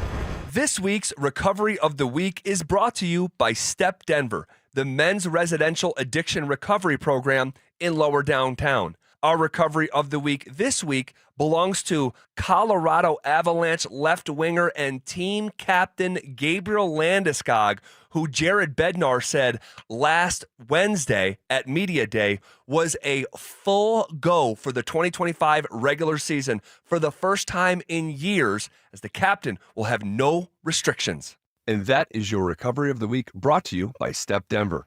And I'm once again sitting down with Megan Shea from Step Denver. Thanks for being here. It's good to see you again. Great to see you, Zach. Having purpose in life is a big deal in recovery. Why don't you tell our listeners why? It's a huge part, Zach. Without purpose, it's easy to feel lost, like nothing matters. For many of our men, addiction stripped that away. They couldn't see a future, let alone believe they deserved one. And that's why we move fast. When someone has that moment of clarity where they say, I want something different, we act immediately. We provide same-day admission. There's no cost to enter. We meet that moment with action. Once they're in, they start discovering what a meaningful life looks like. Our programs team, as you know, have all walked this road, and they model how to live with purpose through service, work, and accountability. It's more than just recovery. It's about seeing these men reconnect with their kids, go back to work, or even help someone else through their own journey. When that happens, you can literally see the purpose return to their lives. It's amazing. Lives being rebuilt from the ground up, amazing. Guys, if you are someone who is ready and willing to seek help, call now or visit stepdenver.org. If you'd like to give, donations are also accepted at that same link, stepdenver.org. That website one more time, stepdenver.org. Hey, bro, weirdest thing is happening at the game. Every time I crack a Bud Light, we score a touchdown. I think I'm some kind of football prophet. Bud Light, the official beer sponsor of the NFL. Stock up today. Enjoy responsibly. Copyright 2025 Anheuser-Busch Bud Light Beer, St. Louis, Missouri. It's next man up in Boulder as Coach Prime and the new look Buffs return to action at Folsom Field. Tickets are on sale now, so get loud and cheer on CU as the Buffs battle for a Big 12 title. Tickets are still available for the Buffalo's home matchups against BYU, Iowa State, Arizona State, and more. Lock in your seats by visiting cubuffs.com/tickets or by calling 303-492-8282. Join the action of another exciting season at Folsom Field with your Colorado Buffaloes. Ho, ho, ho. I know you didn't plan to hear from me this early, but I'm tired of lugging this bowl full of jelly around. That's why me and Mrs. Claus are with Soda Weight Loss now. I'm losing 6 pounds a week, and the wife keeps telling me I'm slaying. Join Soda Weight Loss right now. When you join, your partner joins for free. Visit sodaweightloss.com. That's SOTA weightloss.com. Soda is, say it with me, state of the art. Hey, want to hear something great? Right now at Wendy's, you can get 2 of the #1 selling bacon cheeseburger in all fast food, the JBC, plus medium fries and a medium soft drink for just $8. Want to hear something else great? Double the burger means double the bacon. Now that's a game changer. 2 of the #1 bacon cheeseburgers with fries and a drink for just $8. Gotta be Wendy's. Limited time only. U.S. price and participation may vary. Request $8 JBC meal deal to obtain discount. Individual items at regular price. Tired of hearing scary radio ads about the IRS? Tax Relief Advocates is different. TRA is here to tell you that if you owe money to the IRS, whether it's $5,000 or $500,000, we have a solution. TRA can eliminate or reduce what you owe to the IRS with zero risk to you. We have over 1,000 5-star reviews on Google and an A+ with a BBB. End your tax nightmare today by visiting TRA.com or call 800-583-6681. That's 800-583-6681. It's your last chance to take advantage of EV federal tax credits at Siltar Motors. This month, get the all-electric F-150 Lightning or the head-turning Mustang Mach-E with 0% interest for 72 months or lease credits up to $11,000 off. Check out their current selection of EVs at sghmotors.com to get the EV you want before they are gone. Siltar Motors has got the best location, the biggest EV selection in Denver, and the most competitive pricing in Colorado. Siltar Motors will deliver everything you want out of a dealership.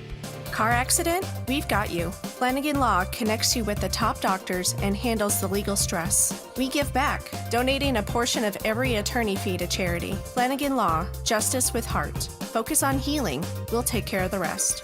Introducing Slate, the cure for overpriced, overcomplicated cars. It's a truck, it's an SUV, it's whatever you need it to be. Reserve yours at slate.auto.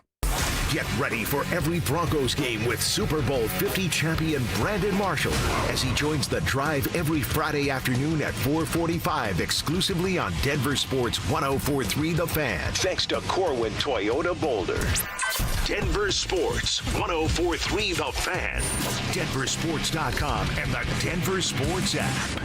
It's Reaction Monday, powered by Silter Har Motors. Here's The Drive with Zach By and Phillip Lindsay.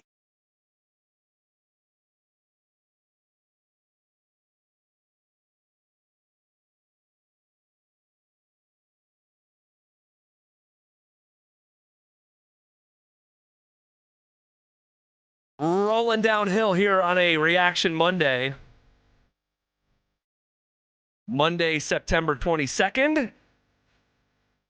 I did it at the top, but I want to say happy birthday, my brother Jason, who lives in Chicago. You know, he doesn't tell me that he's listening. Like, doesn't say anything, but he does. And, like, once in a while it'll pop up where I was like, hey, I mentioned on Friday we used to have a 2-day sleepover when we were kids. Yeah. Back-to-back for Jay and Zach. He's like, dude, I heard that. And so today's his birthday. He's pretty much my best friend in the world. So happy birthday to my older brother, 18 months apart, Jason. All right. How you feeling about Dion and your Buffaloes after Saturday night? Good win. Good win is what needed to happen. Handle business at home.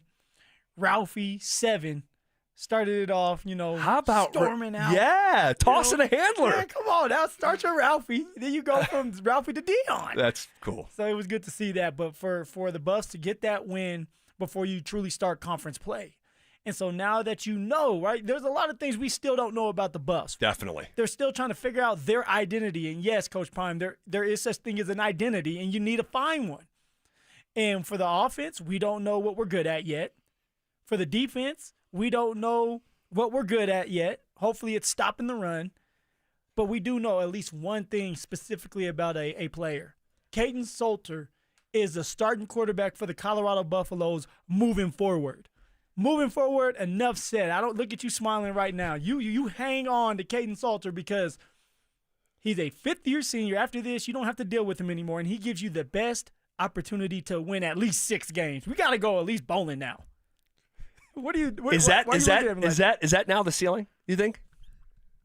Because for a long time, you and others told me 6-6 was the floor. Do you think that's now the ceiling, realistically? The ceiling for me, I'm not going to go 8 games now, 7. All right. The ceiling is still 7 games, but you still need to go bowling. You got to be a 6-win team to be bowl eligible and to have fun. So obviously that's the goal, and of course I want them to win 7 or 8 games. But we have to see what they look like when Big 12 play truly starts. Yeah. There was one little taste of that, and it was a 16-point loss. Yeah. And so it's gonna get real here in the next 3 weeks, very real, because the next 3 opponents are all nationally ranked. All right, we have BYU this weekend coming into Boulder.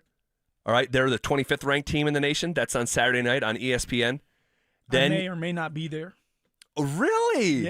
Yeah. Well, my wife has her alumni. There's a bunch of the alumni are coming out because she plays soccer there. Oh, the soccer pays attention to their alumni? Yeah, they do. They treat them well. And so Love to hear it. And so we're going to go up there, and then we're going to go to the football game after. It's going to be a late-night football game. What's the start times? 8:15. 8:15. So it's going to be a long day, but that's going to be the first time that we leave the kids for some hours and just go and be college kids again. Yeah, be college kids again. Yeah. They make you buy a ticket up there now? Oh, no. All right. Not yet. All right. We'll see if I get stopped at the door. All right. After the BYU game on Saturday, October 4th, it's at TCU. That is going to be a real challenge.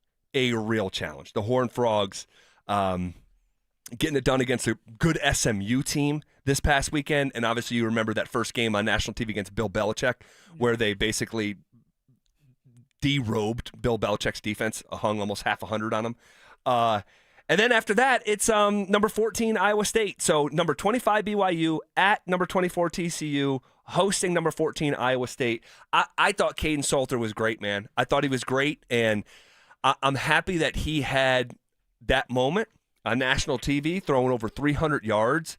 All right, it's been super disjointed from his perspective. He's the unequivocal starter. He gets pulled after basically one game. 1.5 games. 1.5 games. They put him back in there. Then he doesn't play at all in the Houston game. In the Houston game, and that was the Ryan Staub experience. And so I was happy that, and he may have had a hand in maybe why he wasn't the starter. There's been some whispers, maybe wasn't doing some of the right stuff or whatever. I don't know about that, but it's worth mentioning because I know that was being talked about after the game.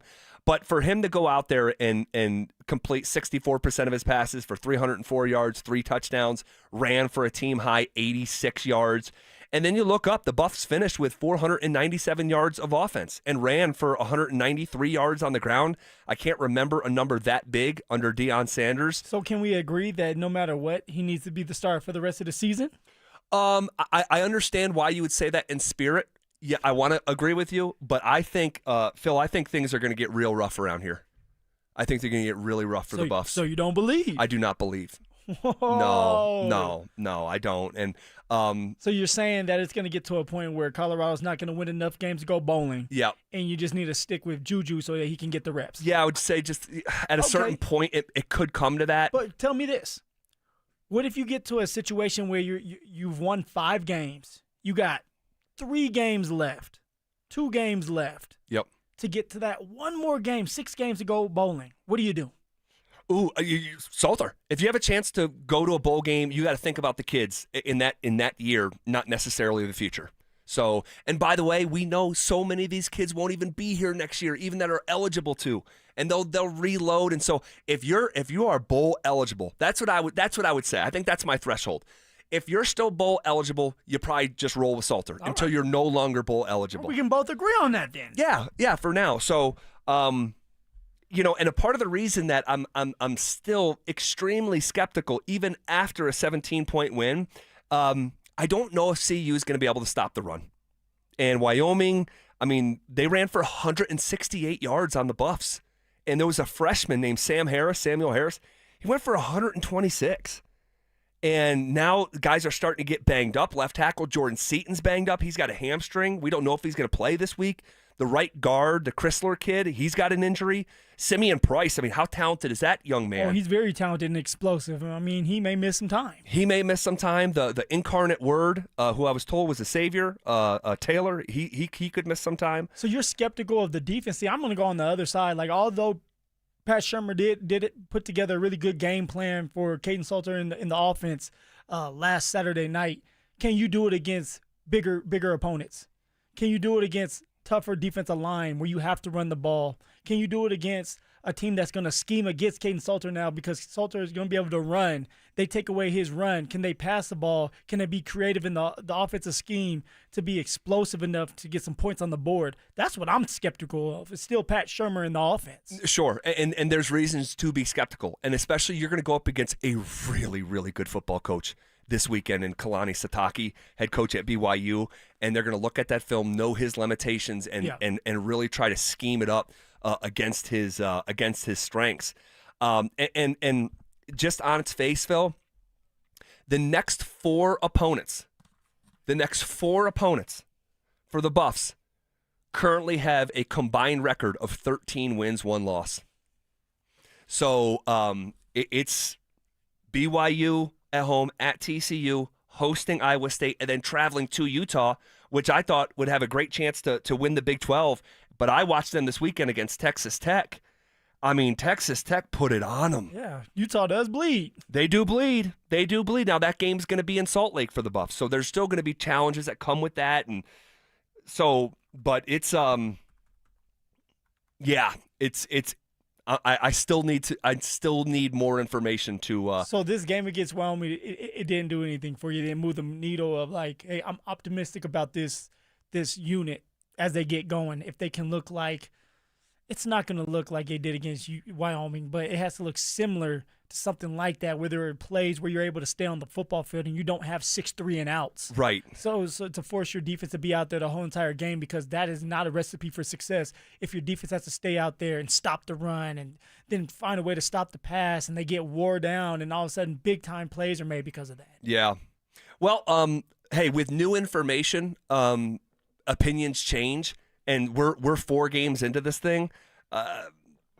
We'll continue to see what it looks like. I think that if the Buffs got to 6-6, it would be a massive win, especially looking at that schedule. So, all right, this is KKFN and KKFN HD1 Longmont, Denver.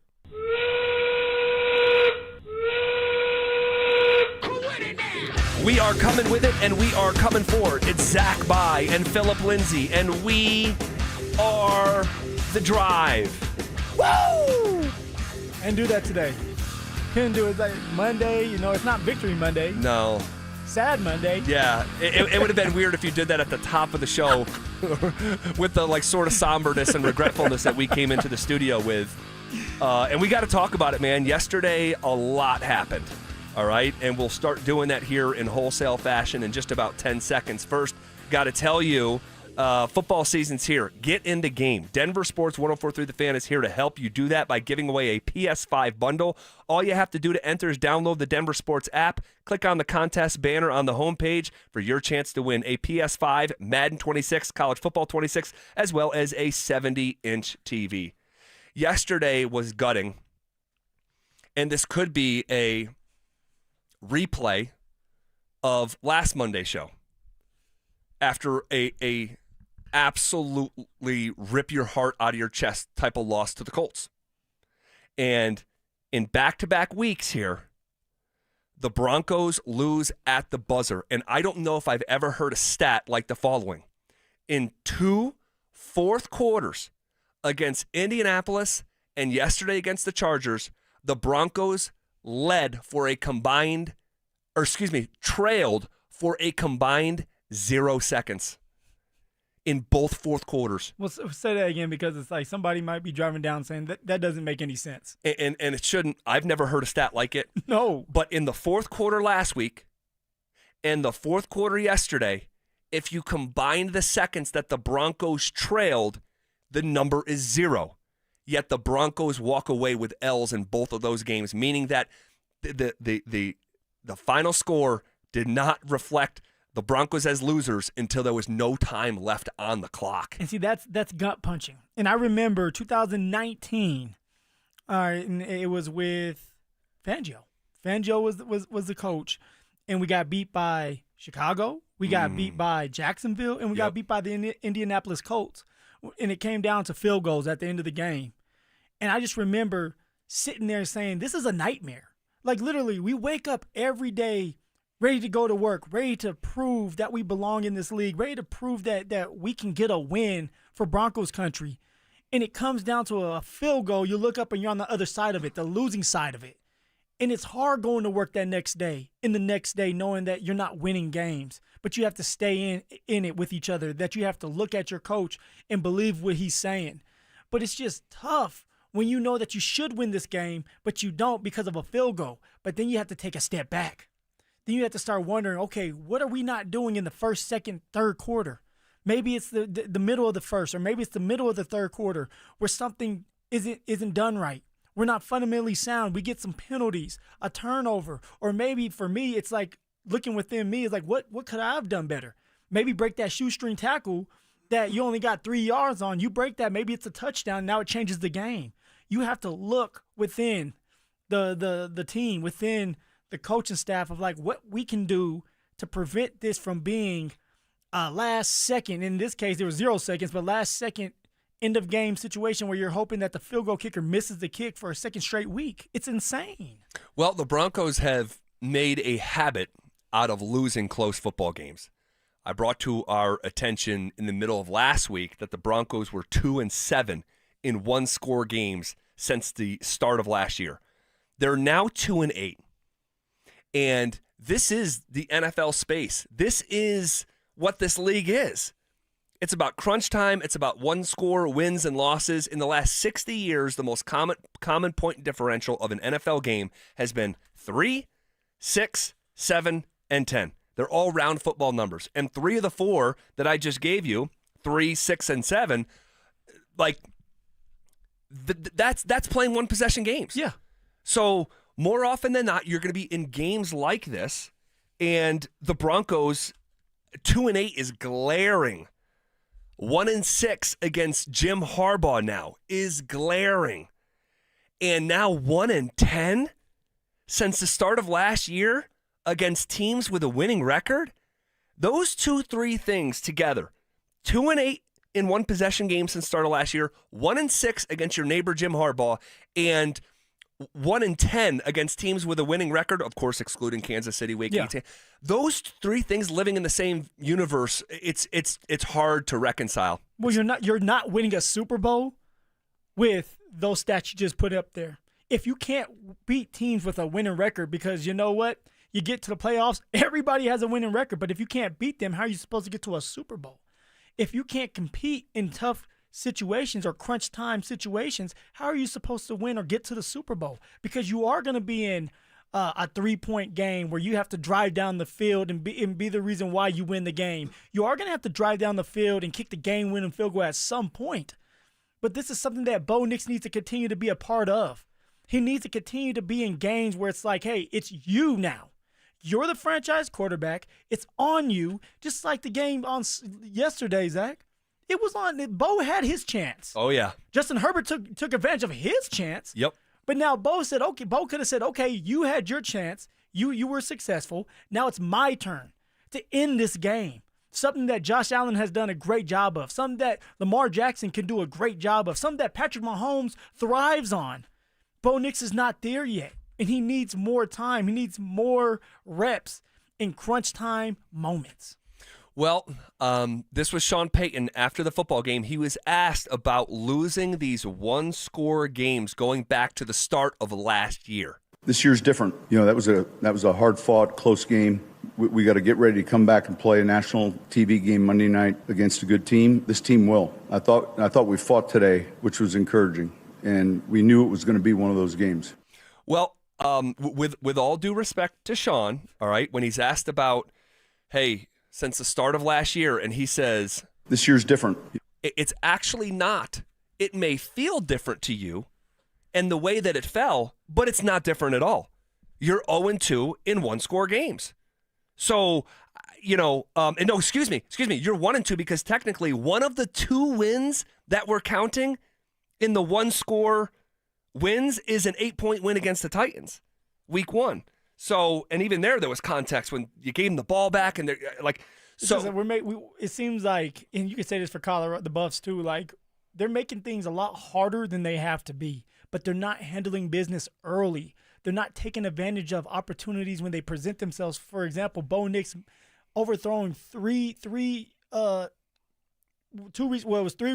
receivers. It's Marvin Mims twice and Cortland Sutton. Yeah, 3 plays, 2 receivers. 3 plays, 2 receivers. Thank you. That's why I have you here, Zach, to help me correct that. I'm here. So, like, they are there, but they're not taking advantage. Bo Nix is not taking advantage of those opportunities when presented. And at some point, either you're going to or you're not, and you're going to look up and you're not going to be in the playoffs because of it. It's true. It's true. And with 5 minutes and 2 seconds left in the fourth quarter, the Broncos had a 90% win probability. And it was the same as last week. And they came up empty on both counts. And by the way, and this is just totally like, I know it's going to stick in my craw if I don't mention it. You hear Sean he's like, next week's a big game. It's a national TV game. Yeah. It's like, dude, you're in the NFL. Every game is going to be plastered everywhere. Next week's game doesn't carry more importance because it's on national TV. And I'm saying it because it stuck in my craw last year against these Chargers when Sean Payton opted into a Thursday night game. You opted into a short week as the road team, defied all logic, but he wants to be on national TV. He wants that spotlight. And it's just like, it drives me nuts. Well, I feel like right now Sean is triggering when I bring him up to you. What is it right now with Sean that's like, hey, it's making you upset?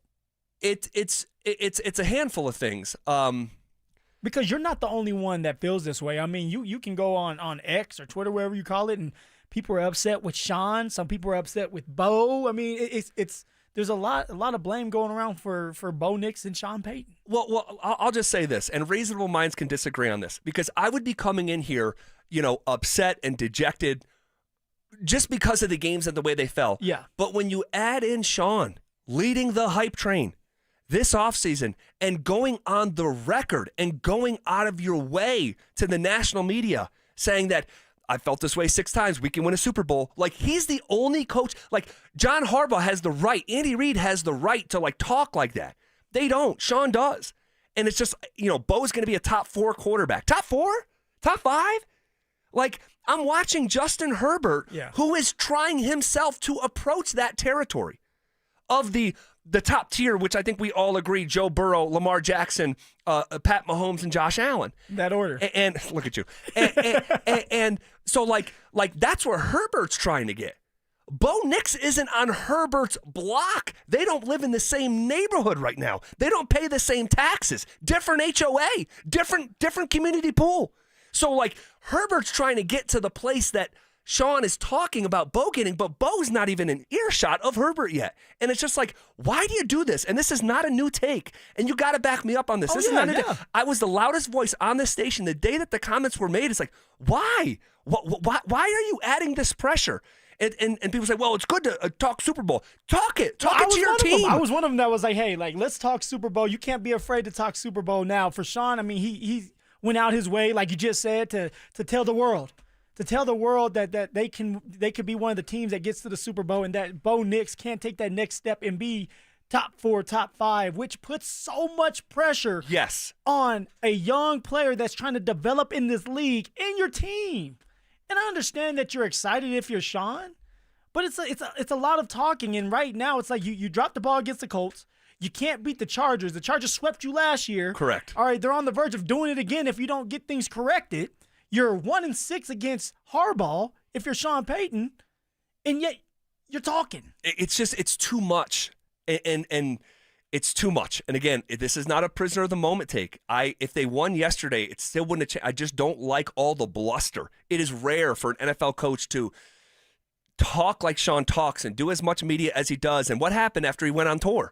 All these other guys, man, the Broncos, you see the Broncos. I'm like, dude, you were at camp for one day. A lot of them don't go to camp. We know that. We were out there every single day. But when Sean gasses these guys up and then they go repeat it, then it becomes consensus. Broncos are, and it's just that's why they got to listen to us, because we've been honest this whole time, but yet we were the haters. That when we would come in here and say the offense does not look good, Bo Nix is struggling, we were the haters. But then you go out there and you see them play right now for the 3 games in a regular season game where everything matters now, and the offense is not doing what they're supposed to do. Now, against the Colts, they did a lot better. They had 4 touchdown drives, which is really good. But can you be consistent? Can Bo Nix be consistent? So how much, Zach, blame would you put on Bo? Would you put on Sean? When you talk about specifically the offense. Yeah, well, the offense is mostly brutal. I mean, if you're talking about 9 first downs over the course of a game, it's the second fewest by any team so far this season. And when you're talking about having a first down differential of -20 because you had 9 and they had 29, 6 of which were gift wrapped by the Broncos through penalties, -20 in first downs, you have to go back to 1966, Broncos Houston Oilers, a team that doesn't exist anymore, to find a game like what happened yesterday. 6 3-and-outs, 3 to start the game, 2 for 13 on third down, 0 for 6 on third down in the second half of the game. It's brutal. And I would say, to answer your question, I'm not saying it's one person, but you're asking a specific question. Who is it on more, right? Okay. Yeah. I would say it's on Bo. It's on Bo more. Not that it's Bo in a vacuum. I'm answering your question. You put me on the spot. You said, who's it on more? I'm going to let you answer. It's on Bo more. Because just like we give Brady more credit than Belichick, all right? We give Peyton Manning more credit than Tony Dungy. We give Joe Montana more credit than Bill Walsh. The players... I know a guy. Here we go. I know a guy who says players make plays, players win games. And when you're actually between the lines and you're the gladiator and you touch the football on every play and you get the adulation and the credit when things go right, heavy is the head that wears the crown. And on a day like today, I look back at yesterday's offensive performance, and while it comes with context, with the receivers, with the O-line, with Sean Payton, I would distribute the most blame to the guy who touches the football every play. Well, what's funny is you just put Bo in a category of Hall of Famers. Joe Montana, Tom Brady, Peyton Manning. Those 3 quarterbacks been through a lot. So that's why they're doing what they're doing. You're talking about a second-year quarterback in Bo Nix that's trying to find himself in the NFL, Zach. So, yeah, although there is a lot of blame that you could put on Bo, there is context to it. His offensive line not holding up, forcing him to quicken his process. The receivers half-assing it off the line, where you know that you need to turn it on because Bo Nix doesn't have a lot of time to throw the ball. It's Marvin Mims utilizing his speed to get downfield so Bo Nix has an easier throw. Now, yes, Bo Nix overthrew Marvin Mims twice and Cortland Sutton one time.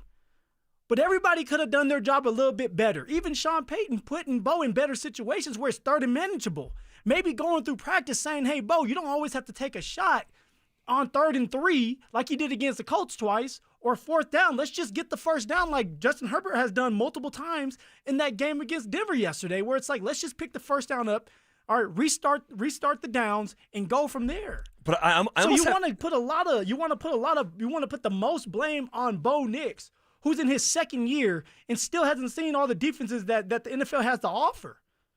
I think that's bullcrap. Oh, hold on a second. I'm not. You want to blame Bo Nix, but they couldn't get the run game going in the first half. Okay, hold on. You asked me a specific question. And I did. Okay. And you said Bo Nix, and I said it's bullcrap. Okay, so I'll ask you the same question. For sure. With that being said, if it's not Bo Nix, who had the biggest hand in the Broncos' offensive shortcomings yesterday? The whole unit. No, you can't answer it like that. You're asking me who specifically. Is it Sean Payton? Is it O-line? Is it receivers? Then let's go Sean.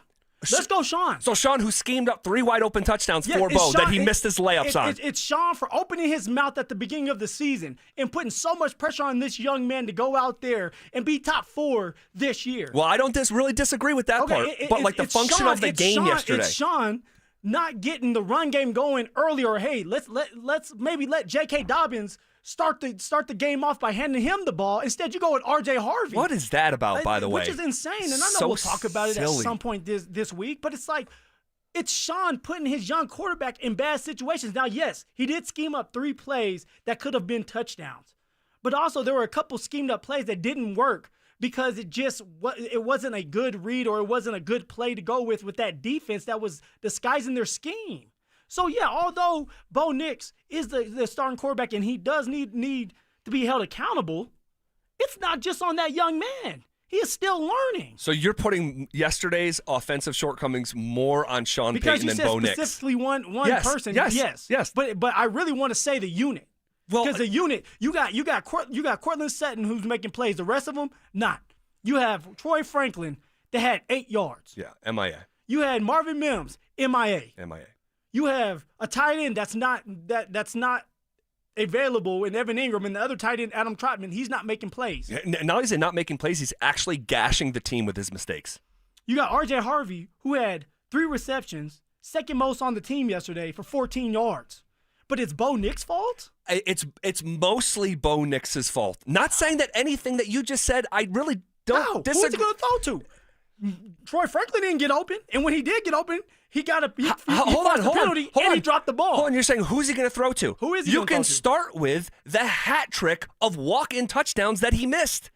Like Marvin Mims is running free on a flea flicker, like legit. The quarterback, and I don't even know his name, but whoever's at Cherry Creek High School can probably don't do that. That is Phil. That is open for the Big 12. That is open by Big 12 standards. We may not see another play like that the whole year.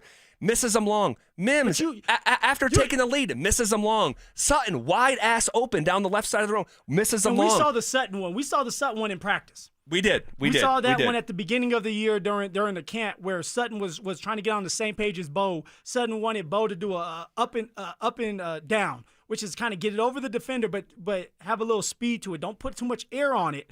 And that was similar to the play, which was 4th down to Cortland, who was open, and Bo needed to get up and down. Wide open, right? He wasn't wide open. Phil, by NFL standards, that's wide open. You know that. Phillip Lindsay starting against the Saints in COVID. There's a decent chance you would have found a way. I might have underthrew it. But you know what? And honestly, and especially with the flea flicker, you're better off underthrowing them because you're trying to convert. It'd be great if you could score a touchdown, but like it would be even better him coming back to the ball, defensive pass interference, all that stuff. But he missed 3 layups. And those 3 layups. I just can't believe you're blaming it all on Bo. I'm not blaming it all on Bo. If you have the bandwidth to listen to what I'm saying they all have a hand in it. But if you put me on the spot and said, who's the single most responsible? And I said Bo, and you believe it's Sean Payton, a guy who didn't touch the football once and schemed up 3 wide open touchdowns. He's the one that created this. Did he not scheme up 3 wide open touchdowns? He did. But also there's context to it. Is there not? You want to give the offensive line a green light and say they just played perfectly? So does it need to be perfect for Bo to have success? It needs to be blocked a little bit better at times. I don't disagree with that. But it's still, like, it's not always going to be a clean you sound picture. Like you're out on Bo. I'm not out There's on Bo. There's a lot of people right now that seem like they're out on Bo. If they want to be out this on kid Bo. is young. He is young. And I will continue to bet on his relentless pursuit. It doesn't sound like it. No. Are we reacting to the game or no? Are we reacting to the game yesterday or no? We're reacting to the game. Or are we doing like a career summary or trajectory? If we're reacting to the game, I think it's okay to say that wasn't close to good enough. And it hasn't been close to good enough through 3 games. Really, the passing offense has had 1 good half. First half against Indy. Outside of that, it's like, I mean, he's ranked 26th in QBR, 25th in yards. But also, when we say there's context to it, all right, and I go out there last week and say Troy Franklin is not receiver 2, but yet he doesn't show up in the game that you need him the most, a divisional game. Mims not showing up. I mean, you're right, Phil. You're right. I'm not even disagreeing. This young man needs help. I'm not even disagreeing. He needs to be able to have confidence that every time he steps back, there's somebody that's going to be running the right route. That's not going to run 6 yards, but they run 7 because that's what Sean said during campus, like attention to detail. Well, Sean needs to worry about his own details because he has one of the most undisciplined teams in football. And I'd be willing to bet, and could we maybe just do a Google search in real time and see if we could find this, where the Broncos stack up in terms of penalties? Because I'd be willing to bet they are the single most, and if not single, in the top 5 for sure. No, I'd say top 3 in penalized football teams. And that's a reflection on Sean Payton. The undisciplined nature of his football team. The Broncos came into yesterday as one of 10 teams through 2 games that gave up 120 yards in penalties. Yeah. And it got worse. And you look who it's coming from. It's Cooper, offsides. Defensive pass interference, Hufanga. Neutral zone on Benito on a punt. Riley Moss, defensive pass interference. Another penalty on Hufanga. With a defensive pass interference. With the next play, holding on John Franklin Myers. There's Troutman, offensive offsides, neutral zone stuff. And the next play is a face mask on Bowles. Yeah. Another call on Hufanga. Personal foul. You are not Ricky the Dragon Steamboat. You cannot just body slam someone in the middle of a football game. And it goes from being on the Chargers 35-yard line to the 50. I didn't say Pat Bryant and R.J. Harvey and these are veteran players. And if this playing undisciplined football, Phil, really are. If this stuff was happening with Vance Joseph, if this stuff was happening with Nathaniel Hackett, if this stuff was happening with Vic Fangio, and it did to all 3 of those coaches, this town skewered those coaches. They put them on a crucifix. So let's have that same energy with Sean Payton, a veteran's veteran coach in his 18th season. And we gloss him for being a great teacher and stuff, and there's so much truth to that. But your team, from a penalty standpoint, is out of control. Because if you had all the same circumstances, the missed passes and the muddy pocket and the lack of run game, and it was all the same, but you just switched the penalties for 2 teams? Because Chargers had three penalties for 25 yards, You're and on Denver it. had 10 penalties accepted for 90 yards. You're on it. So you could take all the warts of the football game and just flip the penalties. Broncos win. That's a reflection on Sean Payton. It's attention to detail. It's playing disciplined, fundamentally sound football all the time. Stop shooting yourself in the foot, and maybe it won't come down to a field goal to win this game. I agree with you. One thing we agree on is the penalties. 24 penalties for 218 yards in 3 games. It's unacceptable. It's unacceptable. We have a minute here. You've lived that life, and you talked about the loss to Mitch Trubisky and the Bears and Gardner Minshew and the Jags. And And the Colts. And Jacoby Brissett. Yeah. And that same sequence, and it happened repeatedly, and it was like, what is that like on a day like today for those Denver Broncos who have lost 2 weeks in a row at the Horn? Oh, it's a gut punch. You're getting out of bed, you're dragging going into the building because now it's like, man, we got to go at it again.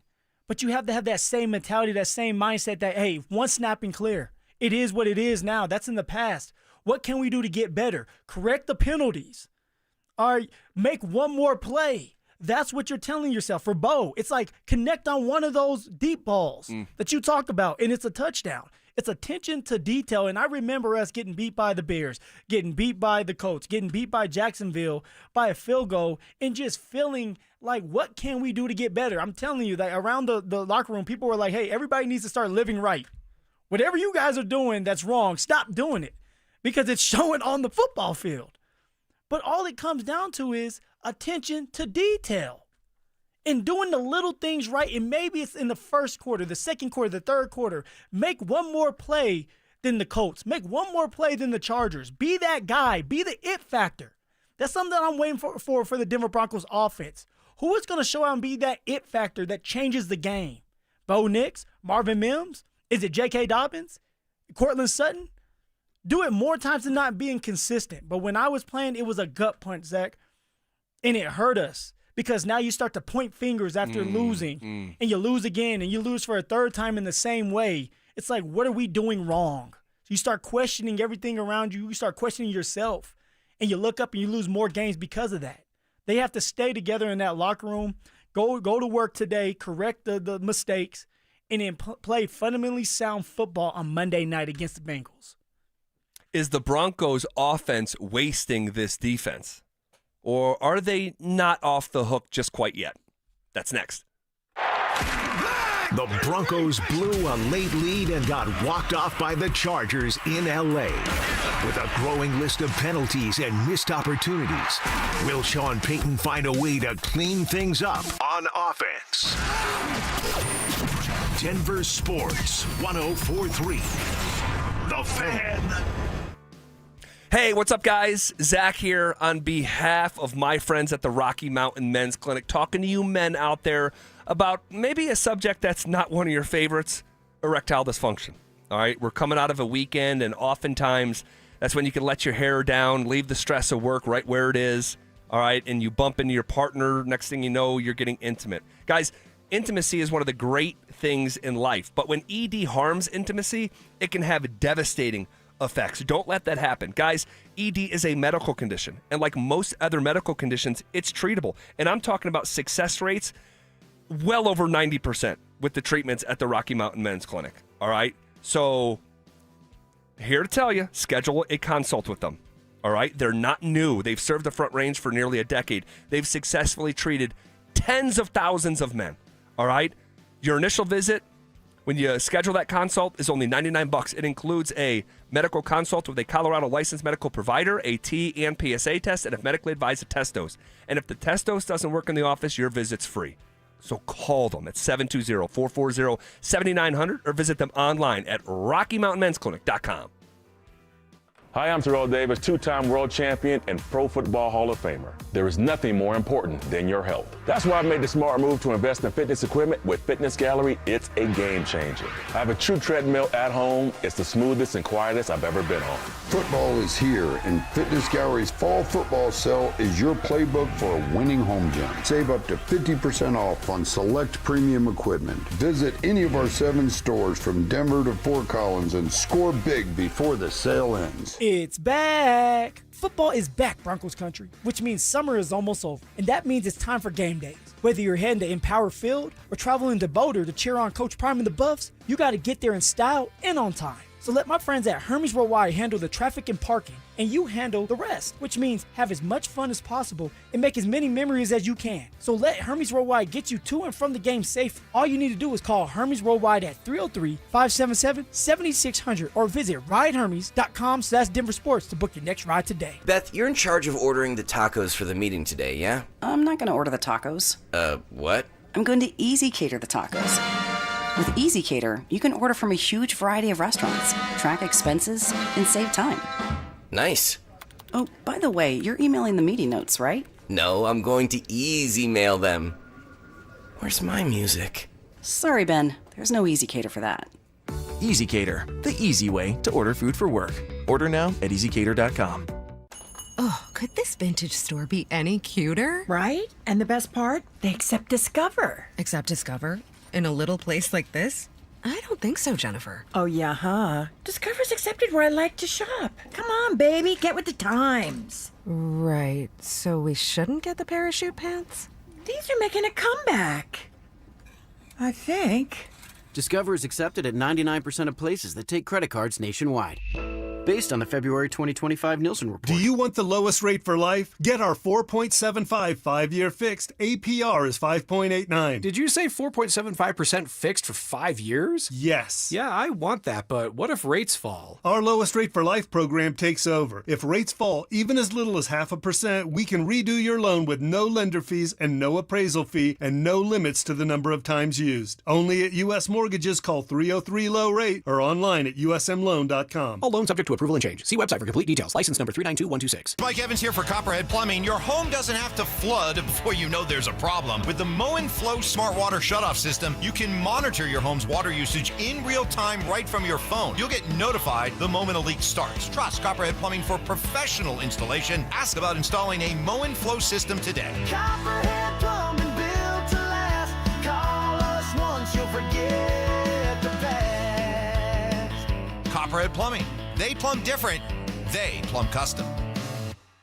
What's better than a free meal? How about a free meal and a trunk full of free groceries? Yep, we've got it for you. It's the best free meal in all of Denver. It's every first and third Thursday of the month at Smoky Hill and Arapahoe Road in Aurora at Eastern Hills Community Church. You just pull up, pop the trunk, we'll put groceries in the trunk and pass you your meals through the window and you're off and running. There's no questions asked. So if you need it or you know somebody that needs it, it's every first and third Thursday, Smoky Hill and Arapahoe Road.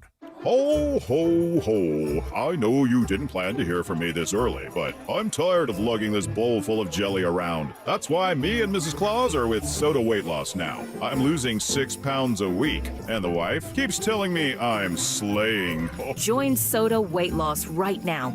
When you join, your partner joins for free. Visit sodaweightloss.com. That's SOTA weightloss.com. Soda is, say it with me, state of the art. Payton Manning here. Throughout my football career, staying healthy was a big priority, but bumps, bruises, and injuries were part of the game. And for me, it's not just the clinical excellence and expertise that sets a medical team apart. It's also the compassion, kindness, and empathy they show. At Common Spirit Health, healing is quality care and human kindness. And my friends at Common Spirit are teaming up with their partners to spread human kindness and create healthy communities. Common Spirit Health. Hello, human kindness. If you're considering sedation dentistry and want to learn more about it, Clarkson Dental can help. When it comes to your health, you want to make sure you know all the details. The highly trained professionals at Clarkson Dental have your answers. Learn more at coloradosedation.com. Car accident? We've got you. Flanagan Law connects you with the top doctors and handles the legal stress. We give back, donating a portion of every attorney fee to charity. Flanagan Law, justice with heart. Focus on healing. We'll take care of the rest. It's Reaction Monday, powered by Silter Har Motors. Here's The Drive with Zach By and Phillip Lindsay.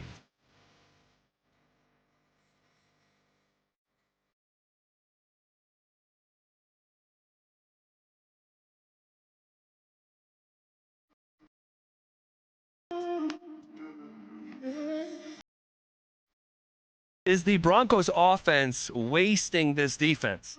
Or is that side of the ball not off the hook either? What do you think, Phil? What do you think about the defense yesterday? I think for 3 quarters, and Nick Benito said it yesterday, for 3 quarters, the defense was stout. They were getting to Justin Herbert 5 sacks, got an interception. I mean, everything that you want from that defense, that you wanted the defense to do against the Colts, they did against the Chargers.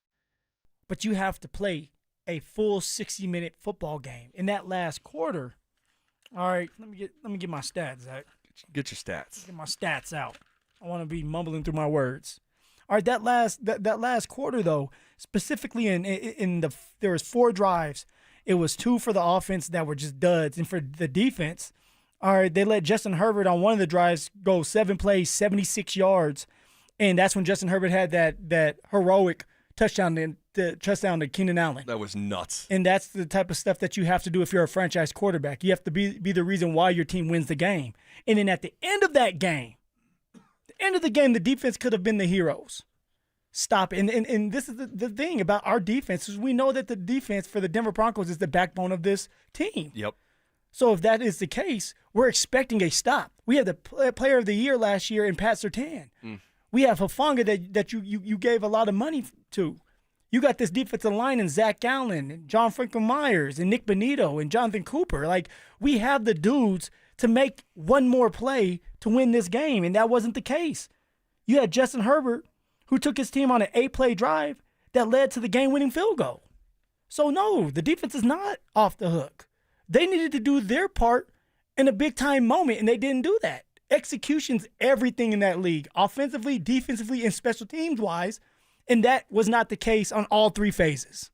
Well, I could say the special teams helped out. They started to – They did. The beginning, they struggled. They did again, and then they were able to – Jonah Ellis was able to pop that ball out, peanut punch, they call it, force a fumble to give it back to the offense, and the offense didn't do anything with it. Yeah, and Marvin Mims had a couple good returns as well.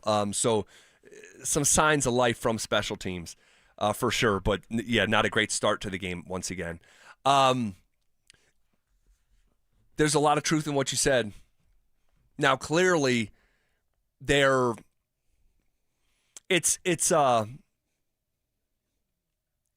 not shooting at the same basket from an expectation standpoint. Is that fair? Yeah, it's fair. It is what it is. Like, so I'm making my kids help with groceries now when we come home from the store. Like put them up? Not put them up, but you're going to help bring them inside. Okay. And what I ask my 3-year-old daughter to do is different than I ask my newly turned 7-year-old to do. Like, I'm going to give him more responsibility, more weight that he's strong enough to carry. That's sort of like the defense here. It's like I have just a higher level of expectation for that side of the ball than I do the offense. And they are the more responsible party. Like you said, they're the backbone. If the Broncos are going to get where they're going, it's because the defense is the backbone. So while I think that what you said is true at the end of the game, like if someone could have just made one more play and maybe you win that game. Yeah. But it's also, I think, getting to the point where it's like borderline unreasonable ask for them to be their A-plus version, possession after possession after possession after possession. And with the offense, there's no margin for error, but the defense is expected to just kind of carry this thing. But when you watch TV, you see the screen. Defense is separated from the offense. That's how it is. Yeah. Defense can't worry about the offense. All they can worry about is what they do. As parents, as a father, it's not fair for us that we have to do certain things, but that's what we're asked to do. It's not fair. Don't get in trouble here. Don't get in trouble yeah, here. I'm going to leave it at that. What are you asked to do that's unfair? Let's go to the Lindsay household. Yeah. Let's not get into that. No. My wife just broke everything down, told me what I was not doing. Yes. Once they break out those receipts. Oh, yeah. Itemized. The next day I was doing all the things she said I wasn't doing, so she can't use it against me anymore. Oh, my gosh. Well, look, it's unfortunate because they did have a chance to end the game, but through the meat of the game, Herbert's been in the league. What year was he drafted? I'm going to look it up here. I think it was like 2019. Was it 19? I want to say 19. I got in the league at 18. He came the next year, 2019. So was he 7 years in? Something like that. I don't know if it's that much. Let's take a look here. His first year was 2020. Oh, 2020. Okay. His first year was 2020. So this is his sixth year in the NFL, but still, quite a bit. So he's played a lot of football games, played over 80 football games. Yeah. Never in his career was he pressured the way he was yesterday. Highest pressure rate. Now, he's that good to overcome it. The Broncos defense sacked him 5 times, and he was still throwing for 300 yards and really executing when the game was on the line. And that was the difference between, if you want to say the Broncos defense and the Chargers offense, one team executed against the other side of the ball, and you could certainly say it with the Broncos offense and the way that they finished that game. Back-to-back 3-and-outs. Back-to-back 3-and-outs. The Broncos right now have the 31st ranked overall offense in terms of success rate. At 32 team. In a league of 32. That is brutal. It's brutal. And so we're going to continue to gather information about this team. But even as we sit here and we're at the bottom half of hour number 4, we've been talking about this all afternoon, I cannot believe the Broncos missed that opportunity. They could have been first place in the AFC West for the first time in over 3,000 days in terms of solo possession with the tiebreaker and all that. You calculated that's 8 years. Yeah, over 8 years, going back to September of 2016. Yeah. No-fly zone, DT, Emmanuel, Trevor Siemian taking over for Payton. They started 4-0. That's the last time the Broncos had solo possession of the AFC West. So it's like, it's maddening. And the fact that you never trailed for a single second of the fourth quarter and you lost 2 weeks in a row, you never trailed in the fourth quarter against Indianapolis and lost with no time left, and you never trailed for a single second of the fourth quarter against the Chargers and you lost with no time left. Gut punch right there. The little things matter. You have to find a way to make some bigger plays and to play fundamentally sound, penalty-free football throughout this game against the Bengals on Monday night. Yeah. Sean made a decision at the start of the game that we need to have a discussion about coming up next. The Broncos couldn't finish off the Chargers and missed a golden opportunity to gain ground in the AFC West. With an uphill battle ahead of them, can Denver get back on track and keep pace within the division? Denver Sports 104.3. The Fan. If you have unfiled taxes or are in debt to the IRS, this is important news. Did you know the IRS has programs specifically designed to help people struggling with tax debt? Powerful tax assistance programs that can save you thousands if you qualify. No one knows these programs better than the experts at Optima Tax Relief, America's most trusted tax resolution firm. A-plus rated by the Better Business Bureau, their award-winning tax attorneys and licensed professionals have resolved over $1 billion of tax debt for their clients. One call to Optima can start the process, helping to put an end to your worries about wage garnishment, asset seizure, and other aggressive IRS actions. Find the best options to solve your tax problems. Call the experts at Optima Tax Relief today for a free consultation. Call 800-783-8055. That's 800-783-8055. 800-783-8055. Optima Tax Relief. Some restrictions apply. For complete details, please visit OptimaTaxRelief.com. Heads up, pros. Now's your chance to unlock deeper savings. The Home Depot's new Pro Extra Preferred pricing can help you save thousands on the products your business uses the most. But the current benefit ends November 15th. Don't miss out. Registration for the new program is free and easy. Just bring your tax ID or business or contractor's license to the Pro Desk. Register now to lock in the best wholesale prices before it's too late. More than a few of our patients have talked to me about their first time, but it's not the first time you're probably thinking about. It's the first time that erectile dysfunction ruined the moment. This is Jeff for the Rocky Mountain Men's Clinic, and if you're over 50, it's likely you've had that first time yourself. But the good news is that if you're like most men, that first time can be the last time that ED impacts your sex life. At the Rocky Mountain Men's Clinic, we're experts in treating ED. We've treated tens of thousands of men using protocols with success rates well over 90%. And those treatments have, in most cases, made sex great again for both them and their partners. You could even find that you're performing like you haven't in years. So if ED has been affecting your intimacy, it's time to make the last time that happens the last time that happens. For just $99, you'll receive blood work, a medical consult, and if medically advised, a test dose. And if that test dose doesn't work in the office, your visit is free. Call 720-440-7900 or go to RockyMountainMen'sClinic.com.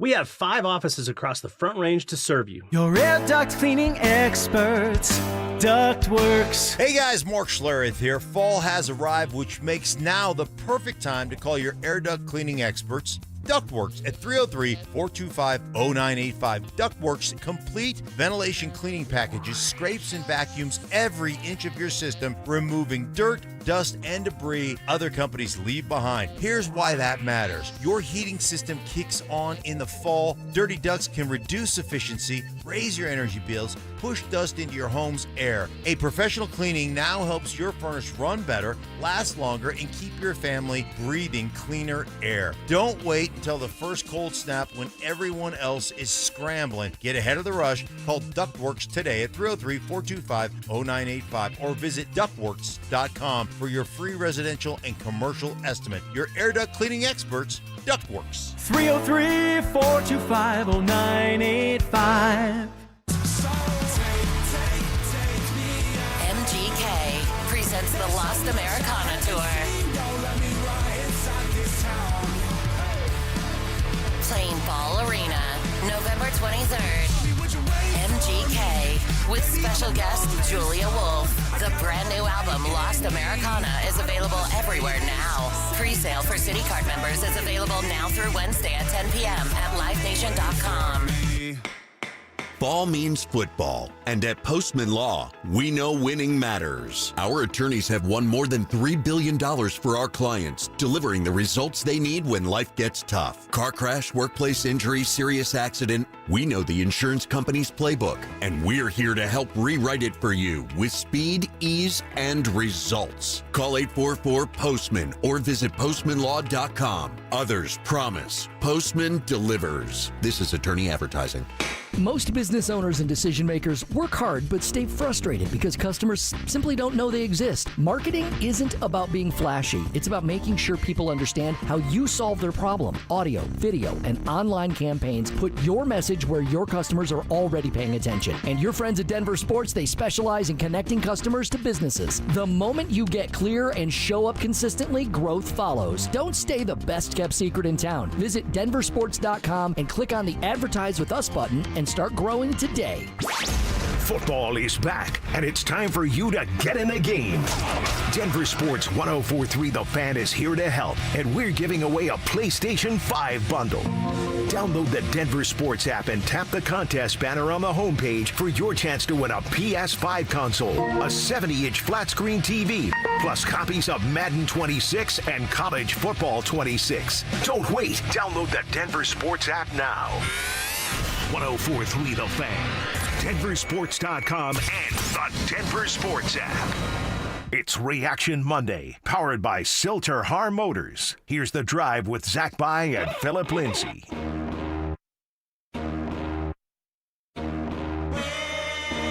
Yeah.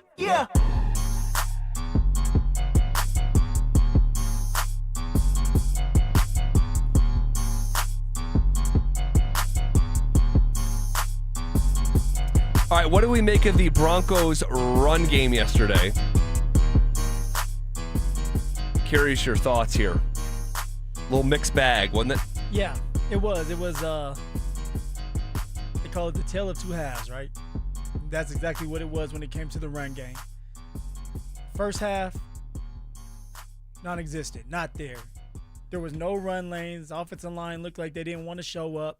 There was leakage when it did come to running the ball. There was no double teams being set to help J.K. Dobbins get past the line of scrimmage. But then the second half comes rolling around, and J.K. Dobbins from the start, right off the bat, was able to get a 41-yard gain, then turn around and had a 6-yard gain. And then Bo Nix throws a backwards pass, which counts as a run. And J.K. Dobbins was able to get a really good block by Pat Bryant for a touchdown, 19-yard touchdown. That was a J.K. Dobbins drive. Yeah, like he took over. But it wasn't enough. If the run game was able to be consistent in the first half, I don't believe that this is a 23-20 loss. I believe that we control the clock. We probably score a touchdown because we're closer to the red zone, and you could get in some type of rhythm. There were way too many 3-and-outs for the Denver Broncos. There were 6 3-and-outs, and too many times where it was 3rd and long, or we had to go for it on 4th down. If you're able to run the ball and keep it 3rd and manageable, and I know that there's a lot to this. There's some context because we weren't able to run the ball at the beginning of the game, but you stick with it. That's something that the Chargers were still doing. They had some success. Then there was plays where they got loss of downs, but they continued to run the ball, which helps set up the play action and helps Justin Herbert and take some pressure off of him. We need to take some pressure off of Bo Nix. So it was good in the first half, Not good. It was bad in the first half. Not good. Good in the second half, but not good enough as a 60-minute football game, Zach. That's all I can say with that one. Not enough opportunities for J.K. Dobbins. If you give J.K. 2 or 3 more carries, he may go over 100 yards. Yeah, he was so close. And then for R.J. Harvey, I mean, he's just there. You know, he's not getting the reps. He's not getting the opportunities. But when he does get the opportunities, it doesn't look right with him. He looks like he's thinking too much. And that's not a recipe for success. Why would Sean, after Dobbins has been clearly the better running back, and this was a huge game, why would he start R.J. Harvey and then proceed to limit his carries at 2? That was so strange at the start of that game. I really don't know. I know as a running back, you're sitting there, and I know for J.K., he's probably upset, especially at the beginning of the game where it's like, I'm going back to my former team. I've been doing well, and yet I'm not going to start the game off, and you're going to try to get R.J. Harvey going, but you really don't. You give him two carries and a pass, and I think he ended up with like three receptions, R.J. Harvey. Yeah, he and did. That's it. Like that's doing a disservice to the whole team. You might as well start with your starting running back, who is J.K. Dobbins, and then implement R.J. Harvey throughout the game. It's just weird. It's so weird. And it's Sean again with the first 15. He has it stuck in his head that he wants to pass and he wants it to be creative in his own way when it's just like, run the damn ball and run with J.K. Dobbins to set the game up.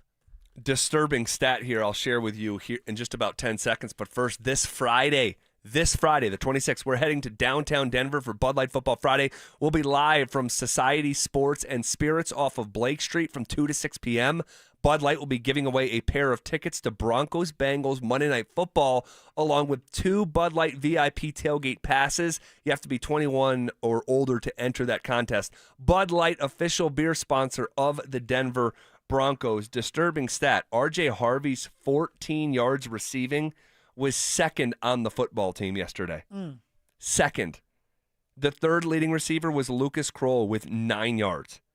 I mean, just so far and away from good enough. The running game, a bit confusing. Here is Bo Nix after the game talking about the run game. It was good. It was really important. I think when we ran the ball on drives, we scored. So, that seems to be a common theme. And so we just got to find a way to, when we run the ball, get good, manageable positions. And then usually it got us first downs, and we went down and did well on the drive. Well, they need to find some semblance of consistency in that department. Because right now, and just with the offense in general for Denver, it is the definition of boom or bust right now. It's the definition, and it's bust a lot more than it is boom right now. Here's Sean Payton after the football game talking about penalties and third down issues. Obviously, a disappointing finish to a hard-fought game. We felt like it was going to be a game that was close to the vest. We didn't feel like the scoring would be high. There were a lot of things we did well, and then there were some things, obviously, we didn't do as well. We had too many penalties. I think our average third down on offense was 3rd and 11 plus, which makes it difficult. Then we had the swing, call it second quarter, third quarter, but a tough loss nonetheless. So credit them. Credit them, but also, holy smokes.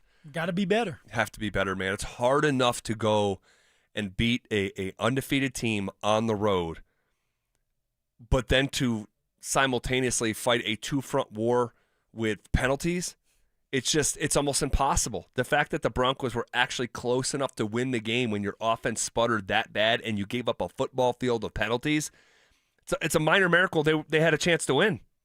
So, yeah, and in terms of what Sean was saying there on the third down scenarios, this was the third down average distance to gain in the second half on third down, because we know the Broncos went 2 for 13 on third down, but in the second half they were 0 for 6. But here was the average distance to go in the second half: 3rd and 8, 3rd and 11, 3rd and 10, 3rd and 8, 3rd and 13, and 3rd and 10.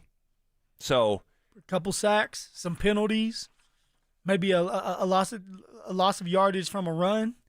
That will do it to you. Now you're second in whatever, 10. You don't pick up any yards, or you get an incomplete pass. Now you're 3rd and long. What are you supposed to do with that? Even for Bo Nix, it makes it harder for a young quarterback that's trying to figure things out in this league when it's 3rd and 8, 3rd and 10, and a defense is just gonna bail back like it's 7-on-7. Man, oh man. Interesting day. Hard loss to comprehend and reconcile. And we're just getting started, really, because we have a whole week here, and there's plenty of stuff from that game that we didn't get to. And maybe talk about some of the silver linings, some of the stuff that the Broncos did good. We'll be back to do all that tomorrow at 2 o'clock, Phil. Let's do it. All right, big thanks to Alex behind the glass. We step aside. It's Mike Rice and Denver Sports Tonight coming up next. Ralphie 7 ran wild at Folsom Field, and the Buffs rolled over the Cowboys in a much-needed win.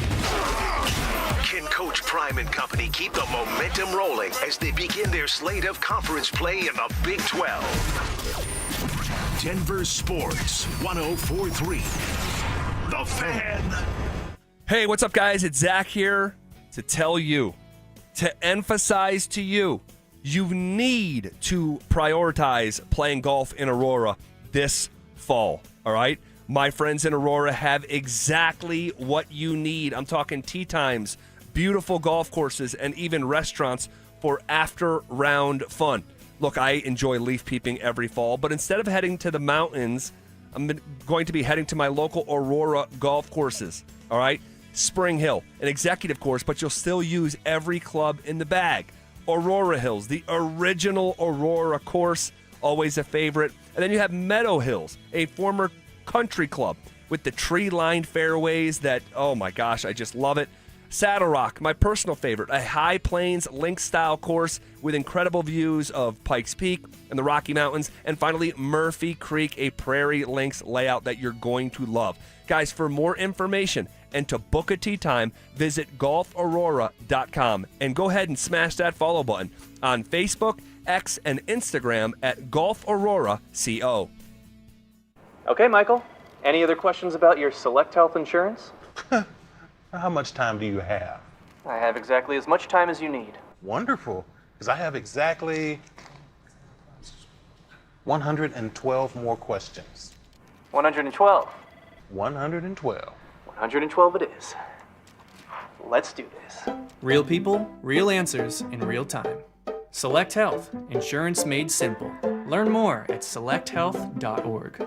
Thinking about buying a home in Colorado? You're not the only one, and now might be your best shot. We're officially in a buyer's market, which means you've got the upper hand. More homes are on the market, competition is down, and serious deals are out there just waiting to be found. Whether you're a first-time buyer or looking to upgrade or downsize, now's the time to get pre-approved. And American Financing can make that happen in 24 hours or less. And here's the kicker. When you work with both American Financing and their partner American Home Agents, you can receive a credit on closing costs of up to 1% or a max of $10,000 on your home loan. If you've been sitting on the sidelines, it's time to step in, and American Financing is the place to start. Don't let the 20% down myth stop you. You could buy a home with as little as 3% down, and with down payment assistance programs available, getting into a home might be easier than you think. Pick up the phone, call them at 303-695-7000. That's 303-695-7000, or visit them online at americanfinancing.net. NMLS 182334, NMLSconsumeraccess.org. Football is here, and Fitness Gallery's fall football sale is your playbook for a winning home gym. Save up to 50% off on select premium equipment. Visit any of our 7 stores from Denver to Fort Collins and score big before the sale ends. Dan Jacobs with 303 Law 4040. It's football season, and did you know that I am the reigning fan staff champion in the King Supers Football Pick'em? Yep, Stokely, Schlereth, Zachby, Cecil Lemmy, none of them can hang with the judge when it comes to football. Just like those made-for-TV lawyers can't hang with me in the courtroom. When you've been hurt in a car accident, you want the real deal, which is what you get when you call 303 Law 4040. Not some made-for-TV character. When you call 303 Law 4040, you speak directly with me or my lovely wife, Kimberly, not some call center overseas. And you get to meet with us in person for free. We never take a dime unless we win for you. Plus, no ridiculous fees like those TV characters. You were the one that was hurt, so the doctors and the lawyers shouldn't take all the money. So go ahead, save that number in your phone. You never know when you're going to need it. It's 303 Law 4040, 303 Law 4040. You worked hard for your 401k, But if you've left your job, your money might be sitting in the wrong hands. I'm Jeff Jr. with Trajan Wealth, and it's very possible that the 401k that you have had for years has hidden fees and limited investment choices. But if you're no longer with the company, that 401k may be at the mercy of your former employer. All of these things could be costing you thousands. Rolling over your 401k into an IRA can provide better investment options that align with your long-term goals. At Trajan Wealth, we're fiduciary advisors that are held to a higher standard with no hidden agenda and no hidden fees. Don't let your retirement dollars sit in an old plan, and don't roll it over to your new plan without consulting Trajan Wealth first. Call Trajan today at 720-405-3300. That's 720-405-3300. Advisory services are offered through Trajan Wealth, LLC, an SEC-registered investment advisor. Hey, bro, weirdest thing is happening at the game. Every time I crack a Bud Light, we score a touchdown. I think I'm some kind of football prophet. Bud Light, the official beer sponsor of the NFL. Stock up today. Enjoy responsibly. Copyright 2025 Anheuser-Busch Bud Light Beer, St. Louis, Missouri. Your favorite song shouldn't have to wait for Wi-Fi. Switch to Straight Talk and get real unlimited data on Verizon's 5G network. Straight Talk, available at straighttalk.com or Walmart. KKFN and KKFN HD1 Longmont, Denver. You're listening to Denver Sports 104.3. The Fan. It's Reaction Monday, powered by Silter Harm.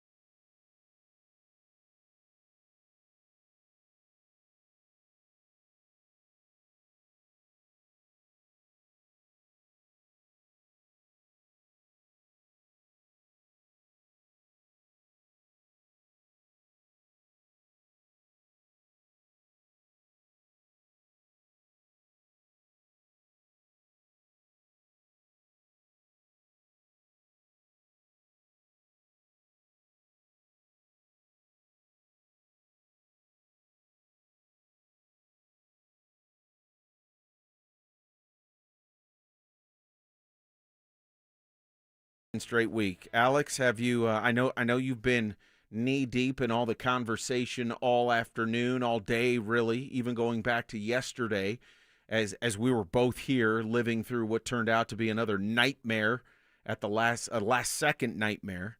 Have you survived today all right? I think recovery is one way to put it. It's a grieving process, Yeah. right? And I've gone through most of it. You just look at, now we're kind of just looking at the nitty-gritty of it and trying to get down to what really went wrong in, like, you know, the most simple way possible. Well, and we're gonna talk a little bit about that. We're also gonna talk a little bit about just sort of, you know, starting to get past now. It's always interesting, and this just fascinates me, sort of on a human level, when there is a very tough loss like that, and it's the second in a row, as we know, for Broncos country, unfortunately.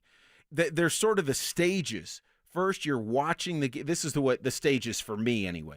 Watching the game, the emotion of it, the frustration of what happened yesterday, and then you start to think about it and go over it, and you talk about it. We did on the Fan Football postgame show last night, and then you hear other people talk about it. You know, I've been listening like many all day here to Denver Sports 104.3 The Fan.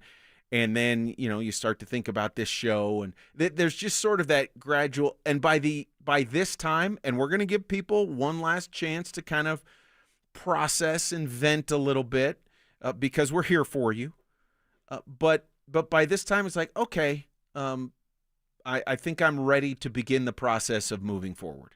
And we as fans, I think naturally we have more time to dwell on it and soak in it. Good or bad, win or loss, gut punch or jubilation, and so I think we carry it in a much different way. Players and the coaches, they watch the film, they're starting to move on. I mean, coaches are putting together game plans. Players will get tomorrow off, and then Wednesday it's all systems go for Cincinnati.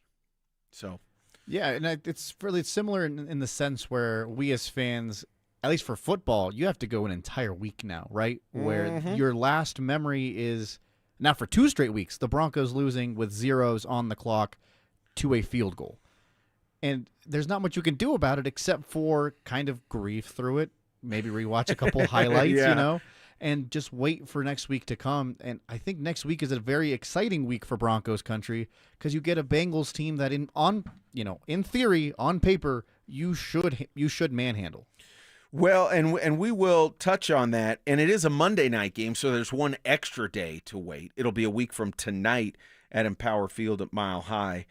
I guess, though, just to begin to put a bow on Reaction Monday here on 104.3 The Fan, of all the things that went wrong, and we're not going to dwell on the negative for the entire hour because there's plenty, and quite honestly, I'm guessing Broncos country has been dwelling all day.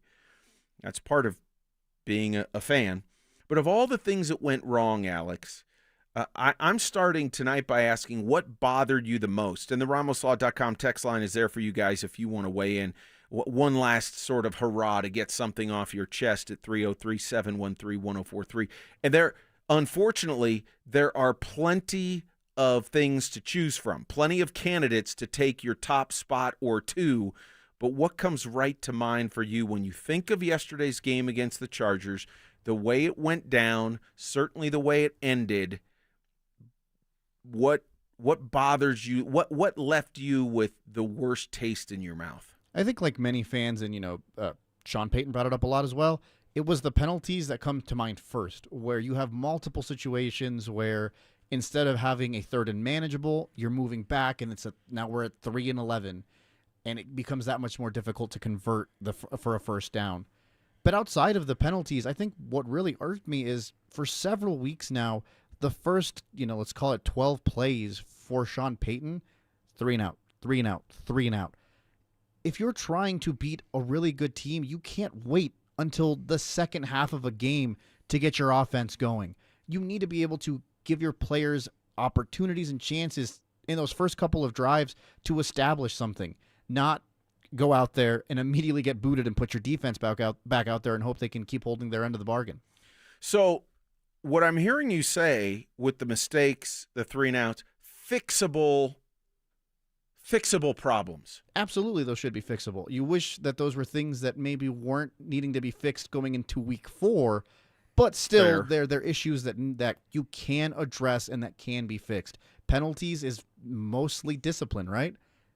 You have a veteran team, there's no way you can't preach to them a little more discipline.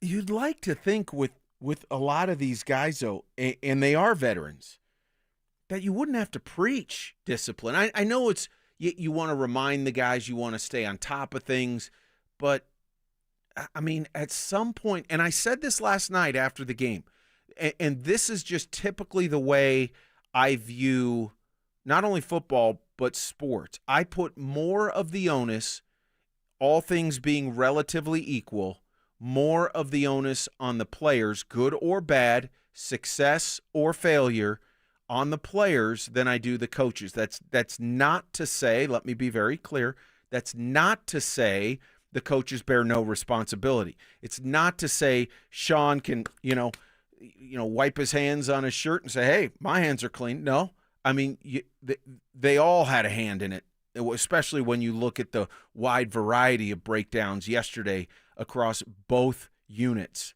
And I'm thinking offense and defense in particular. But typically, that's just my bias because those guys are between the lines. There, of course, are exceptions. Of course, coaches have to put guys in good positions. And I think, Alex, offensively, what bothered me the most was on offense is that there were many occasions where guys were in, Sean did put his offense in a good position, specifically with a bunch of play calls. I don't think I have to mention the list. And the guys just didn't execute. And it's frustrating. In the moment, it gets me angry like any fan. At the same time, I can take a perspective of it and go, they just didn't have a great day offensively. And yet, they still were able to be in control of the game, and you could make a great argument that they should have won. But just the bevy of breakdowns and the inability to find any kind of rhythm in the first half offensively up until that last possession. And that didn't qualify as rhythm. That just qualified as a great possession that kind of got them going a little bit. That was the most frustrating to me. I mean, they weren't just struggling offensively. They were inept, and that's an overstatement. I mean, an understatement. Whatever adjective you want to use on the negative to describe the Broncos offense in the first half would probably be appropriate, and there's some colorful words you could add to the front of that. And that just really bothered me. It's like, guys, come on, you're better than this. At least I think they are. But they weren't. That was how they were playing. That was maddening to me. No, and I think you're very justified to be upset. Like I said, it doesn't make sense how we can continue to see this team be unable to create any sort of an offensive, not even rhythm, just any sort of progress on the offensive side of the football until later into the game. I don't know why it takes at least two or three possessions before we can get a first down. And I don't know if that's Sean Payton needing to adjust things on his end, or maybe even adjusting personnel. Zach was talking about it. Why is R.J. Harvey taking the first couple of snaps when I don't know. J.K. Dobbins has clearly been the better back out of the two of them? Why is Harvey getting the start? I don't understand. I don't understand that either. And in that case, that is a coaching point. That is a coaching decision, which I don't get either. So again, it goes back to my point of it's not as if Sean can just sort of raise his hands and say, hey, and not that he did point at all the players, but there is certainly culpability on the part of Sean and his staff. On the RamosLaw.com text line from the 4700, two things bothered me most. One, Bo cannot throw the ball deep. Number two, the biggest one I think is that our defense is horrible in the last 2 or 3 minutes of the fourth quarter. That's a fair point. Bo did struggle with the deep ball yesterday. He struggled with the deep ball really this year in the first 3 games. He has not been on point, unfortunately. That is a fair point. And yeah, as great as the defense played in the first half, and as great as they played, I think through 3.5 quarters, they're layers. There's reasons, but they couldn't get the big, huge stop when they needed it. I would also add one of the layers is, they were on the field for 86 snaps. Sorry, that's too many. And the Broncos ran 50-something, 40-something? I'll look it up here. The discrepancy was way too big, just way too big in that department. And that affects your defense. When your offense is 2 of 13 on third down, that affects your defense. At the same time, Alex, those guys on defense are saying, we didn't come up with the big stop. They're not going to point the finger, nor should they. And it was frustrating to see that, again, with the game on the line in a one-score game, the Broncos couldn't get that one stop to really slam the door. I think that'd be my only criticism of the defense through 3 weeks is it does feel, and like you said, there's layers to it. It isn't just a blanket statement of, in the fourth quarter, the Broncos defense fails to get stops. That being said, through 2 weeks now, we've seen the Broncos defense need to get a critical stop to at least give your offense an opportunity to go down and then be the ones to get that field goal to close the game out. They've had opportunities the past 2 weeks, were unable to do so. You and me were talking about it. Zach Allen had a line to Justin Herbert and just was unable to get to him, gets the ball off. Yep. And then Benito was right in his face. And Moss had pretty good coverage on Keenan Allen. That was a heck of a catch. I don't like to. I'll tip my cap to the Chargers on that particular play, but I do agree with the texter that it was frustrating to see the defense falter on those last 2 possessions in particular. And just to clean up the exact numbers, Chargers ran 80 plays. That's still a ton. And the Broncos only 48. 48. On the RamosLaw.com text line from the 7363, I'm confused with the expectations of the Broncos if this team has only beat one good quarterback in 19 games. We're going to talk a little bit about expectations because expectations speak to the bigger picture.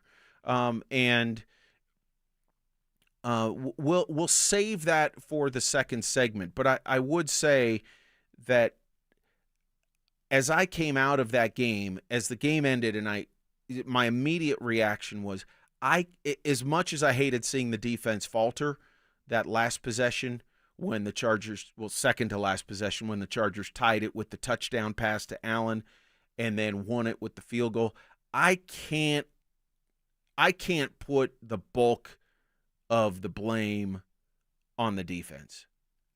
I mean, you give up 23 points to Herbert and company on the road, and really controlled things for a good portion of that game, especially the middle part of that game. The offense just can't give away virtually 2 quarters of football. And yet, Alex, they did.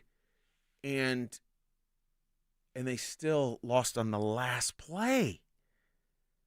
And that's where we're going to take a turn here in a moment as we're done sort of going through the things that bothered us the most. But I will say this, that there are reasons to be positive in my mind, and we're going to start to look at some of those as well. Yeah, the only thing that I was going to add on to that is your defense did a phenomenal job throughout most of that. That's the most quarterback pressures that the Chargers have faced so far. You got to the quarterback 4 times. Yes, they faltered towards the end, but you can't say they didn't do a pretty darn good job on the road trying to take or neutralize a team that is, up to this point, red hot and looks to continue to be that way. Yeah, I would agree. And I like this text, actually, from the 1684. All week there was talk about Chargers going to Charger. Yesterday, when the Broncos needed to close the game, they couldn't do it. Payton is a good coach, and the Broncos are better than their 1-2 record, but this year it seems like when it's time to close the game, to take care of business, Payton's going to Payton. I don't know about the last part. I wanted to read the whole text, but I never really bought into the Chargers going to Charger because I just think they're better. And I think Jim Harbaugh, more than anyone, has brought sort of a new era of that pattern is ending, and I think by and large it is. And we're not going to make the show about the Chargers, but that's a really good football team with a really good quarterback and a defense that even without Khalil Mack and some guys on both sides of the ball, that's a team that played pretty well. And the Chargers they're not going to go away this year in my mind. At the same time, I just look at the last 2 weeks, Alex, and more than anything, 2 words come to mind. That's missed opportunities. You can't get them back, but man, it's tough to see, isn't it? Having an opportunity to lead the AFC West, Zach pulled out a crazy number, over 3,000 days since the Broncos last led the AFC West. You had an opportunity to do that yesterday, and it was right in front of you. You just needed to make a couple more stops or get 1 or 2 more first downs, and today would be a completely different show. We would be celebrating the Broncos. We would be getting ready to, look at all the rest of the matchups and say, you got that one. You probably can get this next one and start building a little more of a cushion. Maybe they can take the AFC West. And now we have to have the opposite conversation. Yeah, I think, though, and this is something, I'm a big, big, big perspective guy. Even in the midst of 2 gut-wrenching losses, I really do try, and I did get upset after the Indy game, and I did get upset last night just as a fan. Like, come on, guys, that's a blown opportunity, 2 golden opportunities for wins right there, and they couldn't take advantage. That is frustrating for sure, and I'm not trying to minimize that for me or anybody else, but I'm really big on perspective. And, there's a saying I sort of came up with, which is, and I thought of it in relation to baseball. It's a little bit more applicable, but at the same time, it does apply to other sports. When things are going tough, it seems like they'll never end. And when things are going well, it seems like they'll never end. In other words, it's really hard to picture the Broncos getting past this inability to close out one-score games. And yet, here's something I was thinking, Alex. And you tell me if I'm off my rocker, just, hey, old man, you're looking for a bouquet of roses. Yeah, I kind of am, because that helps me. Again, the perspective helps me, especially when things are going tough. And yet, I believe this is a better football team than we've seen. I mean, they've played better at times. And I don't think they played particularly great in either of the last two games, and yet they still had realistic shots to win. But when I look at the Broncos and I look at their personnel and I look at, it's like when they were bad and Sean took over and he started the rebuild and he had Russell Wilson. You know, we all knew what they were. Most of us knew what Russ was at the time. And yet they still kind of took some steps forward. They faltered in the Christmas Eve game against New England with a playoff spot realistically on the line at some level. And that kind of took them out of any real opportunity to make the postseason. And then last year, okay, it's a new quarterback, new era, if you will. Sean's second year, roster starting to build the roster. He thinks they found the quarterback. Let's see, first 2 weeks, not very good. Bo starts to get a little bit better at the Bucs, at the Jets. Then, they start to catch their stride towards the middle of the year, and all of a sudden it's like, holy cow, they could win 10 games and go to the playoffs. I guess my thought sometime this afternoon was the first thing the Broncos had to do was just start to be in games. Then they had to start to beat bad teams, which they've had no problem doing. We know the record. I mean, the guys we're talking about, Zach and Phil, were talking about the record against teams above 500. Was it 1-10 or 2-10 or whatever it is? And now it's that learning to win. It's that next step of starting to beat good teams. And they're right on the doorstep of that. Is the progress excruciating? Yes, it seems very slow and very painful because we get games like we got the last 2 weeks against the Colts and Chargers. But, Alex, I believe this team is getting better.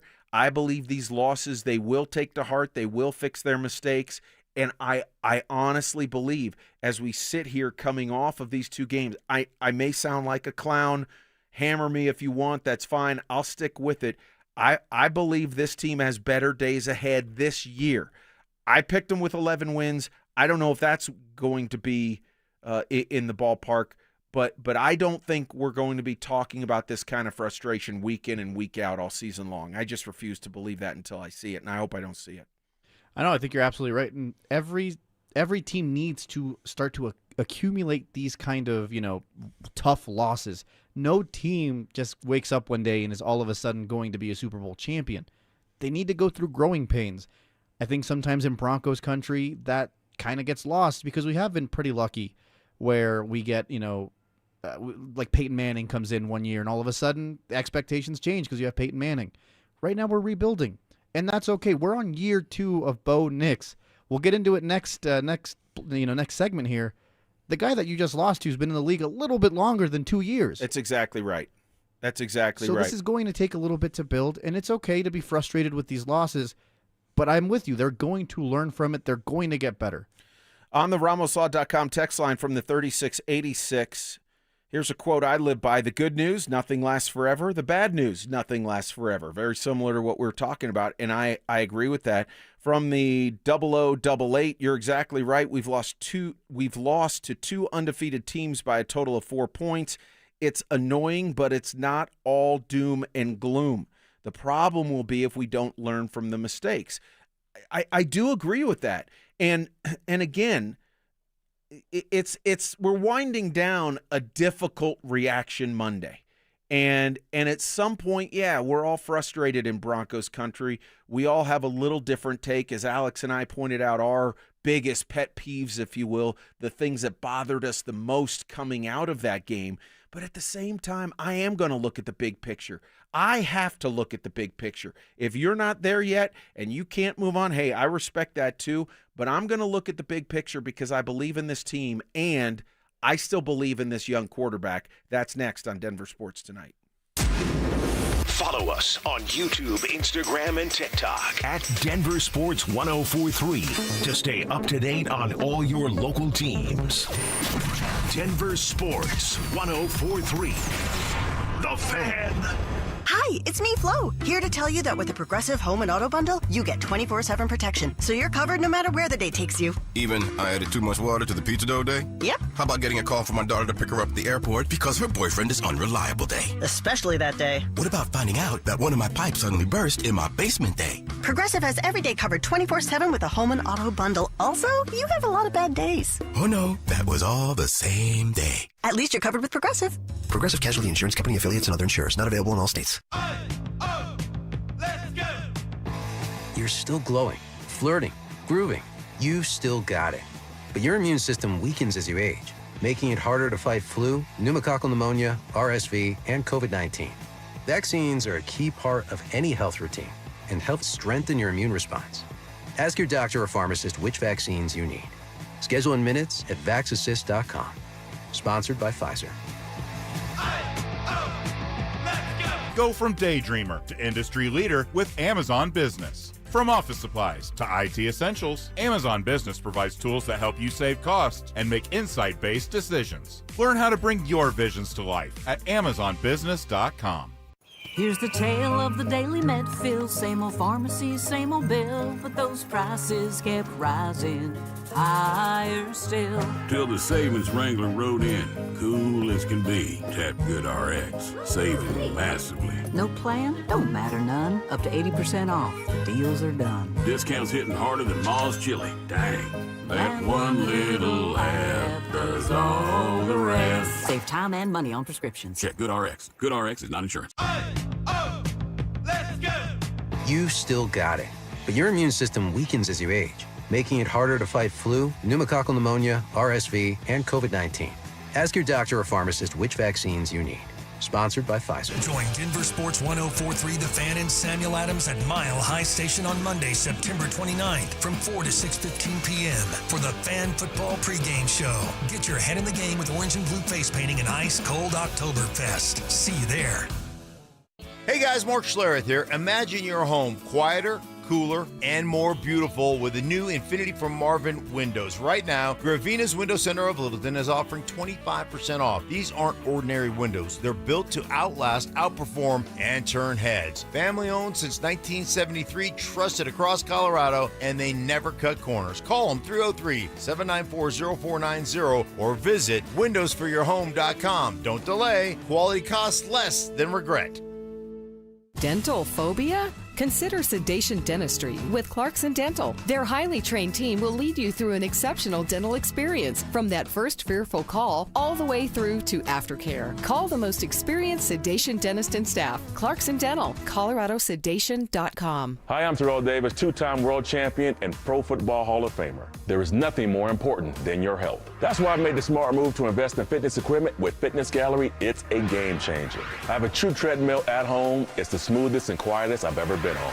Football is here, and Fitness Gallery's fall football sale is your playbook for a winning home gym. Save up to 50% off on select premium equipment. Visit any of our 7 stores from Denver to Fort Collins and score big before the sale ends. Payton Manning here. Throughout my football career, staying healthy was a big priority, but bumps, bruises, and injuries were part of the game. And for me, it's not just the clinical excellence and expertise that sets a medical team apart. It's also the compassion, kindness, and empathy they show. At Common Spirit Health, healing is quality care and human kindness. And my friends at Common Spirit are teaming up with their partners to spread human kindness and create healthy communities. Common Spirit Health. Hello, human kindness.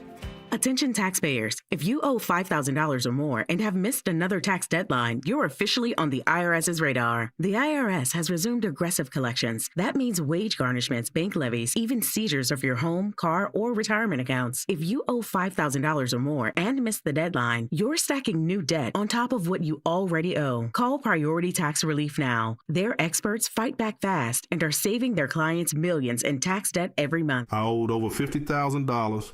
And they settled it for pennies on the dollar. These guys are as legit as they come. After speaking on my behalf with the IRS, my entire debt of $25,000 will be eliminated. Whether you've received collection letters or you're already facing liens and garnishments, call for your free consultation. There are no upfront fees. Priority tax relief. Let's make your taxes our priority. Call 800-968-3159. 800-968-3159. 800-968-3159. Priority tax relief. This segment on 104.3 The Fan brought to you by Flanagan Law. It's Reaction Monday, powered by Silter Har Motors. Here's Denver Sports Tonight.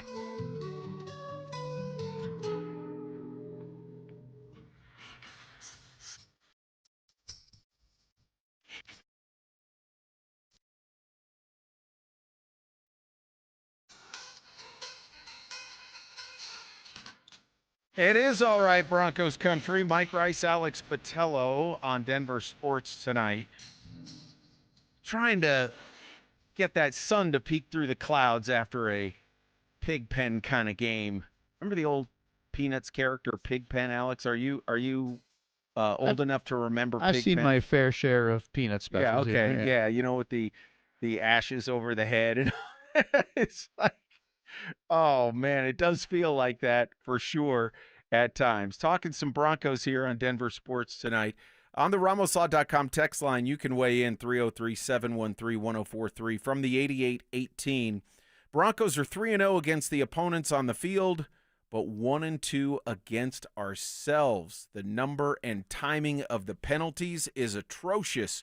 We're unprofessional and undisciplined. I'm angry, frustrated, disappointed, and a little bit ashamed. And then the coup de grace.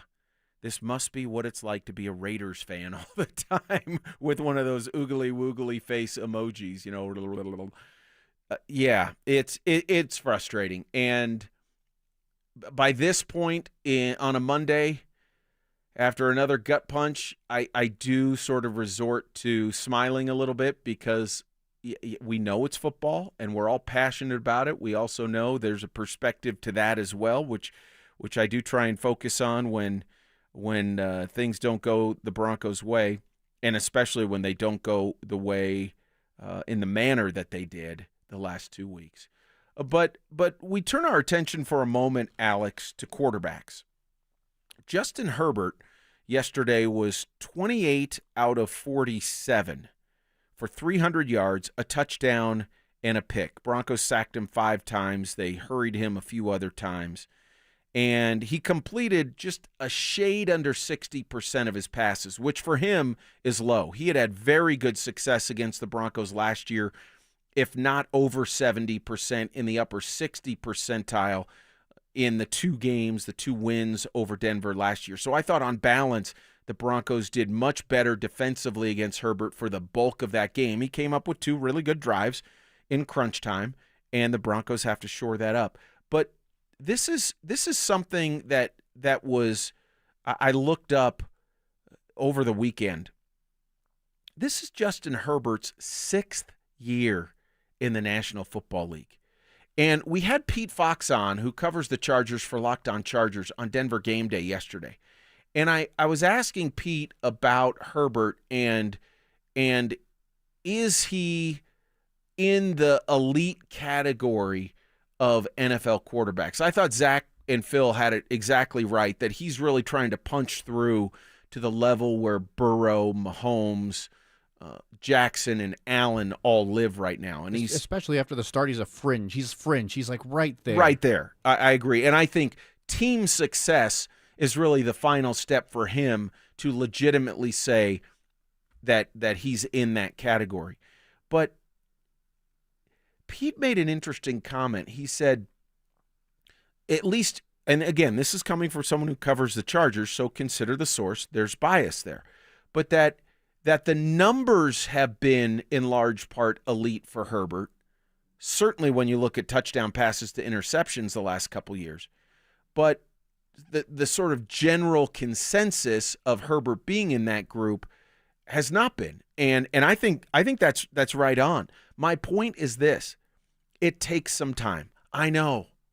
There's the built-in excuse. No, it's not an excuse. It usually does. Most quarterbacks don't walk into the league and are instant stars.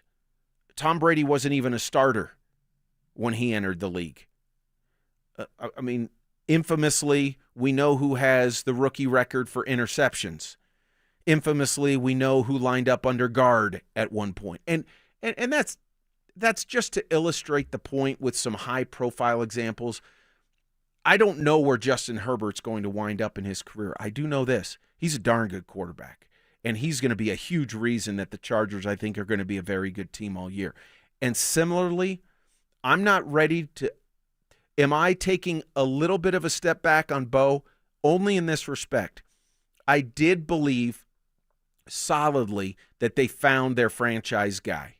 And I will take a half step back from that and say, all right, there's still some evidence that I need to see to really solidify that opinion.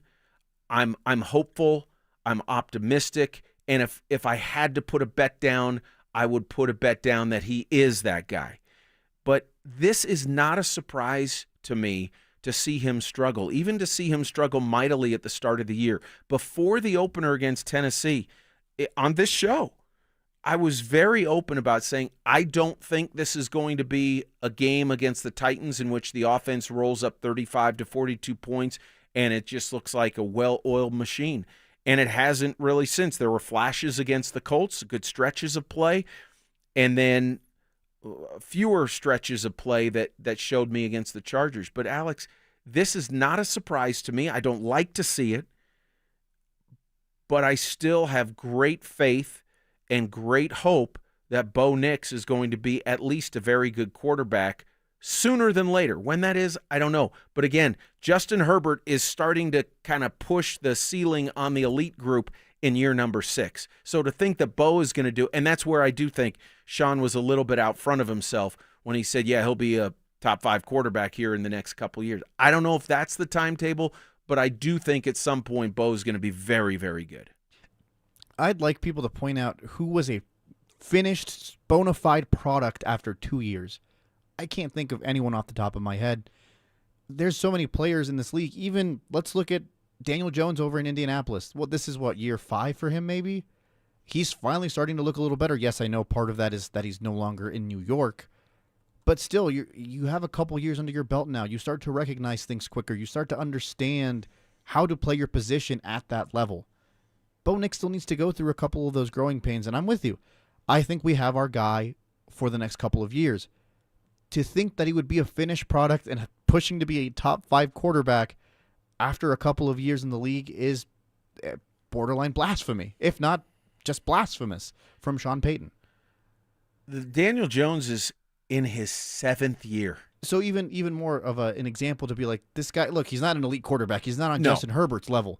But this is another guy that we can look at and say it took him a handful of years before he finally started to kind of, develop into the role and into the position. Yeah, and the jury is still out there Absolutely. too. Is this the real Daniel Jones? Is this the new Daniel Jones? Or is this just a good stretch to start the season? We don't know. One punt through 3 games is very impressive. It's pretty good. And I think Shane Steichen has a big hand in that. I really do. I think he's in a better situation there. And I think Bo's in a very good situation with Sean. I know Sean took some hits. Head coaches always do. I am on the Sean train. Is he a perfect head coach? No. Does he do everything I'd like him to do? No. Does he talk too much? I wish he would tone that down a little bit for sure, but that's just who he is. And he knows that. He's a big boy, and he'll live with it. Just like I think that there's a lot being made of the pressure that his words put on guys, and I think guys in the NFL in large part are bigger than that too. Does it affect them to the negative? Perhaps, maybe to some degree. Does it put some pressure on them? Okay, I'll give you that.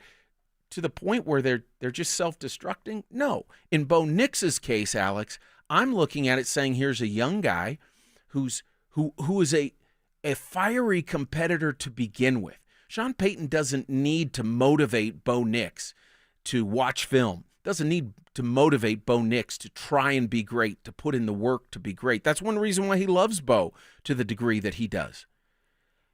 And it takes time for Bo to get everything. It just does. Now, I do think when it comes to what is Sean giving him, Could that be curtailed? Could it be altered? Could it be tweaked? Yes. But I'm not going to sit here and pretend that I know the percentage of the playbook that Bo Nix is trying to deal with, even the percentage increase year over year from rookie year to year number 2. I don't know. And I don't know that many of us do on the outside. But I will say that there were multiple occasions yesterday, multiple occasions where Sean Payton schemed up a play and for whatever reason, Bo was just unable to execute a good pass. It happens. I'm not excusing it. He needs to be better. But what I'm doing is I'm couching that within the bigger perspective of the longer term. For someone who's ready to give up on Bo Nix, that tells me that you were probably never a true believer to begin with. And that's okay. There's all kinds of debate on these guys. And if you were of the mind before the draft and after the draft that they picked the wrong guy, I respect that. And ultimately, when it comes to the franchise quarterback who leads the Broncos to consistently deep playoff runs, the jury is absolutely still out. I'm not going to sit here and try and make the case that that is by birthright coming for the Broncos. I hope it does. I think there's potential for that. And I think Bo has the ability and the makeup to be that kind of quarterback. So we're just going to have to see how it all plays out over the next however number of years.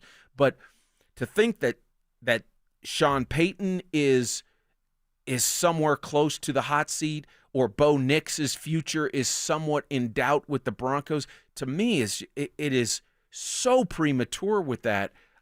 I have trouble taking that line of thinking and line of discussion really seriously at this point. I just do. That's just where I'm at. And I could be dead wrong. You could call up or text in 4 years and I could be dead wrong. I don't know. But I am still bullish on Bo Nix. Are you? Absolutely. There's plenty of time. He's going to bring it around, I think, as early as this year.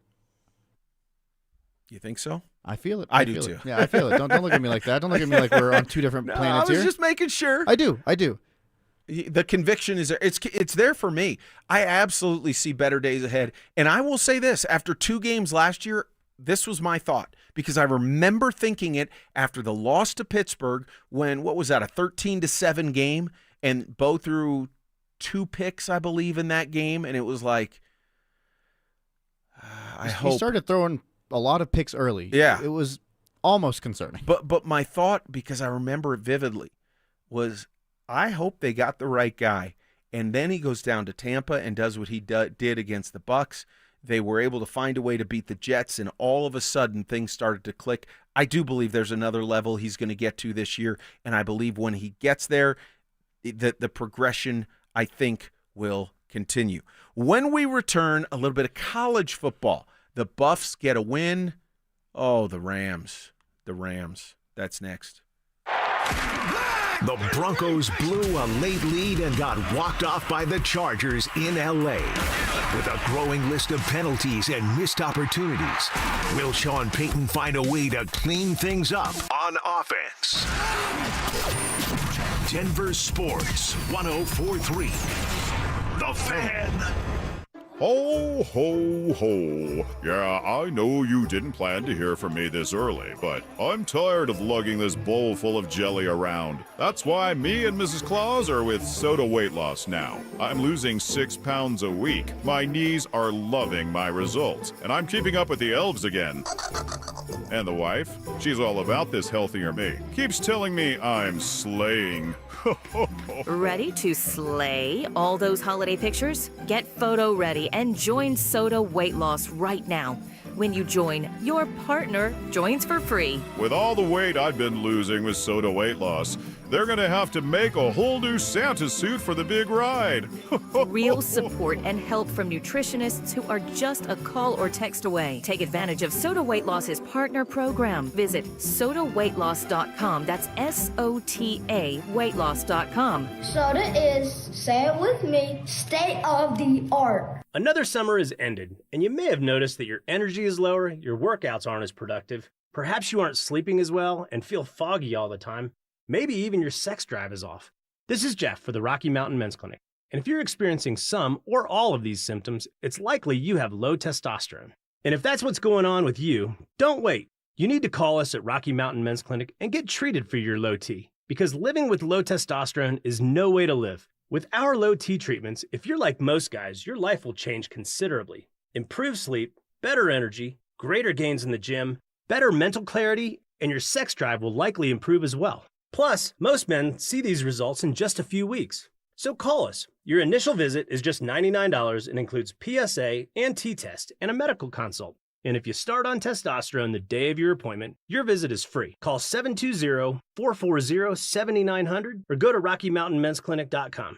We have 5 offices across the Front Range to serve you. Hey guys, boy Steve here today about my long-term buddy Troy Hansford. And if you're thinking about selling your house for any reason, now might be the time to sell, still get top dollar. Believe it or not, my guy Troy is still offering his $5,000 guarantee. What is it, you ask? Well, if he can't sell your house at your price on your timeline that you agree upon beforehand, bam, going to cut you a check for $5,000. Who else makes the offer? Nobody I've ever heard of. And he makes that offer because he continues to spend a ton of money marketing his listings, has about 100 families approved and ready to buy right now. And if for any reason you need to sell right away, Troy can buy your house all cash and he can close in as little as 7 days. You have a house to sell, Troy probably has that perfect buyer for you right now, waiting for you to pick up the phone and to call him. Call Troy, get your home sold for the most money. That's 720-900-4433, 720-900-4433. Troy Hansford of RE/MAX Professionals, a Colorado licensed broker. Some restrictions do apply. Want to sell your house? Then call my buddy Troy, 720-900-4433. Beth, you're in charge of ordering the tacos for the meeting today, yeah? I'm not going to order the tacos. What? I'm going to Easy Cater the tacos. With Easy Cater, you can order from a huge variety of restaurants, track expenses, and save time. Nice.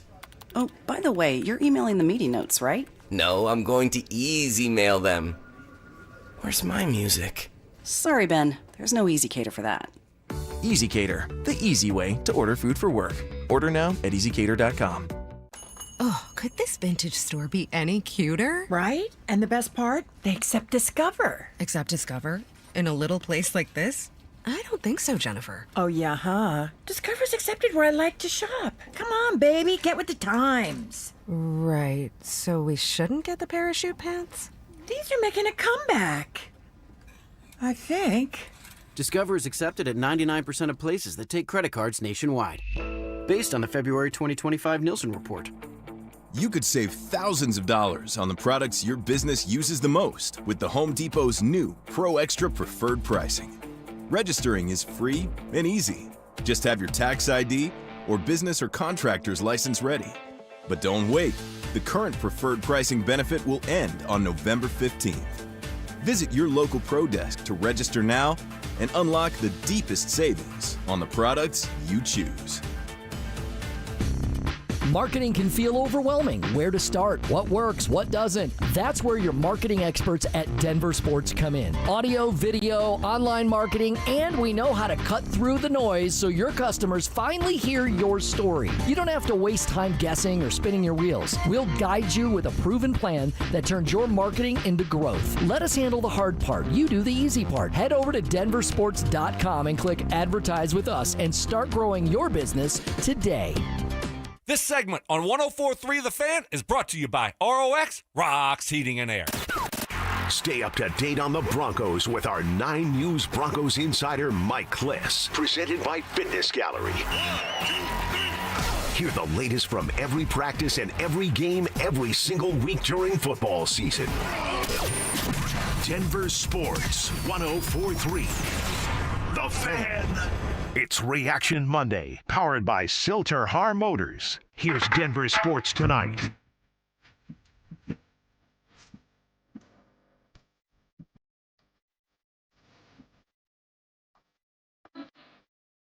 Mike Rice, Alex Patello. I'm not much of a singer, so I'll leave it at that, but I agree. Trying to turn the page on this Reaction Monday. We turn to college football. Buffs get a win. They beat Wyoming 37-20. Alex, they took care of business. That is the, I think, number one goal that they had. I I'm not going to put a ton of stock into the win from the standpoint of the Buffs have arrived. They're going to make a run in the Big 12. It's only a matter of time before they're on their way. No, I'm not going that far. But they handled their business, and that was a step forward, and it was good to see Saturday night in Boulder. As they continue, and Dion might not believe in this, but as they continue to try to find an identity, you need to be able to get some of these wins against teams that, on paper, aren't as good as you or are also struggling. So to me, it was very important to see them not only get a win, but get a win in the way that they did. I think they did a fantastic job, hopefully, kind of solving the quarterback question over there. I don't know anymore because he could throw out 3 quarterbacks, one gets hot and decides to ride him instead. But I think Salters is their guy moving forward. The addition, or not the addition, but I think Omarion Miller had been hurt for a couple of games. Seeing him get back in there really makes that wide receiver room that much more dynamic. So it's a great win. Really needed that before they get into the bulk of what is now conference play. Like you said, I don't think they're going to make some crazy run at the Big 12 championship.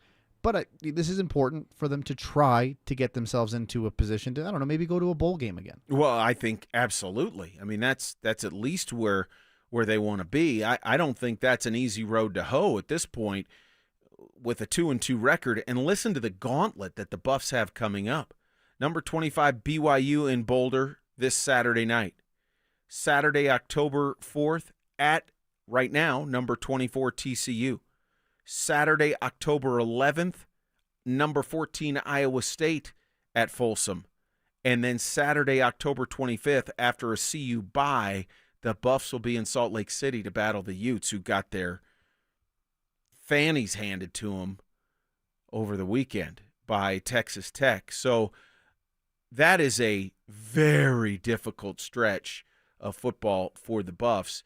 But I would absolutely agree that the quarterback, and again, to use a term that I'm sure Coach Prime doesn't like, I think at least in the short run, they've solidified the quarterback position. Still don't quite get his disdain for those two. I'll take it for just kind of going through a rough patch overall, maybe being a little bit salty, but finally settling on Caden Salter, who I thought played really well against Wyoming. Again, Wyoming isn't the best team that the Buffs are going to play. We know that. But defensively, that's a pretty tough group. Offensively, it's a Cowboys team that I thought had too much success running the football for my taste in watching the Buffs defense. But I like the fact that offensively, Pat Shurmur kind of got Salter on the edges a little bit, gave him some run-pass options, and Salter made some pretty good decisions and wound up with 304 yards. And had, 3 touchdown passes and a rushing touchdown as well to put the game away. CSU, on the other hand, so the basic way it went down here in our final moments, I mean, you talk about a reaction Sunday, reaction Monday for CSU fans. The Rams score with 29 seconds left to get within 17-16. They kick the extra point, but on the PAT, UTSA commits a defensive offsides penalty. So Jay Norvell takes the PAT off the board, brings in Taj Bullock instead of Jackson Brousseau, who had led the comeback.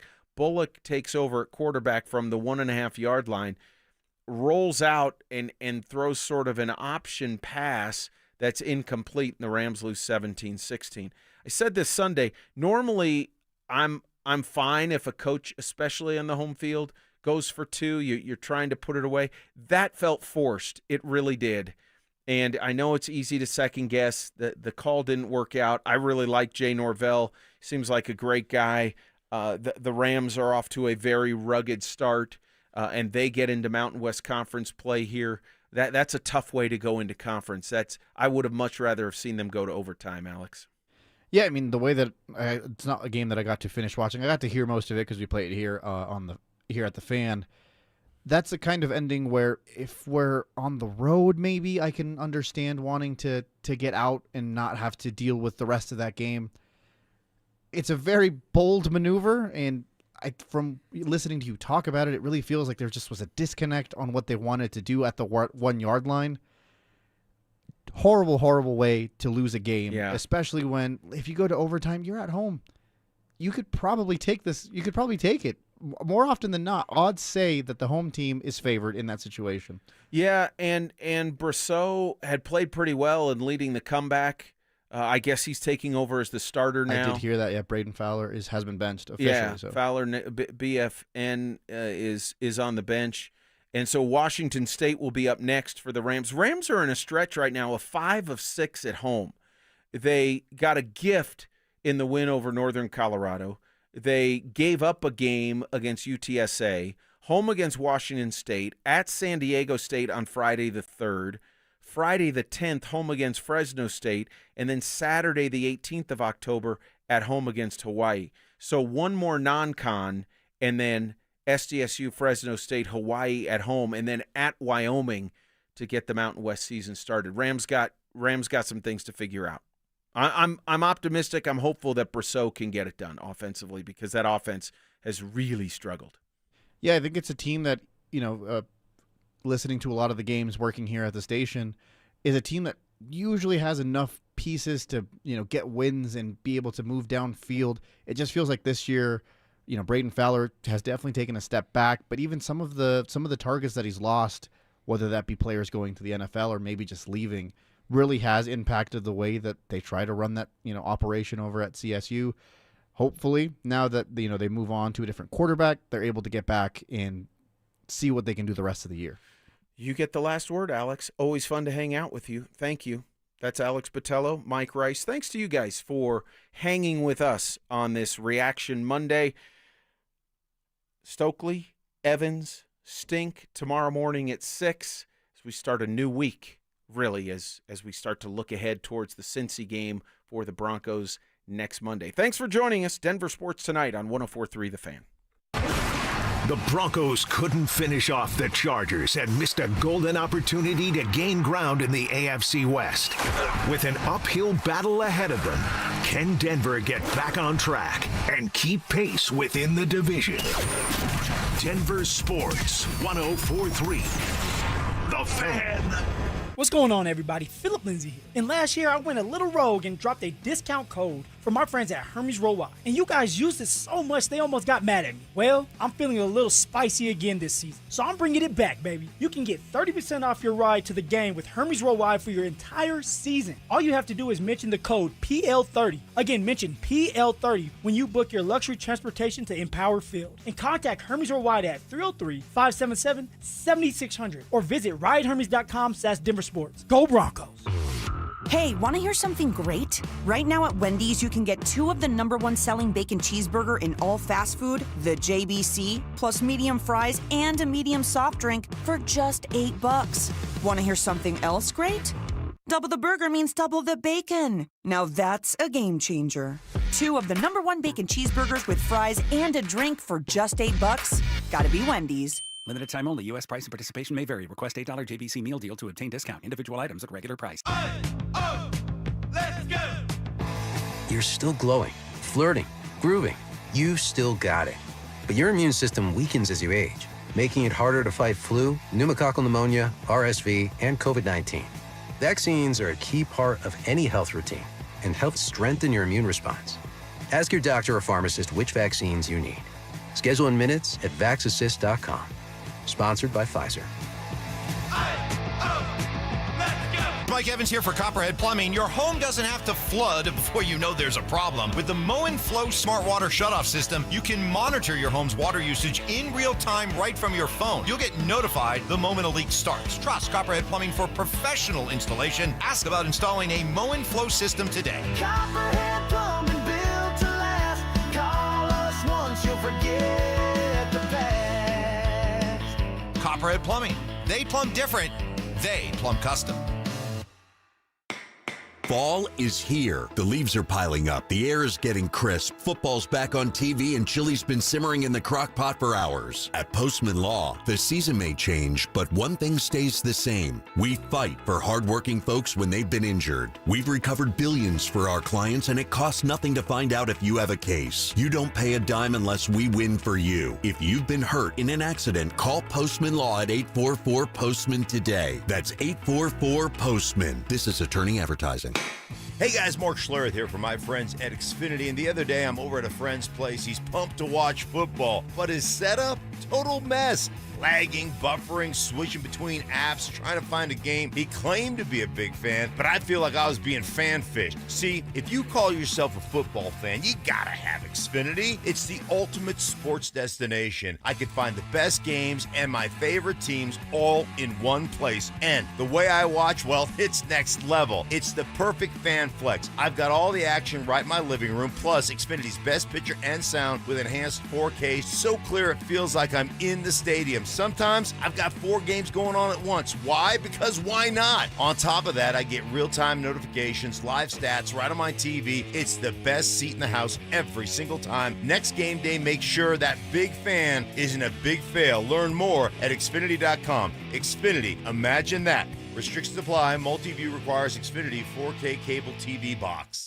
This is Dr. Joel Cherdak with Denver Regenerative Medicine. If you've struggled with weight loss, it's time for something real. We use GLP-1 medications from licensed U.S. pharmacies at full strength, never from unknown or online sources. Your program is overseen by a real doctor with in-clinic care and telemedicine options. Best of all, we're offering a free consultation so you can get started risk-free. Experience real weight loss results for under $300 a month. Visit DenverRegen.com to book your free consult. That's DenverRegen.com.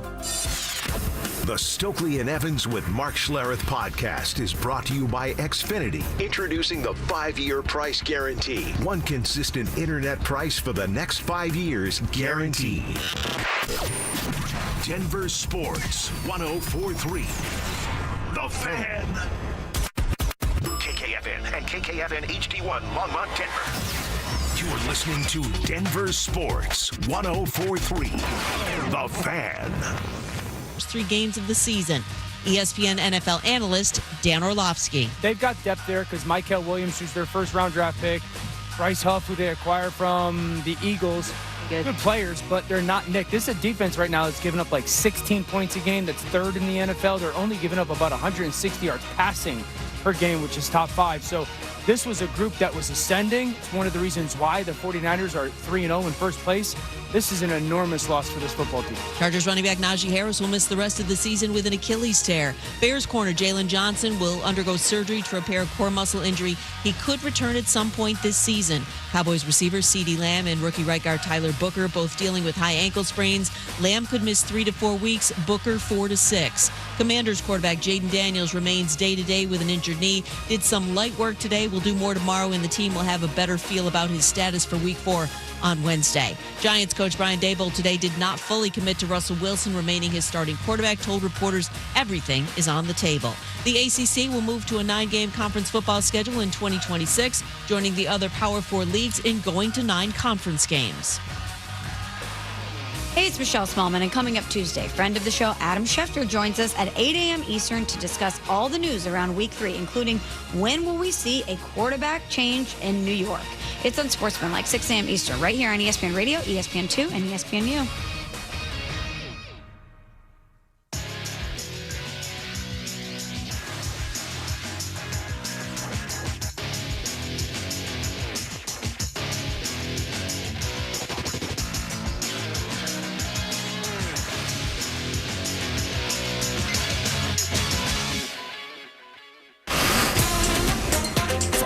Florida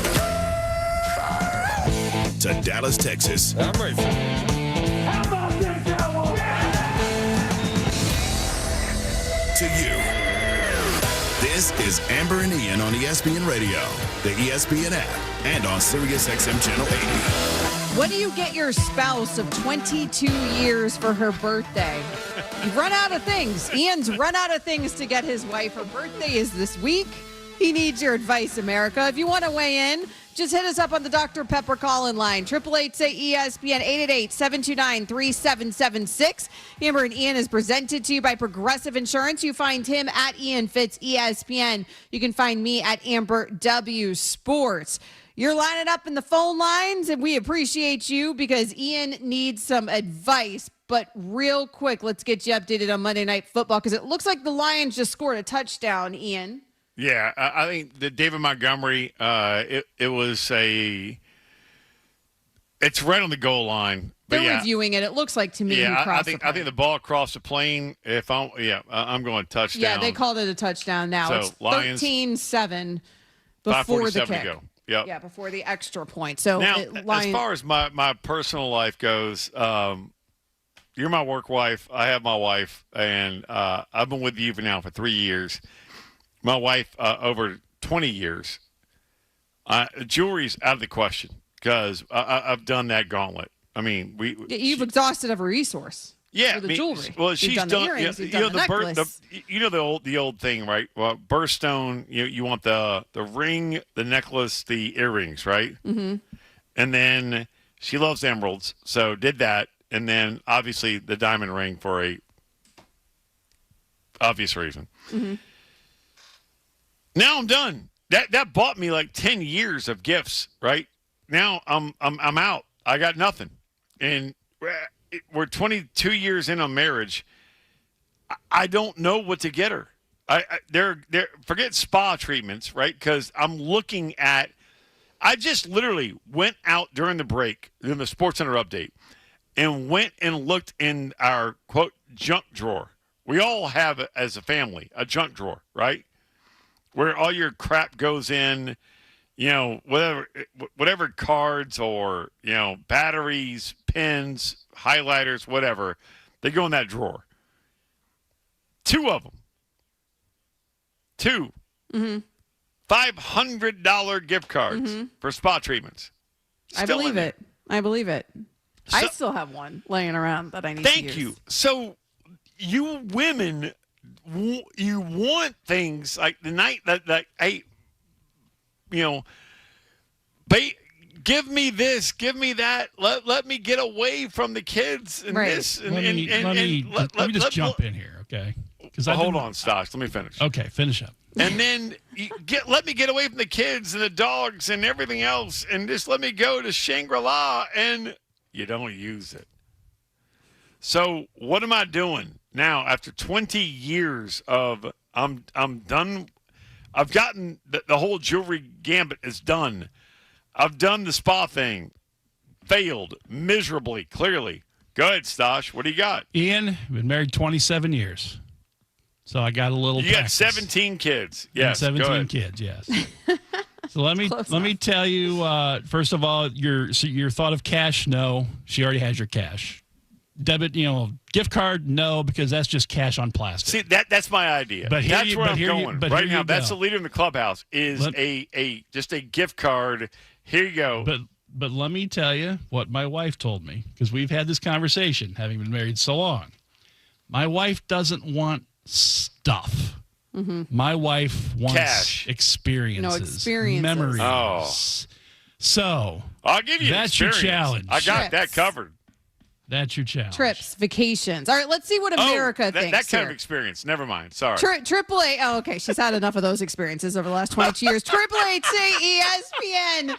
Gabrielle is calling us from Chicago.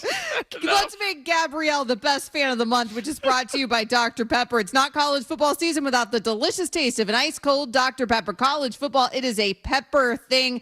Gabrielle, thanks for the call. What should Ian get his wife after 22 years of marriage for her birthday? Well, one of the things that I was thinking is, he said he's not going to be there because he has to cover a game. He also was saying that she loves college football, so if he could possibly take her with, maybe he could do that because then she could go to the game with him. But if not, my mom did something really cool for my dad this year where she bought him, this fanny pack and then an adapter for all different kinds of, plugins for chargers and then a little ornament of the Eiffel Tower followed by a bunch of French, like learning how to speak French books. And the big gift was that they were going to Paris. So, like, if she wants experiences or something like that, you can give her, like, little, like, breadcrumb gifts to, like, lead up to a bigger gift of, like, a, hey, surprise, we're going on this extravagant trip kind of a thing. Thank you, Gabrielle. I like that. I love that one. That is a lot of effort. And which is what women want. Women just want to feel wanted and want to feel a little effort. But on the former part, she has joined me on the sidelines before as my runner. And the funniest part, when she joined me on the sidelines, right? The last one was LSU, Alabama. Jaden Daniels, yeah, the 2-point conversion to win it. Uh-huh. She's like, yeah, this was awesome. Ian, it was great. So for her birthday, you made her work. I've done that. Yeah, but yes. Sasha's right though. It's kind of like taking your wife to work in this case. You should get her tickets to something. Bring your wife, right? She did, but I'm thinking maybe you get her tickets to something that isn't work. Your wife likes concerts. That falls into the experience category. All right, let's continue with some of these calls though, because people have thoughts all across the country. Come on. Let's go to Stu. Stu is calling us from Georgia. Stu, thanks for the call. What should Ian get his wife?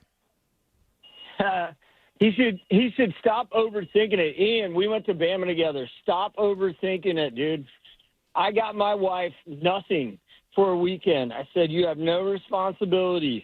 I cannot say no. You can ask me anything. You can ask for anything, or you can do absolutely nothing. And she said it was the best, quote unquote, the best gift I ever got her. An entire weekend of just whatever she wanted. If that she is wanted amazing. to sleep all day. First of all, if we went to Alabama together, are you brave enough to give your last name on the air? You and I know Trip. So you weren't brave enough, but I guess. No, I said it. I think he cut out. Thompson. Oh, my God. Okay, yep. Remember me? Yes, I do. Yep. There you go. And brave enough to give his last name, and that is a friend of the Innisfree Irish Pub. God bless you. And well, Stu knows how to make his wife happy because I actually really like that idea. I love that idea.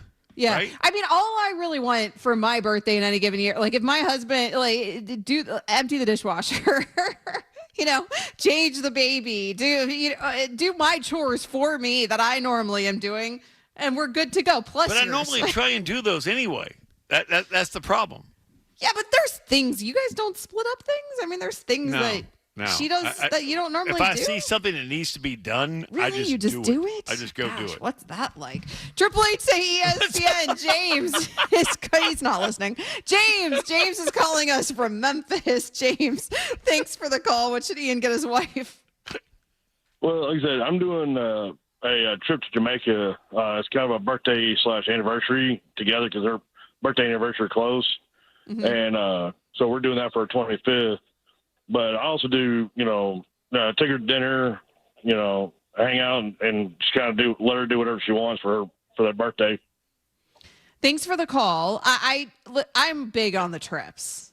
That to me, I mean, that's normally what me and my husband do because we'll normally just say, hey, instead of, and he doesn't, I don't even mean like he needs to get me a trip per se and do anything cool. Although I liked Gabrielle's idea of, making it special if you want to lead breadcrumbs and then here's where we're going. But with me and him, it's more like, hey, let's save our money and we're just, we'll go here for the weekend or we'll go do this. My favorite call at the end was the previous one when I said, I do all that anyway. The look on your face was, what's that like? You do? What's that like? You see something that needs to be done and you just do it, huh? I just take the trash out or I clean the dishes or I just he takes out the trash. I mean, I just do it. Yes. That's why this is hard for me because I don't know what to get her anymore. 888 say ESPN. Steve is calling us from San Diego. Steve, we're up against it, but what do you get for your wife after 22 years of marriage? So I'm from Pennsylvania originally. You have a whiteout going on in Penn State this week. I'll be there. Then you have, and I know, bring your wife. Philadelphia or Pennsylvania experience. then go back to Philly for the Phillies divisional series, and then stay for the Eagles Broncos. You got yourself a whole week of great experience in sports in Philadelphia. That would be awesome, actually. That would be, yeah. That would be really, really cool. The problem is I don't know if Ian's schedule allows it. The whole problem with this is his job. But otherwise, that's a really good idea. That would be the trifecta for your wife. I can't respond to that because she's already said no to that exact damn thing. Really? So, well, aside from the NFL game, yeah. But. Well. She's making it hard on you. She's like, hey, she's at Oregon right now with our older daughter, right? And coming back, then she does not want to get on a plane to go to go somewhere else. There you go. I get it. Coming up next here on Amber and Ian. Now that we've tried to solve Ian's love life, let's get back into the NFL. Which 3-0 NFL team is legit and which one's not? Right here on ESPN Radio. You can also listen to us on the ESPN app. ESPN Radio, home of the World Series. The Dodgers are World Series champions. The NBA Finals. The Oklahoma City Thunder 2025 NBA champion. And the College Football National Championship. Ohio State has won the national championship. This is ESPN Radio. Every 40 seconds, a child is reported missing. That's 2,000 children every single day. It's a heart-wrenching reality that we can no longer ignore. Find the Children is a non-profit organization dedicated to helping find missing kids. You can be a part of their mission by donating your unwanted vehicle, running or not. Call 1-800-294-0222. We guarantee that you will receive the maximum tax deduction. We provide fast, free pickup with 24-hour response. Call 1-800-294-0222. Find the Children provides crucial resources to help find missing children and educational materials to teach kids how to recognize and avoid predators. Our recovery programs have a proven track record of reuniting kids with their families. It's time to act. Donate your unwanted or unused car. Help us build a world where every child is safe. Pick up the phone and call 1-800-294-0222. Together, we can bring these kids home safely. This advertisement was paid for in partnership with Cars R Us and Find the Children. Ralphie 7 ran wild at Folsom Field, and the Buffs rolled over the Cowboys in a much-needed win. Can Coach Prime and company keep the momentum rolling as they begin their slate of conference play in the Big 12? Denver Sports 104.3. The Fan. Hi, it's me, Flo, here to tell you that with a Progressive Home and Auto Bundle, you get 24/7 protection, so you're covered no matter where the day takes you. Even bad hair day? Yep. And tree branch fell on my car day? Especially that day. Progressive has you covered 24/7 for your home and auto. How about thought it was chicken, but it was tuna day? Or overnight construction outside my bedroom day? Those days too. Great, because that was each day this week. Been there. Well, at least your home and auto are covered every day with Progressive. Progressive Casualty Insurance Company affiliates and other insurers. Not available in all states. Tired of hearing scary radio ads about the IRS? Tax Relief Advocates is different. TRA is here to tell you that if you owe money to the IRS, whether it's $5,000 or $500,000, we have a solution. TRA can eliminate or reduce what you owe to the IRS with zero risk to you. We have over 1,000 5-star reviews on Google and an A+ with a BBB. End your tax nightmare today by visiting TRA.com or call 800-275-1728. That's 800-275-1728. Hi, I'm Terrell Davis, two-time world champion and Pro Football Hall of Famer. There is nothing more important than your health. That's why I've made the smart move to invest in fitness equipment with Fitness Gallery. It's a game changer. I have a true treadmill at home. It's the smoothest and quietest I've ever been on. Football is here, and Fitness Gallery's fall football sale is your playbook for a winning home gym. Save up to 50% off on select premium equipment. Visit any of our 7 stores from Denver to Fort Collins and score big before the sale ends. Manage the link between your type 2 diabetes and heart disease at NoDiabetesByHeart.org. DenverSports.com, where Denver fans go for information, opinions, and to stream the fan. That's DenverSports.com.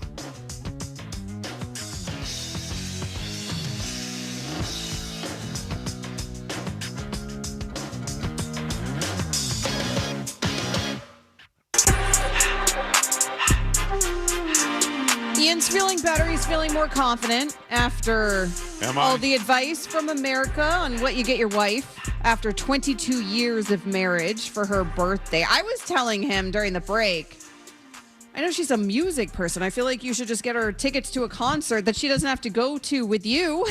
She wants to go to with one of her girlfriends. The best part is when you said, not with you. Doesn't have to be with you. That's the best. Get her an experience. It doesn't have to be an experience with you. She'd probably love that. Girls' night out, here you go. I had no comeback, and you are spot on. That might be the way to go, right, when it comes to a birthday gift for my wife after 22 years of marriage. Coming up, well, I'll be at Oregon at Penn State, and my wife will be here on her birthday by herself. What does she normally get you for yours?